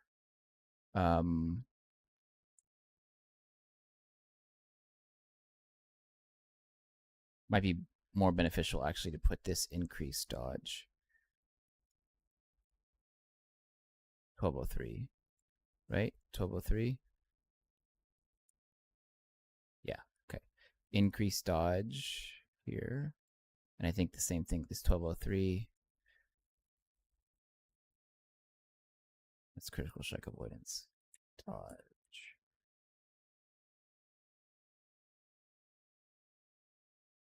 Oh, can I not? I don't think can I not get increase here? I can't. Okay.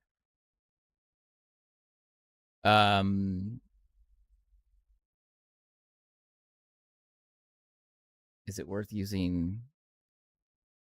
No, it's not worth using Jades.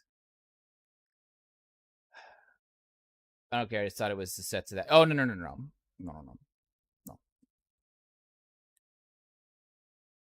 And then your idols are going to be your Shadow Dagger idols. And then we can probably do, let's see, what do we do here?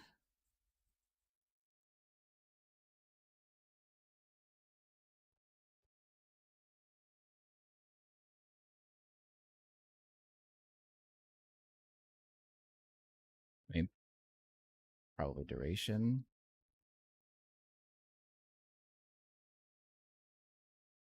I don't think they come in huges, right? Shadow Daggers? Yeah.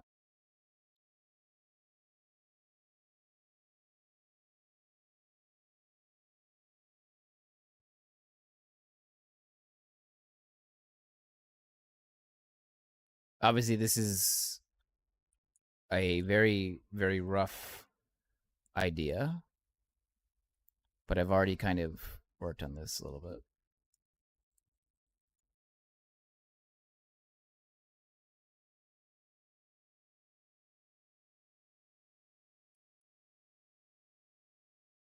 These can be filled with health or whatever. Right? And so now we're looking, let's see, we got dodge. No, this is cold.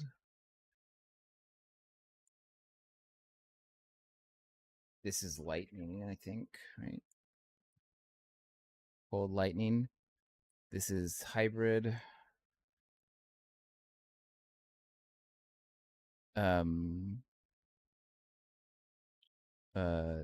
This is physical and hybrid.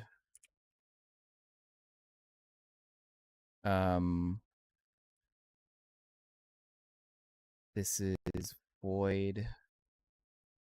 We'll stick health here. And this is void here and void in the amulet. I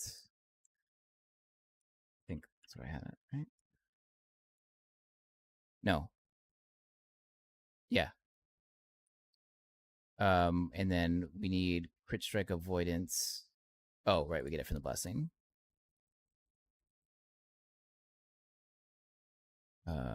Crit strike avoidance. That caps us there. This will be dex. This will be dex.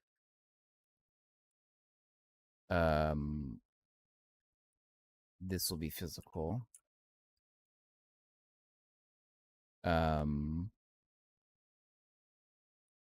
This will be, oh shit, I got 2 more prefixes.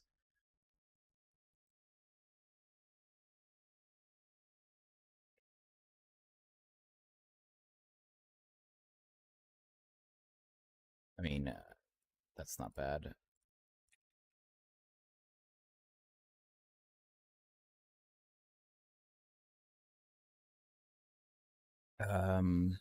Ooh, necrotic.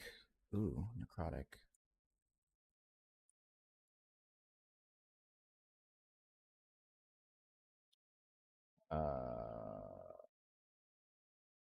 Dodge rating. This will be Shred Fizz, I think, right? Or Endurance Threshold, one of the two. This will be Critical Strike Multi. This will be, I think it was Mana, right? Yeah, Mana. Necrotic Res. Can I kill cold here? I think I can kill cold here. We'll do necrotic instead. Yeah, there we go. Okay. All right. Oh, fuck. I still have physical penetration and then shred. Okay. All right. So defensively, our dodge. Why isn't it not? Is it not applying my? Oh, it is. So this would be introductory low level shit. Obviously, we'd want something like this. Ideally.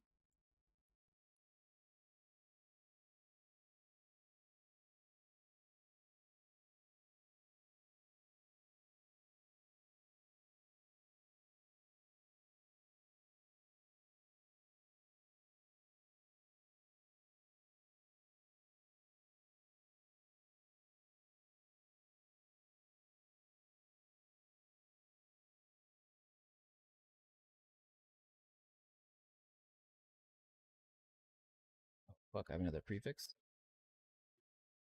Right.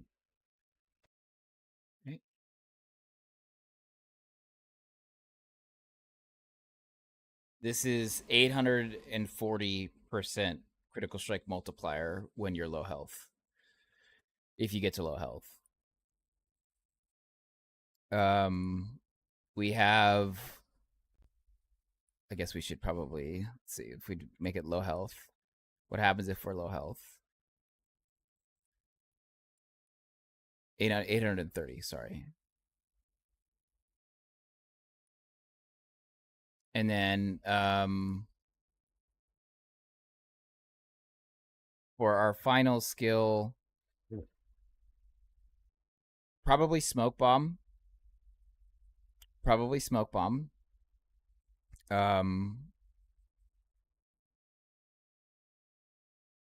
You can use shift. I think this has a lower CD, doesn't it? I think it has a lower CD, but whatever.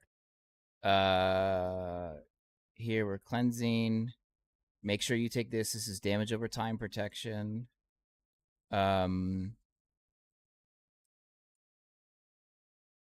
And then we're gonna shadows the cascades. Obviously, shadow.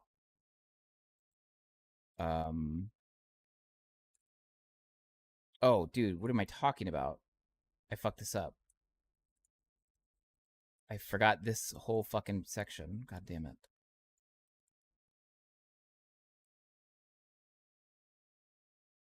No, no, no, no, no. This is wrong. This is wrong. This is wrong.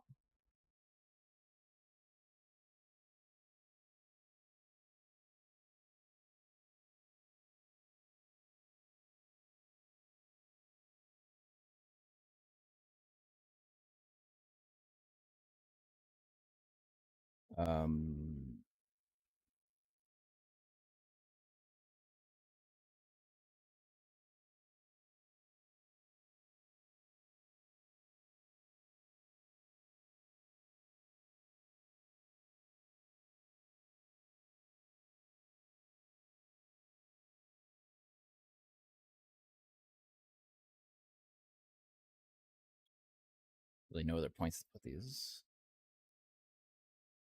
Because none of this gets recalled. Let me just go here.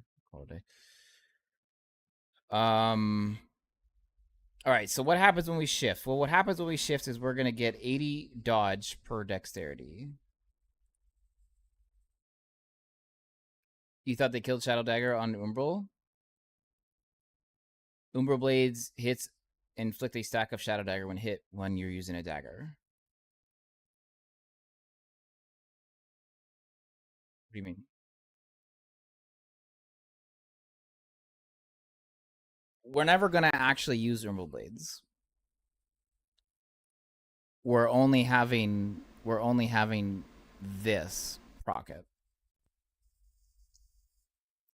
So when we shift, we're going to leave behind a shadow. That shadow is going to cascade into a shadow cascade. And then it's going to be shadow daggers from other places.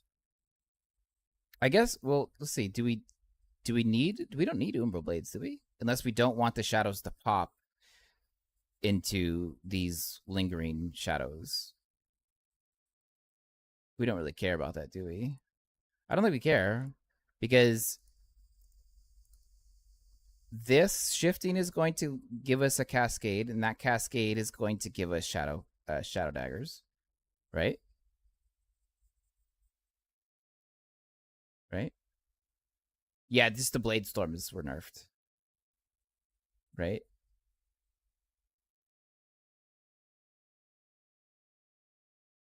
Dancing strikes is going to be the primary application of said shadow daggers, right?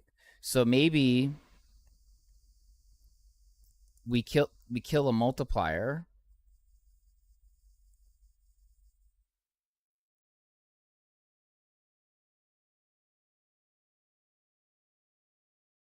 and instead we use it defensively. Well, that kind of was defensively, wasn't it? 20%. 20% per stack of rhythm. I think you get up to 4, right? How many stacks of rhythm?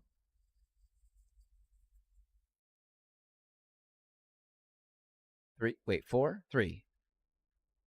4. Right?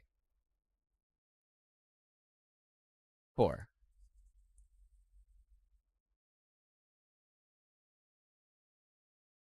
I mean, fuck. That's 4 stacks of rhythm at 30%. That's 90%. So let's go to Toon Lab really quick here. Let's see what this actually equates to be in EHP. Okay. So we have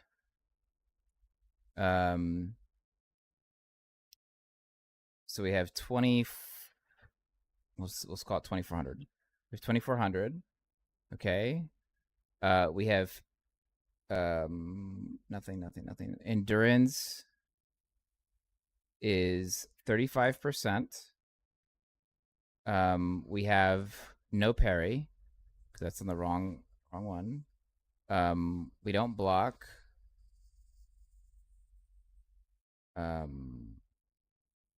Wait, this is dodge. I'm an idiot. God damn it. Endurance. Oh, there we go. Damage reduction. It's 35% reduction at 857. Okay. Now the dodge rating we have to do manually. Okay. So basically, our dodge rating is 2153. Let me change the condition to not be low health. Make sure nothing's getting fucked with. Okay, so 2113. 2113 times 1.9. So that'll change to 4,000. So our dodge is 4,000. As long as we are using rhythm or not rhythm, shadow cast, dancing strikes. Okay, so our actual EHP is 13,000. We just can't see that because, well, doesn't LA Tools doesn't calculate that. So we can add to it if we use Smoke Bomb and we give duration and we go Concealed and Carnage, right? Silver Shroud stacks, that's 2. That'll cleanse. We can also use it to heal, I guess, but it's kind of dumb. And then we're going to create shadows. We're not really worried about this. We're not using Smoke Bomb for offense. We're using it for defense. I guess you can go Leech. Or you can increase the area. It's really up to you. You can do both, actually. Just there's both.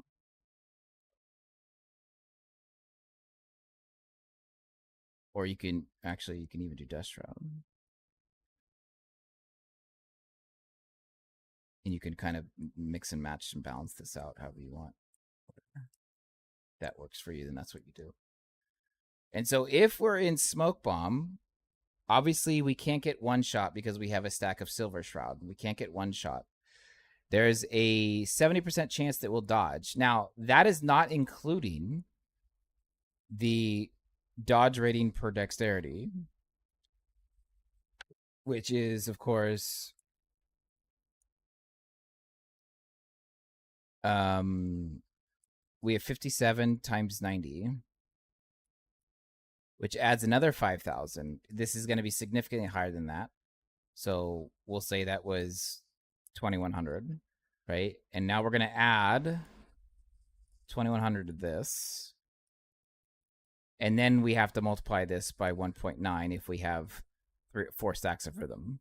This is 13,700. 13,700, which gives us an 82% dodge after we've shifted, which now makes our EHP 2,100. Now, you are still likely to get one shot, but with stacks of Silver Shroud, that is unlikely to happen because you're guaranteed to dodge an attack. I forgot to put shit here. Critical Strike multiplier. And this should be health. Whatever. Okay. So our EHP now is actually 2,600. Our EHP is just under 20, or just over 23,000. So viably, you can't see it here because you can't see the. What? Can I show stacks of rhythm? Hang on. Can I show stacks of rhythm? Fuck. Damn it.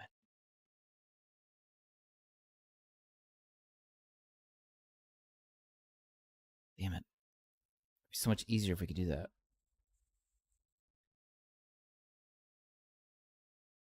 That's okay. Oh, wait. Yes, I do. 4 stacks. Let's say we have Dust Shroud. Let's say we don't have Dust Shroud. We got Rhythm. Perfection is on. And we are always using and generating. Okay, we're always using and generating. All right, so what are we doing here now? So we have 500% increased, 775 critical strike multiplier. Why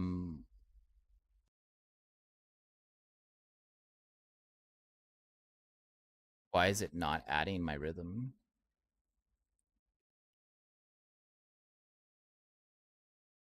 It's not adding the dodge for rhythm?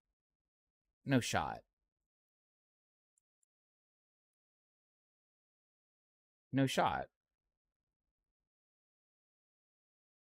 What?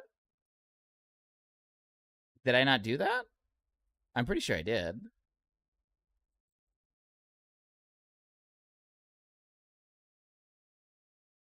That should be 3, 6, 9, 12. That should be 100, 1 point. And I should be able to multiply this by 1.2 or 2.2. Because it's a 120% increase to dodge. So this is wrong. It should be 4,800.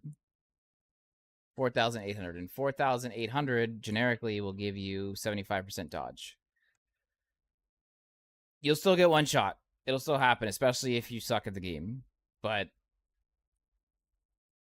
this is where I'd be going if I was going somewhere.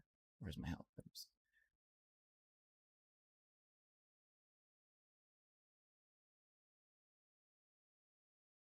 And mostly we dig it because it gives us +2 to all of our skills. It's going to give us +2 to virtually everything that we do besides Smoke Bomb. Which is not easy to do.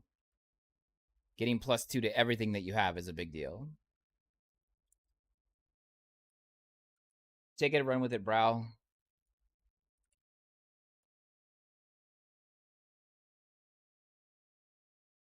It'll likely be a build of some sort anyway, but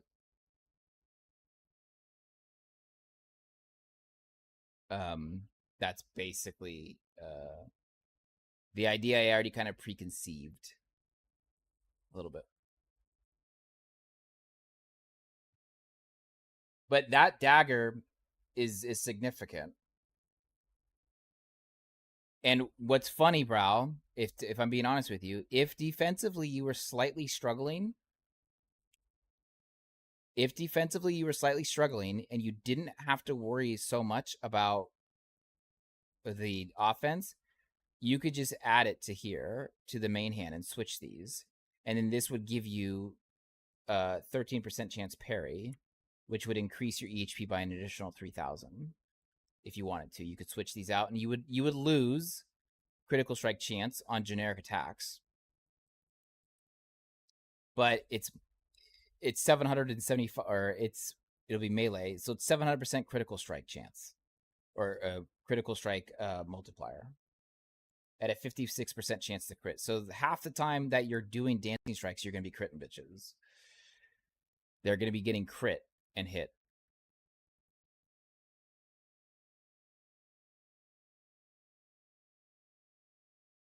But majority of your damage is going to be from Umbral Blades. So you might actually consider doing that. You might actually consider putting this on...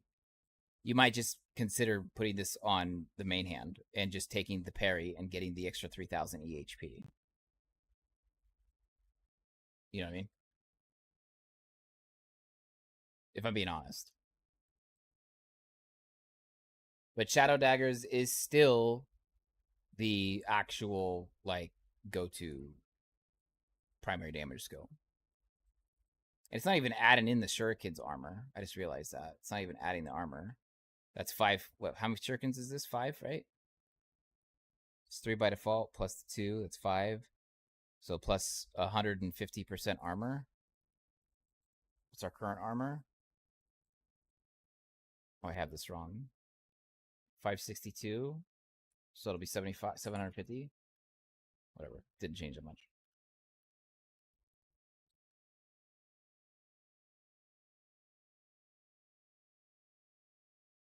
So,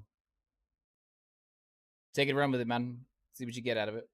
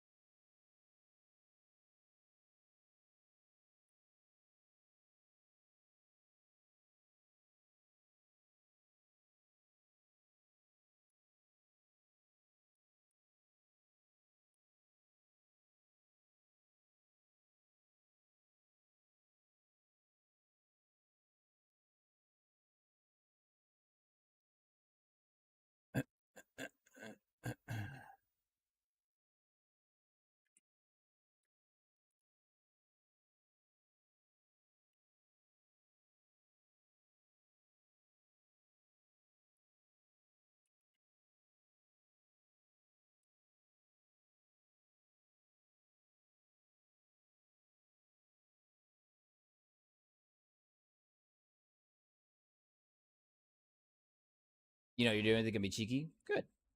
Yeah, maybe maybe I shook something around in your brain, and you're like, yeah, I think I'm gonna do that.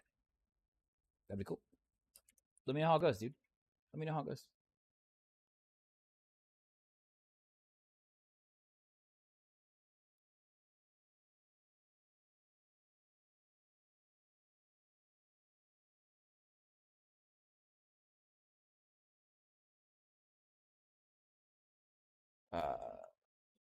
Okay.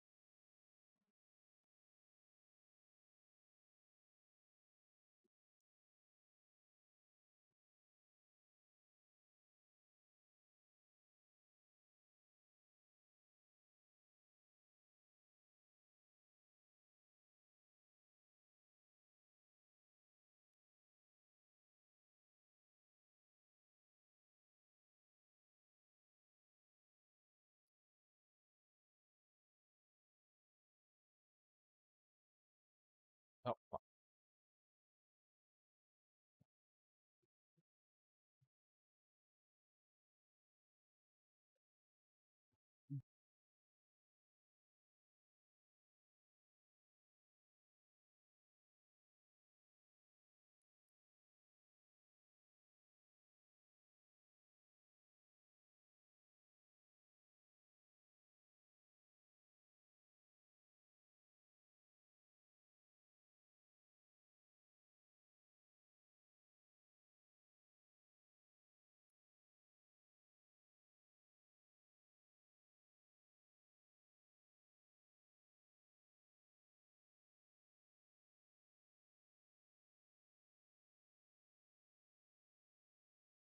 take me home tonight.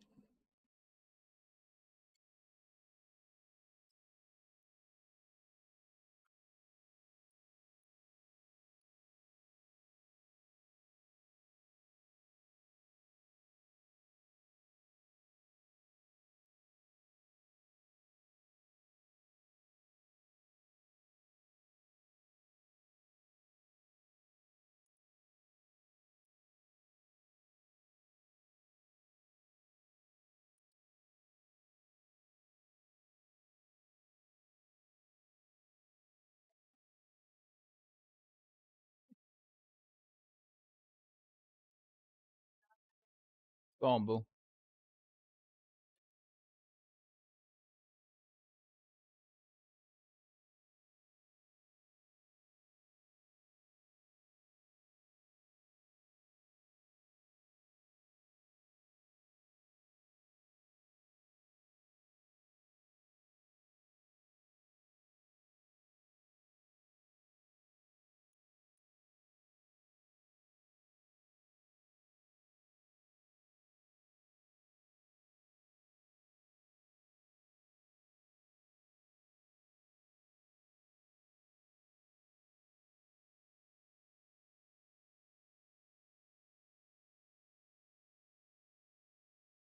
It's 35 plus 20.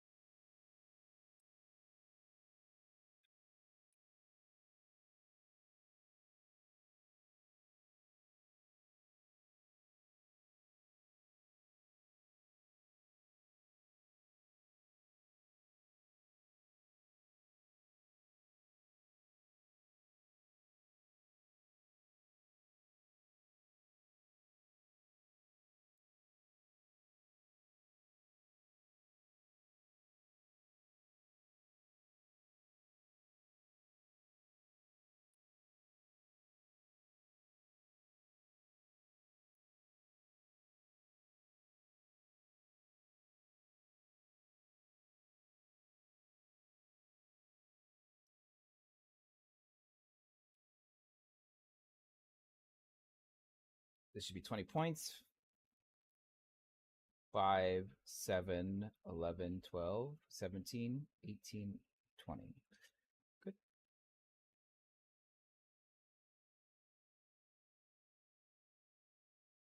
I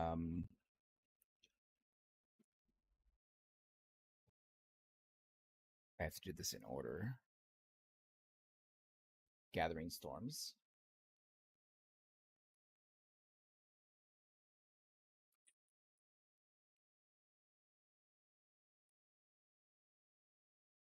Storm.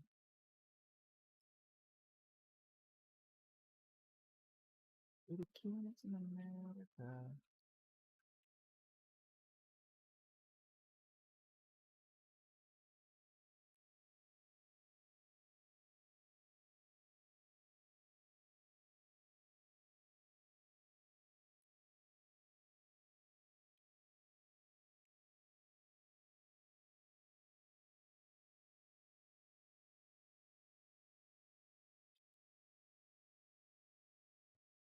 Gathering Storm.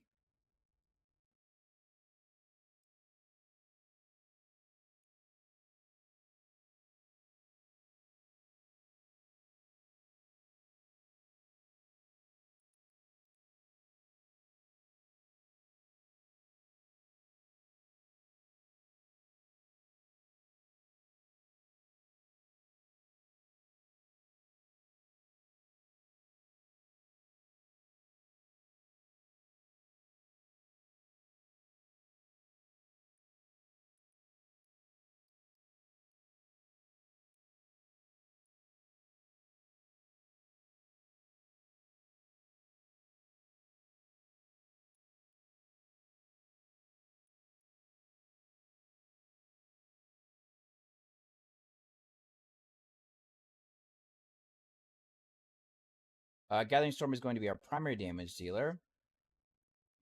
Both directly.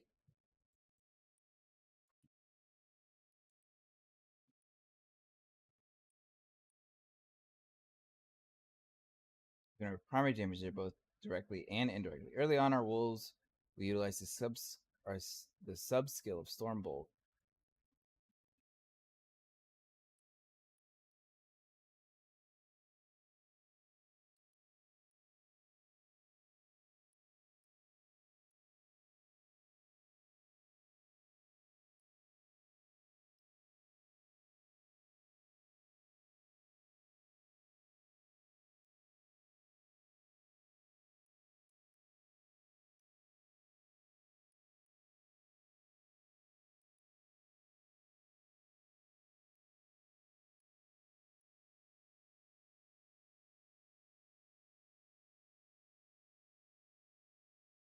Man, my playlist doesn't miss. I know, weird flex. Yeah.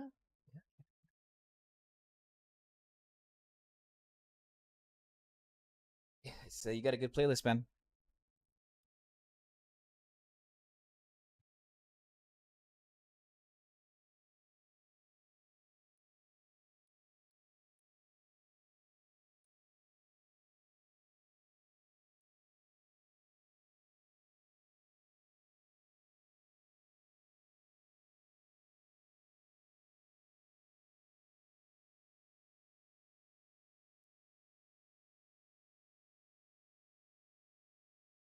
What have you cooked up so far? Oh, I've cooked up a lot. This is just a leveling build for a shaman. I had to redo the entire leveling build for shaman because it was using the interactions of avalanche that no longer function. There's been a few builds out there for avalanche that allowed you to cast avalanche and it would follow you.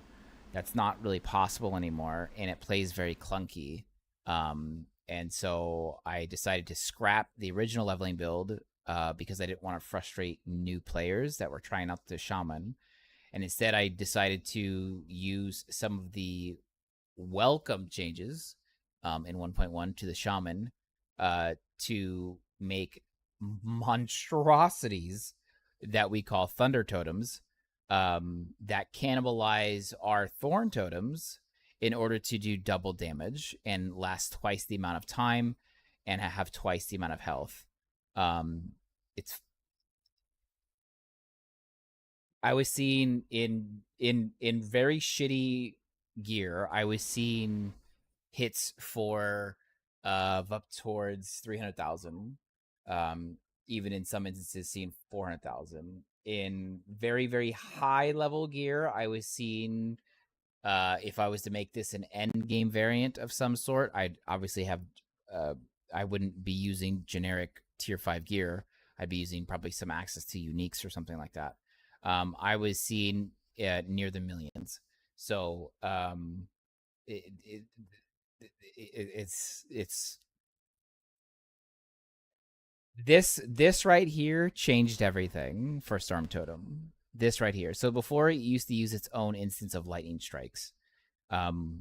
We kill lightning strikes and instead use Stormbolt. And Stormbolt is strong because it scales with attunement directly. So for every point of attunement, we're giving it spell damage.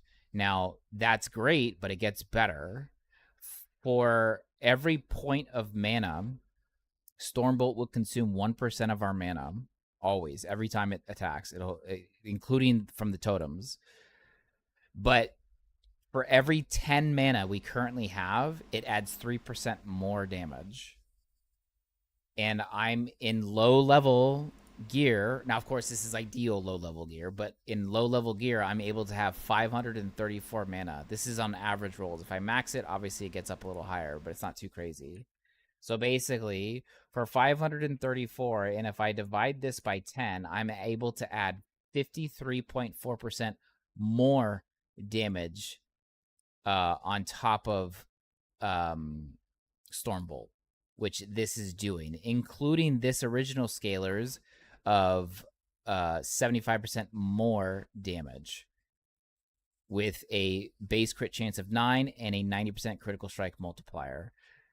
I'm basically, without cannibalizing, this is already doing more than double damage.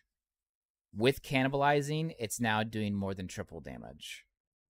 Cannibalizing being I cast 5 totems and it eats them to create this fucking monstrosity. It is fucking insane. When I first saw this interaction, I thought, nah, I don't think so. And then I realized it was actually going to be using my scaled of Stormbolts. And I was like, yo, that's a lot. And it's a very strong leveler. Now, it may not be for everybody, because some people are like, yeah, fuck totems. I don't want to do that shit. That's totally fine. You don't have to do that shit. But for a leveler, it made my avalanche look like dog shit. Like, and I'll be honest, I'm not a big totem guy. But I was not about to leave a virtually triple damage Storm Totem on the deck and not use it. Like, it's fucking preposterous. Now, what's unique about this interaction, I didn't do the conversions, is that we can do all this same fucking bullshit if you wanted to, but convert it to cold or convert it to physical. So which means your Storm Totem could do physical damage if you wanted to. I hope you're understanding what I just fucking said. It'll cast Storm Bolts instead of Lightning Strikes, and you can get your Storm Bolts to do physical or cold. You can also have your Storm Bolts. God damn it.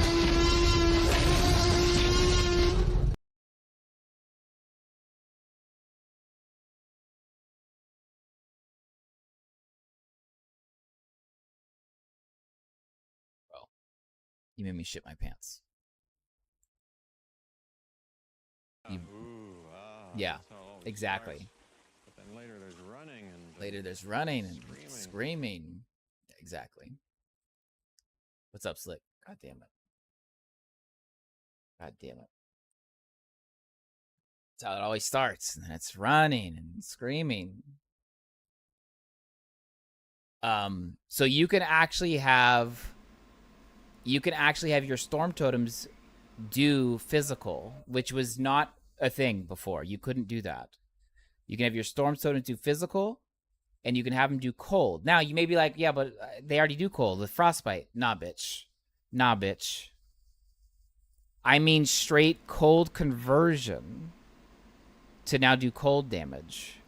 And if you take a fucking look at your little shaman tree, right? You made me click a fucking button on my mouse, and now it's all acting all fucking goddamn it.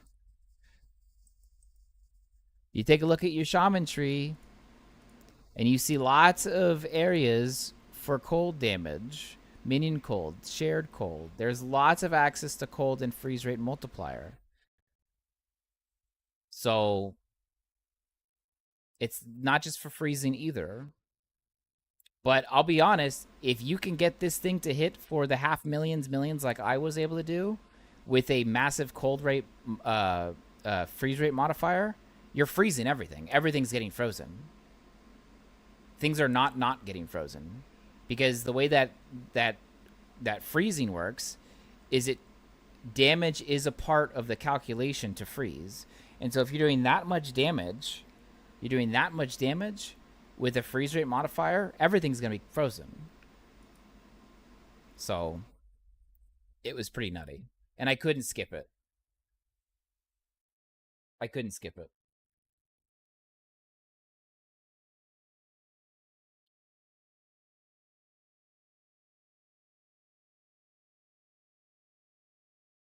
It was just too strong to leave.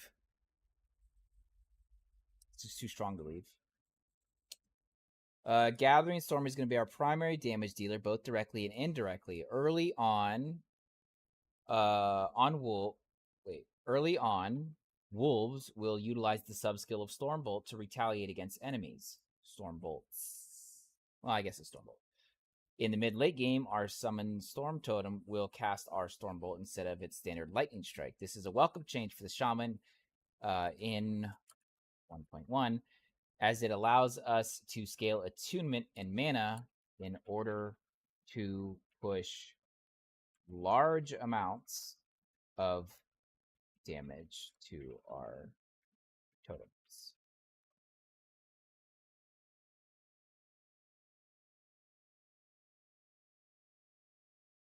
But yeah, when I saw that interaction, when I originally saw it in CT, and then I saw it official on the patch notes, I said, "Holy fucking shit! They're really fucking doing it, boys. They're really doing it.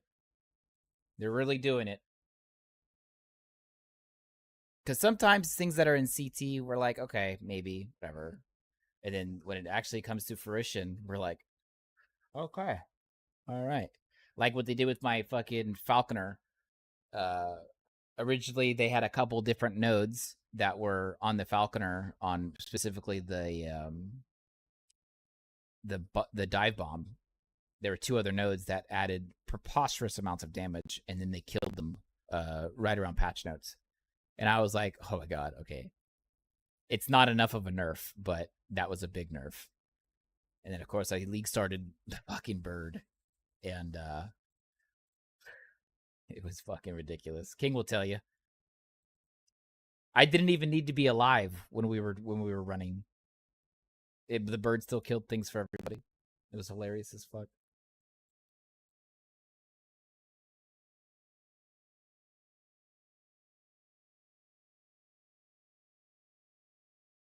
And Stormbolts is also going to be giving us not permanent, but we're always going to be hasted.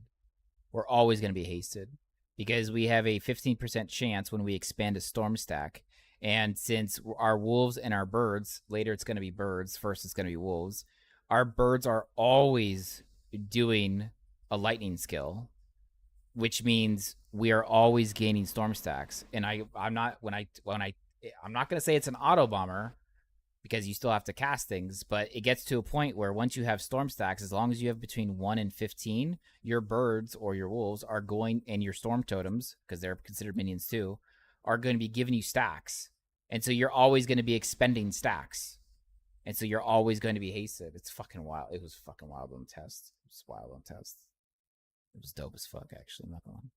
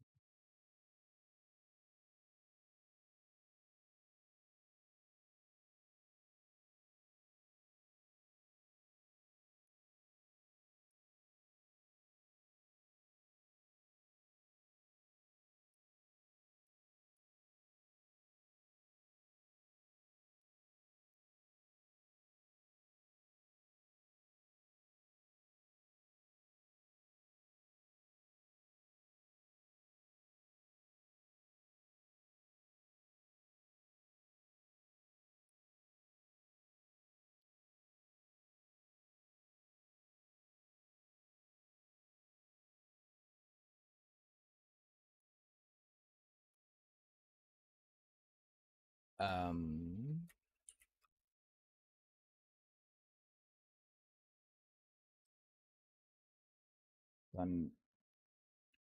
Thunderous strikes.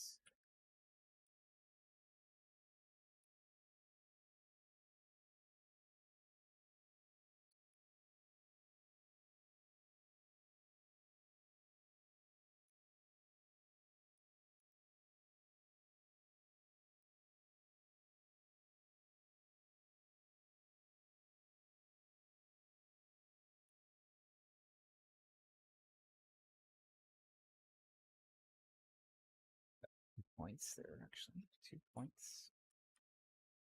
2 points. 1 point. Into excited bolts. So blessed. Excited bolts. Yeah, there's one.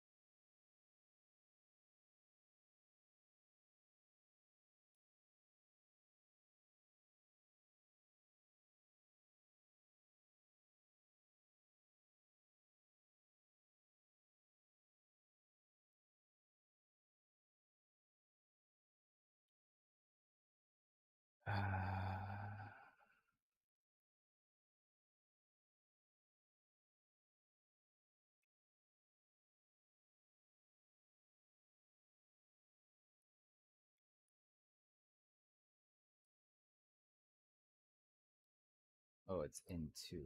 What am I doing? Why am I spelling shit like an idiot now? Into. God damn it. Not in you.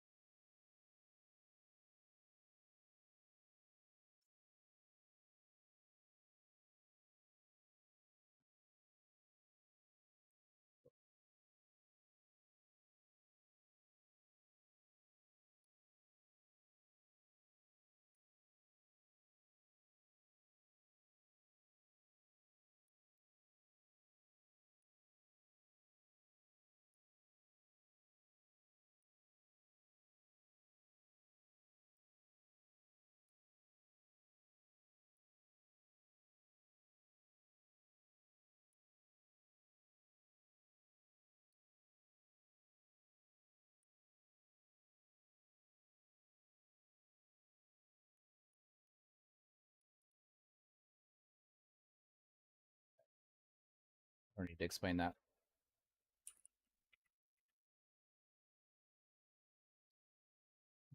One, possibly 1 point into looming cloud.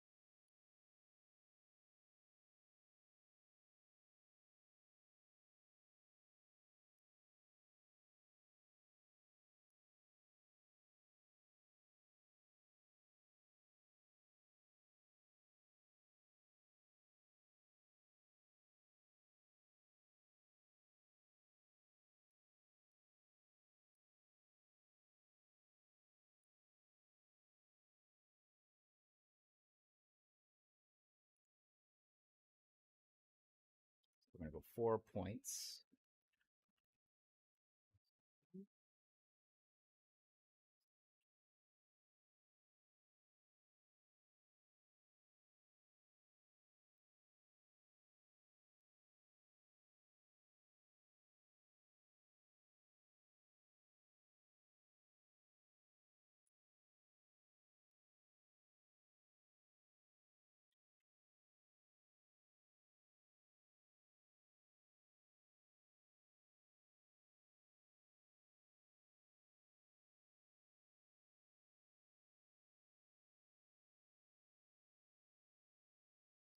Two points into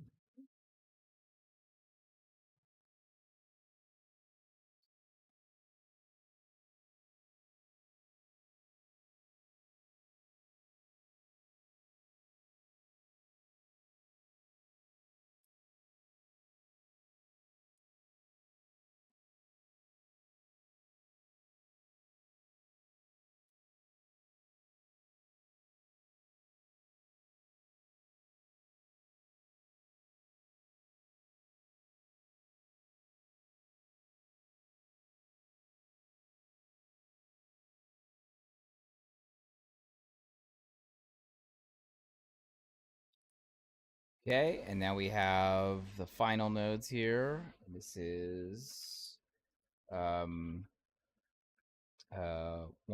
point into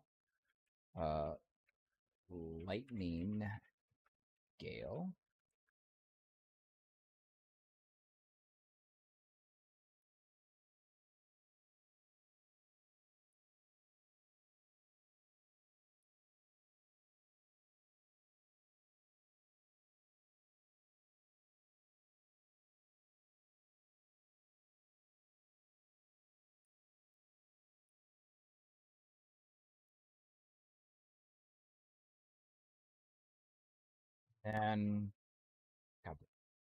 And then we have 2 points. Okay, might hope to do it right, dumbass. 2 points into 2 points into whirlwind tactics.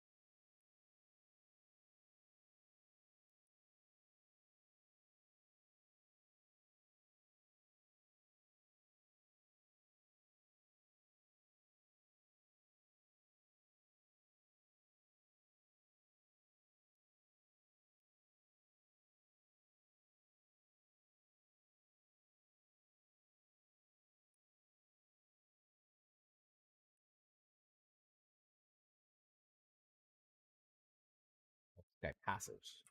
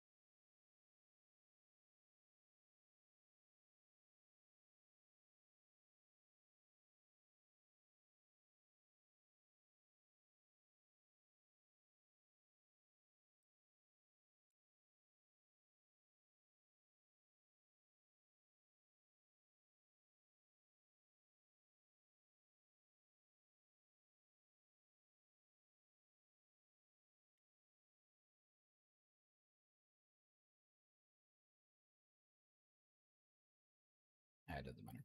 That doesn't matter. People will figure it out. If they don't, so they're following a guide. Okay, so we have Gathering Storm, Summon Wolf. Okay, Gathering Storm, Summon Wolf. What would be the next one they grab? It would have to be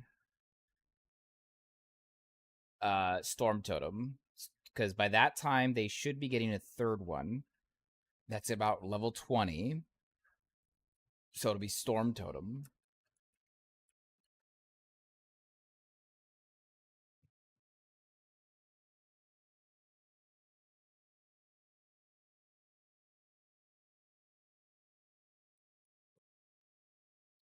No, it's Summon Storm Totem. Yeah, I'm gonna do it.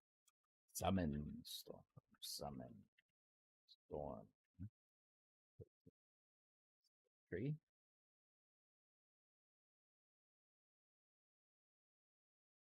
Yeah. Because they don't need the super hard hitting one immediately. That will come with the Thorn Totems. Okay. Rewrite this. This doesn't work anymore. This is a Maelstrom. This is Summon Thorn Totem.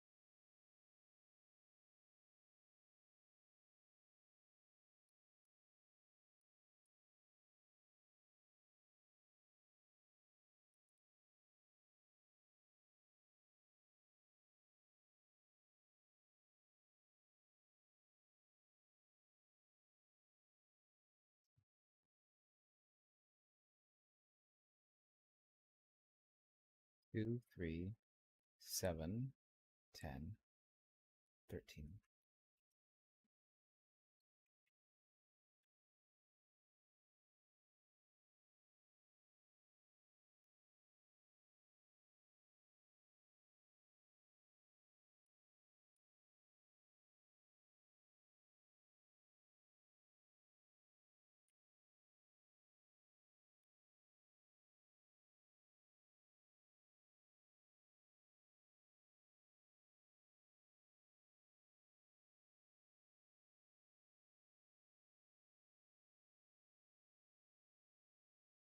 Three, 7.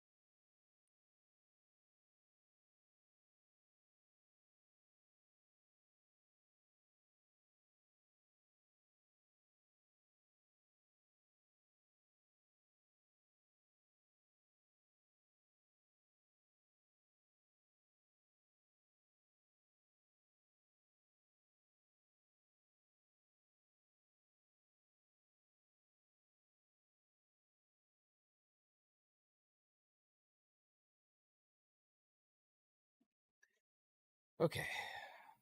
All right, let's fuck. All right. So we first want to get them to unmatched storms. Unmatched storms is obviously where we want to go first.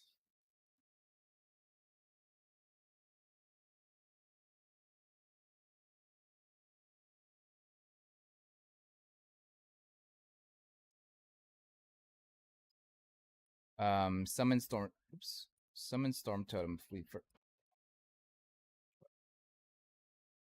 Storm totem. So lightning strike. So mana cost is 15. The base of lightning. So as long as we have at least 11 attunement, it's going to hit harder. GG. Easy. So yeah, get them there right away. Get them there right away. So 2 points into LE limited. Summon. Storm token.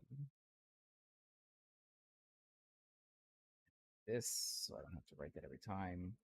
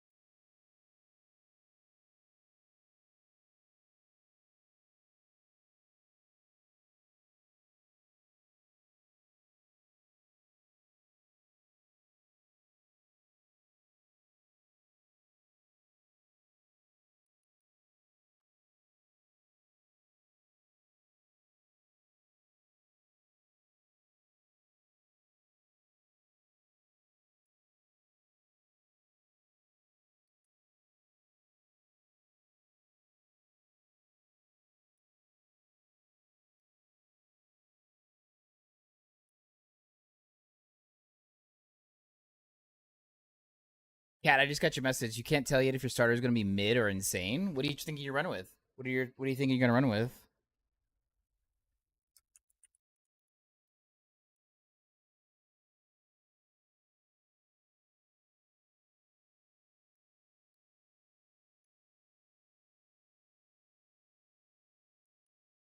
What are you thinking you might run with, I should say? Sorry, Mr. Message. It just I got crazy shit on the screen. You're playing Crit Lightning Javelin Forge Guard?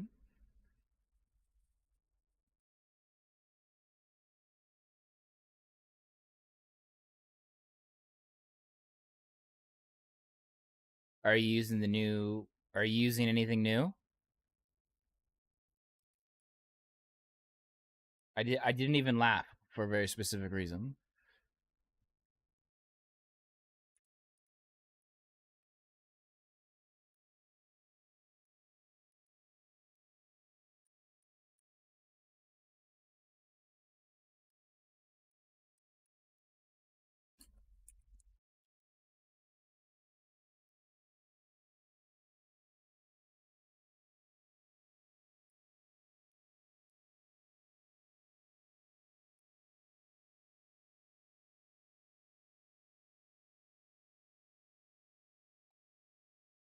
The Forge Guard tree is new. A lot of it is new. That's correct. A lot of it is new. Are you using any? Well, I mean, not that new. I meant like, are there any items? You got Shield Bash. Does that count? No, like items. Are you using any new items? Are you theory crafting any new items into the anything that's newer or any uniques or anything like that? Or are you just like straight just fucking holding like normal shit?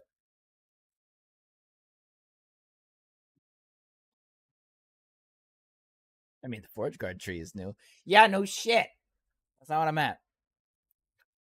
Huh. Yeah, you can like it.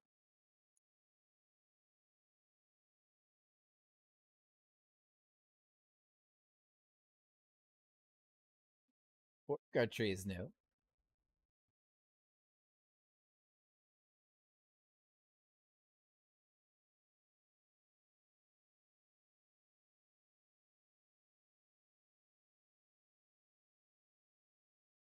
I fucking knew it. I don't hate it. I don't hate it. You took advantage of this, as anybody who fucking ever used a throwing chance to smite knows. These fuckers used to only go up to 9% chance to cast smite. 9% was the best you could possibly fucking get. You are now looking at nearly 100% uptime chance to smite, but now it is capped at 2 times per second. Keep that in mind. So you may not double Oshkron. Okay, that's standard. Okay, see what you did there. Okay. Okay. It's not. So far, none of this shit's like wild as fuck. Okay, that's a little fucking. That's a little wild, but I get what at least you're going for. Okay.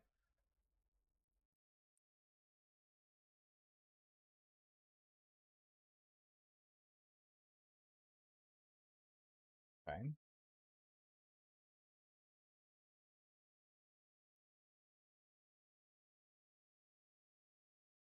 Okay.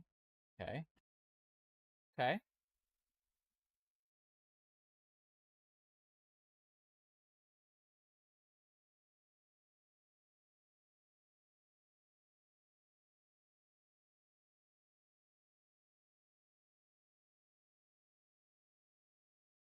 Did you just get Shield Bash to have a melee? So that you could use Healing Hands?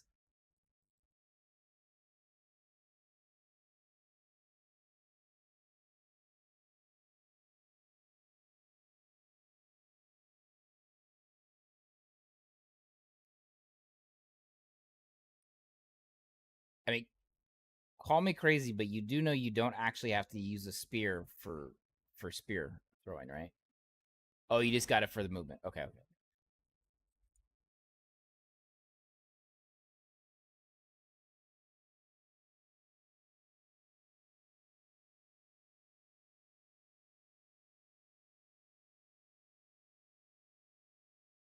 Fine.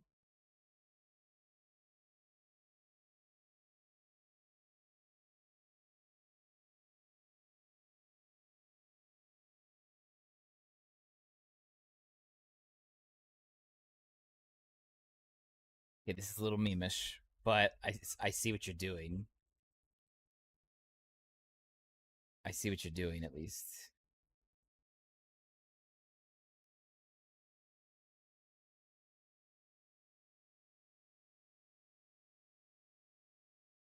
That's why you went with a two-hander.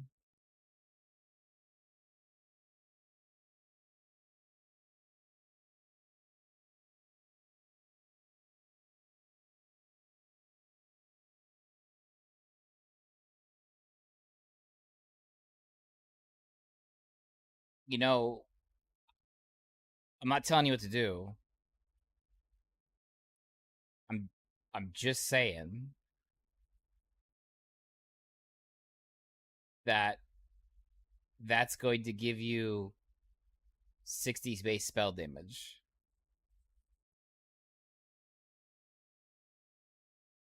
And if you really wanted to, you could dual wield it. You just have to divest a point and have 120 spell damage if you want to go for the smite route.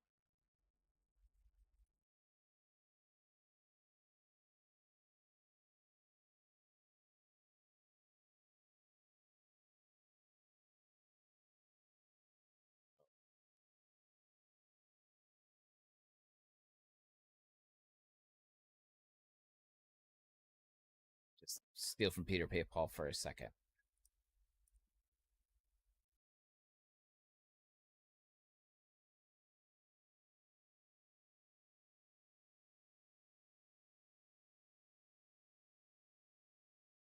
And since these are low level, it's very, very, very likely that you can go ahead and get these as well.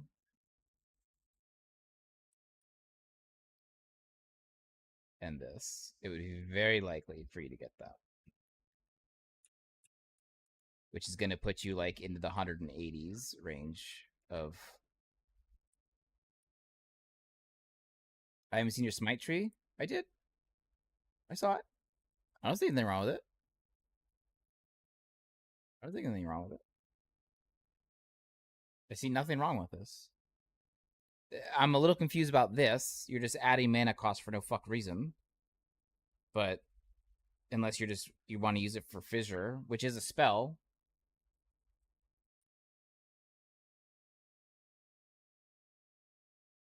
It's to drain mana. Oh, right. Yeah, because devotion, obviously, right? What's your mana at? 201?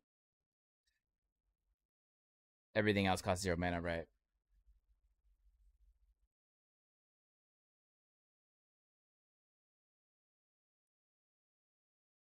I mean, 180 spell damage on top of the spell damage you're going to get from this. You don't have to use a spear to do that. You can do all the same things. You change nothing about this. None of this has changed. The thing that changed is your passive, which I don't know, because you're not using this, right? You're not using this.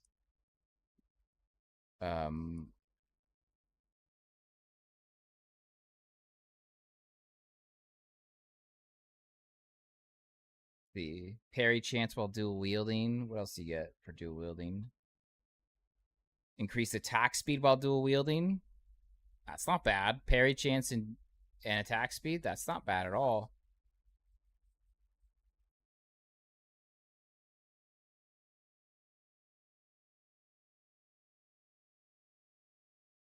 And then you could just,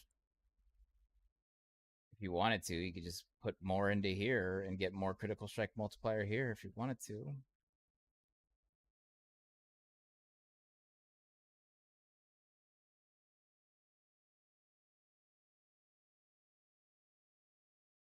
You could make your manifest armor do more damage, or you can...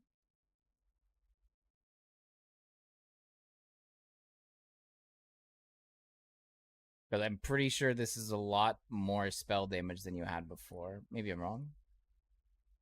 Maybe I'm wrong. Let's see. We had 160. How much did you have?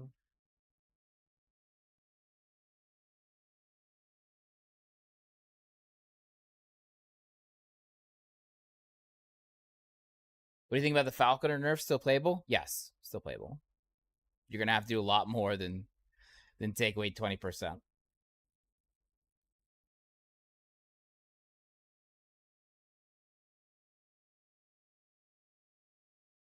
$57.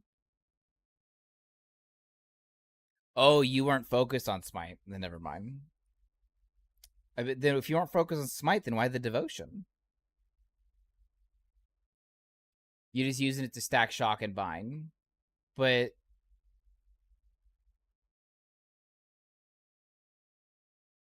why not just add shock here? Like, why not just add shock here? And add lightning damage here. And crit here. Or multiplier here. And then you can add, I don't know, health or whatever. I mean, I think this is more shock than...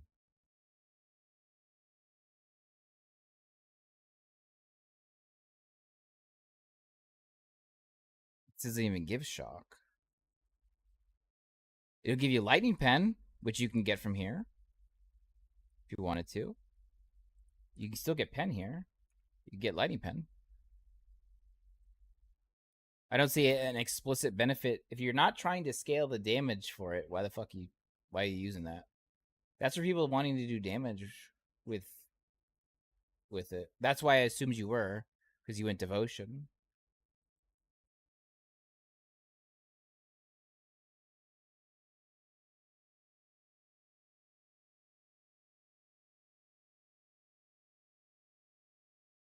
And you LP'd more. That's fair. That's fair.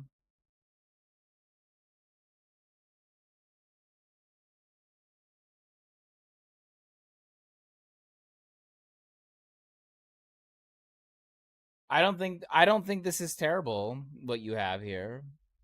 I don't think it's bad at all. I guess the question is,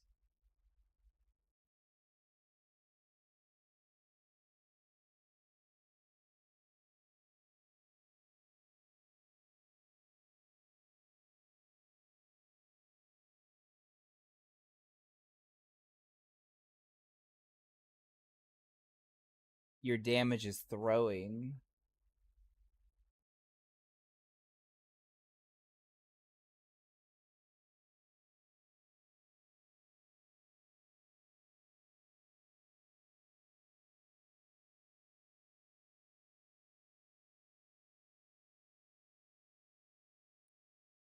With this kind of EHP, I would probably just, instead of doing strength, I'd probably do throwing here.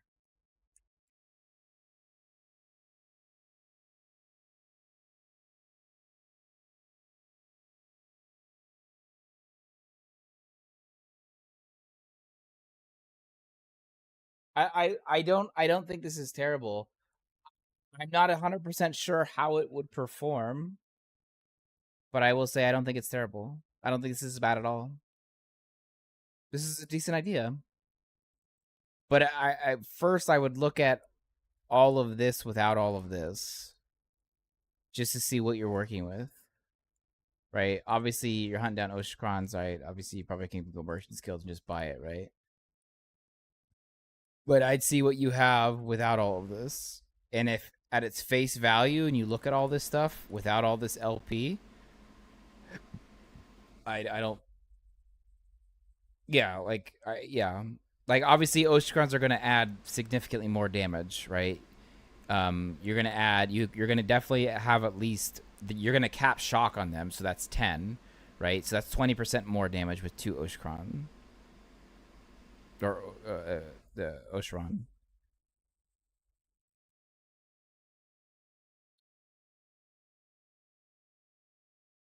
You had it originally, but just peak in the relic.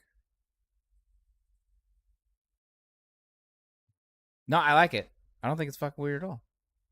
I think it's pretty cool. I love seeing that shit. I love seeing that kind of shit. But yeah, I don't know if you heard me. spec, but the Falconer nerfs, it's not enough nerf. It's not enough nerf to make it not playable. Let's say it that way. It's gonna take a lot more than that to make it not viable. It's not as strong as it was last season, obviously.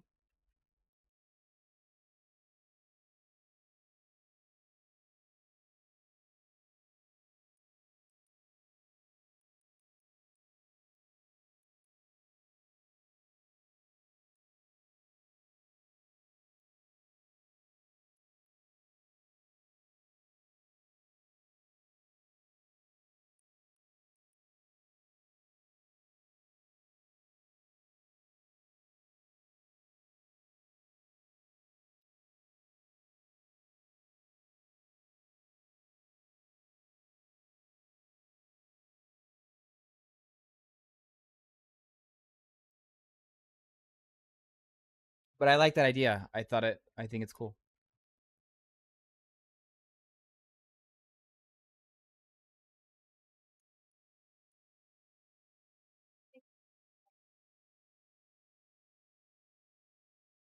I can bring home food.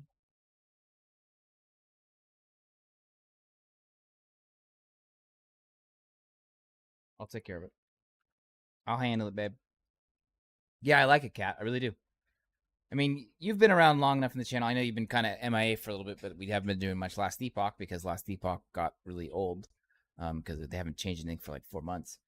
But you've been around long enough to know that like I like unique approaches to shit. I really like enjoy seeing people taking not obsolete but like obtuse routes to do the thing. And that's what's so cool about this fucking game is that you could literally just finger fuck something for like 20 minutes and be like, "Hey, you know what? That might not actually be bad." And that's what's so cool about this shit.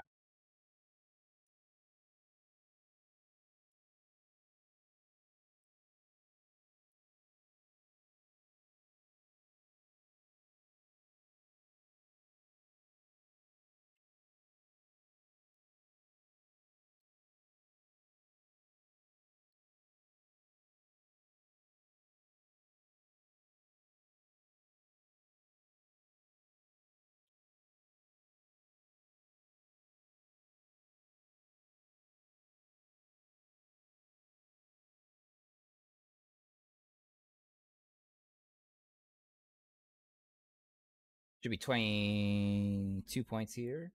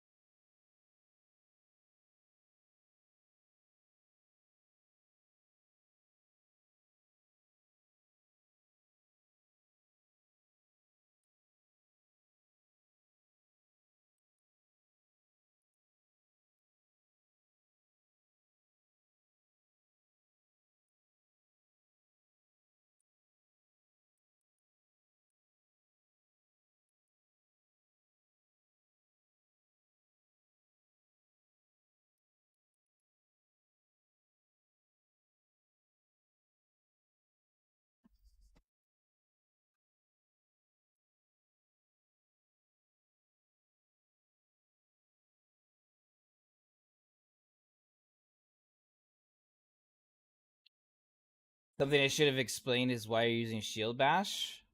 Wait, don't tell me. Let me look. Hang on, don't tell me. Let me look. Let me see if I can get inside the mind of an L.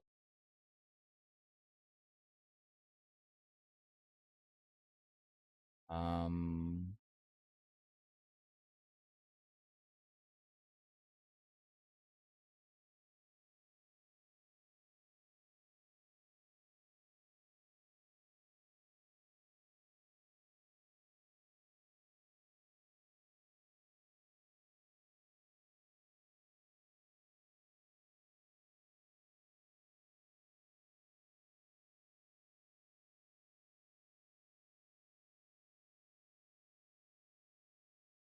Um.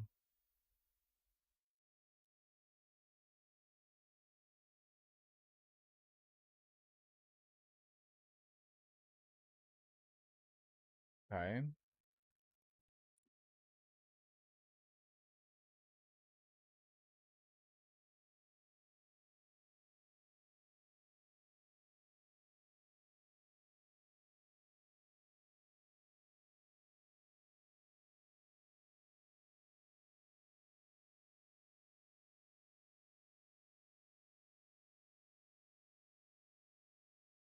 I'm assuming because you scaled stun chance. I'm assuming when you're bossing or you're hitting a big guy, you could just pop it and stun because they're like on permalock. So almost like you could stun lock these people. And the knockback is nice as well. All right, let's see. Did you write it? Hang on. The build is spec to have 200% stun chance with throwing attacks. Right. I think I saw that, right? 240%. Yeah. They're going to be stunned quite often. And so if you got a big dude running at you or something, you'll have the knockback and the stun, and then your throw-ins will likely stun him anyway. I think that's a terrible idea. I mean, what else would you use besides Shield Bash? What would you use?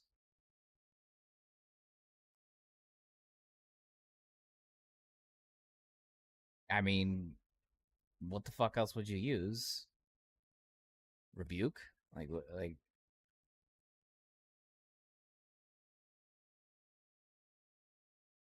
oh, right. Yeah. The fuck is it? Yeah, 150. Woo! Yeah, that hits.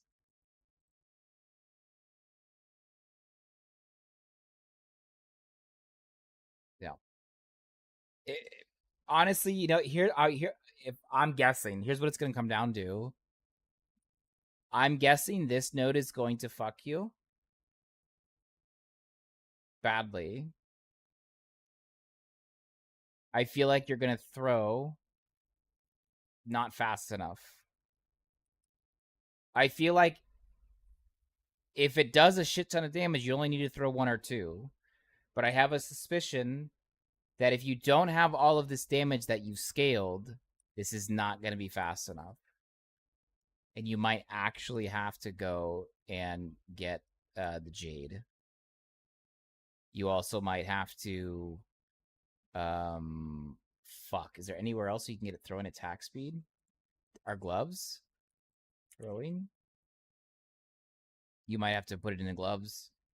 You might have to drop your strength and get attack speed. You might have to. Because this might not be enough. If I was making a melee build with 46% throwing and I was reliant on me to attack, or if I was making a melee build that had, attack speed of a 46, I'd be in trouble. Now, granted, if you're hitting like this, granted your critical strike chance is a little too high, but that's okay. It better be overcapped and undercapped, right? As long as it's not like 500% or some shit like that. If you're hitting like this, you might not have a problem, but if you're not hitting like this, this is gonna be a problem. Yeah, but you're still, even that's, like I said, even if you're on average, it's still 102.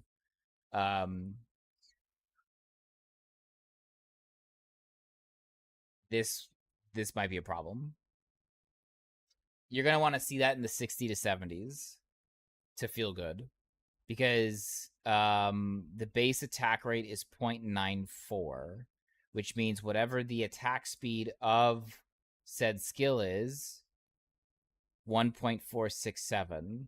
So basically how that works out is 1.467, and you're using a 0.94, so times 0.94, so your actual attack rate is 1.37, and you're going to increase that by 42%.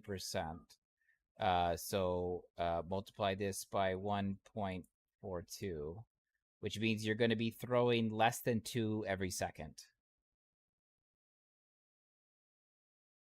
You're going to be throwing about, well, you're going to throw 1.9. Obviously, you can't throw 0.9, but you're going to be throwing less than 2 a second.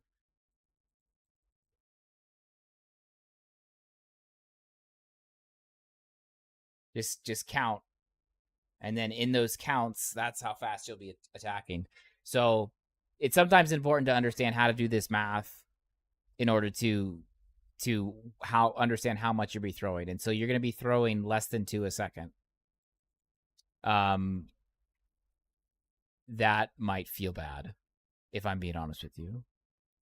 Now, if you can get this to 60%, right? If you can get this to 60%, so 1.37, 898, right? And we're going to get this increased by 60%, 1.6. Now you're throwing more than 2 a second. That would feel significantly better than less than 2 a second.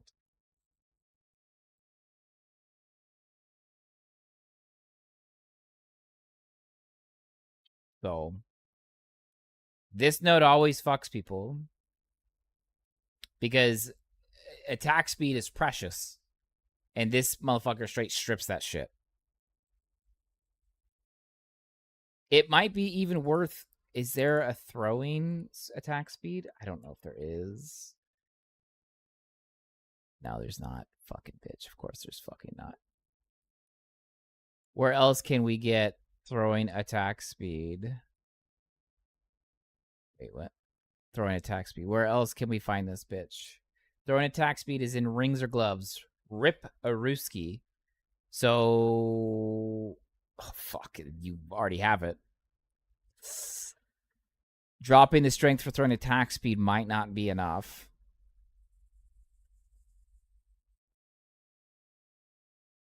Unless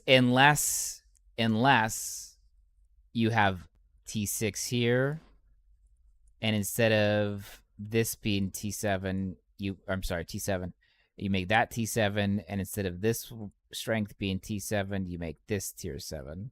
Now, granted, you did take away your bottom line for crit, but you're throwing twice as many. Oh, aren't you sassy? Hi, Boba. So now we'll take that same... Hi, Brielle. So now we'll take... What the fuck did I just type in?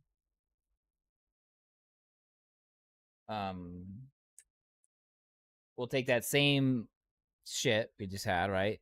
So this is 0.94, and then the base attack rate for Javelin is 1.467. So we multiply these together, 1.467, right? We get 1.37. So now we do 1.37, and we multiply it by 2. Now we're throwing a little less than 3 a second. That feels much better than less than 2 a second. So you've inherently, the difference between 1.9, wait, check that.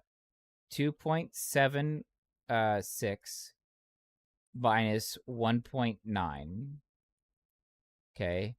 So your damage is 86% increased, or you have 86% more damage when you're throwing that much more. So if you throw one and you throw one and it hits for, let's say you throw one and it hits for 100 damage, right? And you throw less than 2, so you hit for 1.95. or 1.9, right? Times 100 damage. God damn it. Times 100 damage, right? You're going to hit for 190. But if you do 100, the same amount, and you multiply it by 2.7, that 190 damage turns into 270 damage. And attack speed is probably more important, especially if you want to stun lock these bitches. Exactly right. So sometimes you have to steal from Peter to pay Paul. Sometimes it'll pay dividends. Sometimes it won't. That's why it's important to be able to know how to do the math behind some of this shit, so you can calculate it here. But you did lose a little bit on your top end crit, about 30%. But that 30% might not matter if you're throwing twice as many. So you're doubling the amount you're putting out there, but they're doing 30% less damage. If you throw 2 instead of 1, you've doubled damaged. And if you're throwing, I assume you understand what I'm saying, right? If you're throwing twice the amount, you're inherently doubling the damage. And since you went from 46 to 100%, that's significant. So this is probably the way to go. And I know you took a little bit away from your strength, right? You'll be all right. You'll be all right. Because this is just scoring here, right? So took a little bit away on your top end, but with throwing this many more, this is gonna feel a lot better. And that's why if you hear, sometimes you'll hear some nitty gritty POEers, they'll bitch and they'll be like, it's such fucking bullshit that, for example, right, they'll complain that where is it? Hello?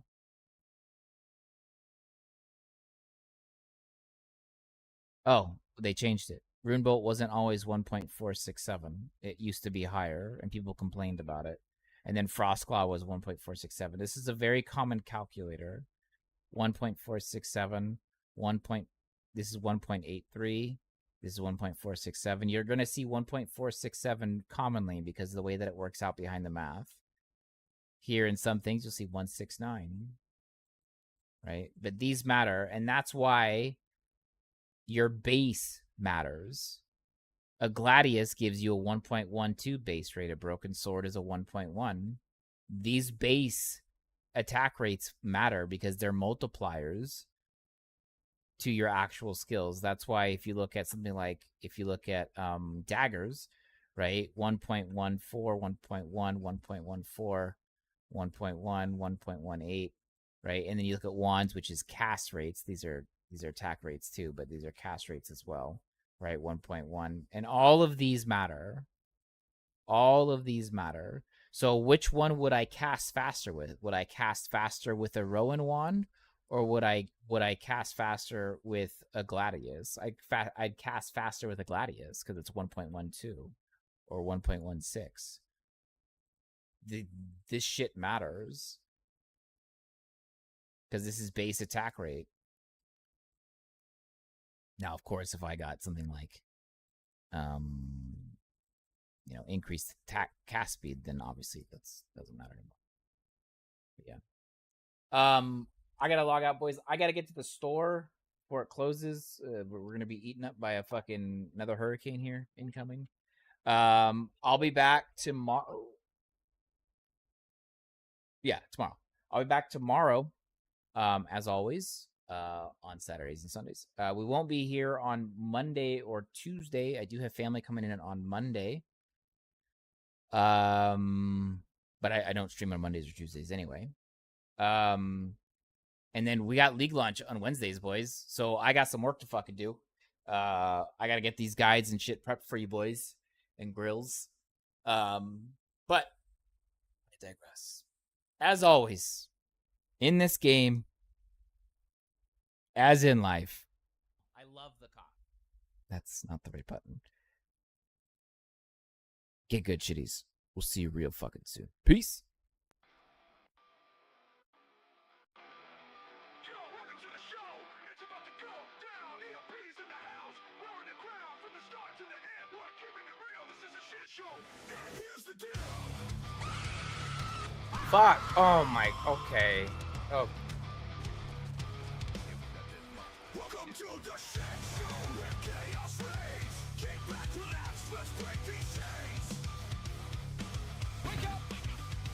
Fucking bitch. What's master? I'm fucking working here. What's up, dude?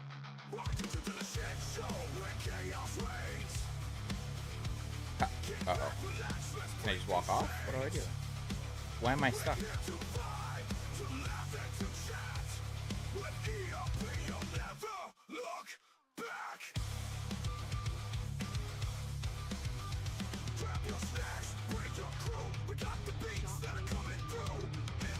What?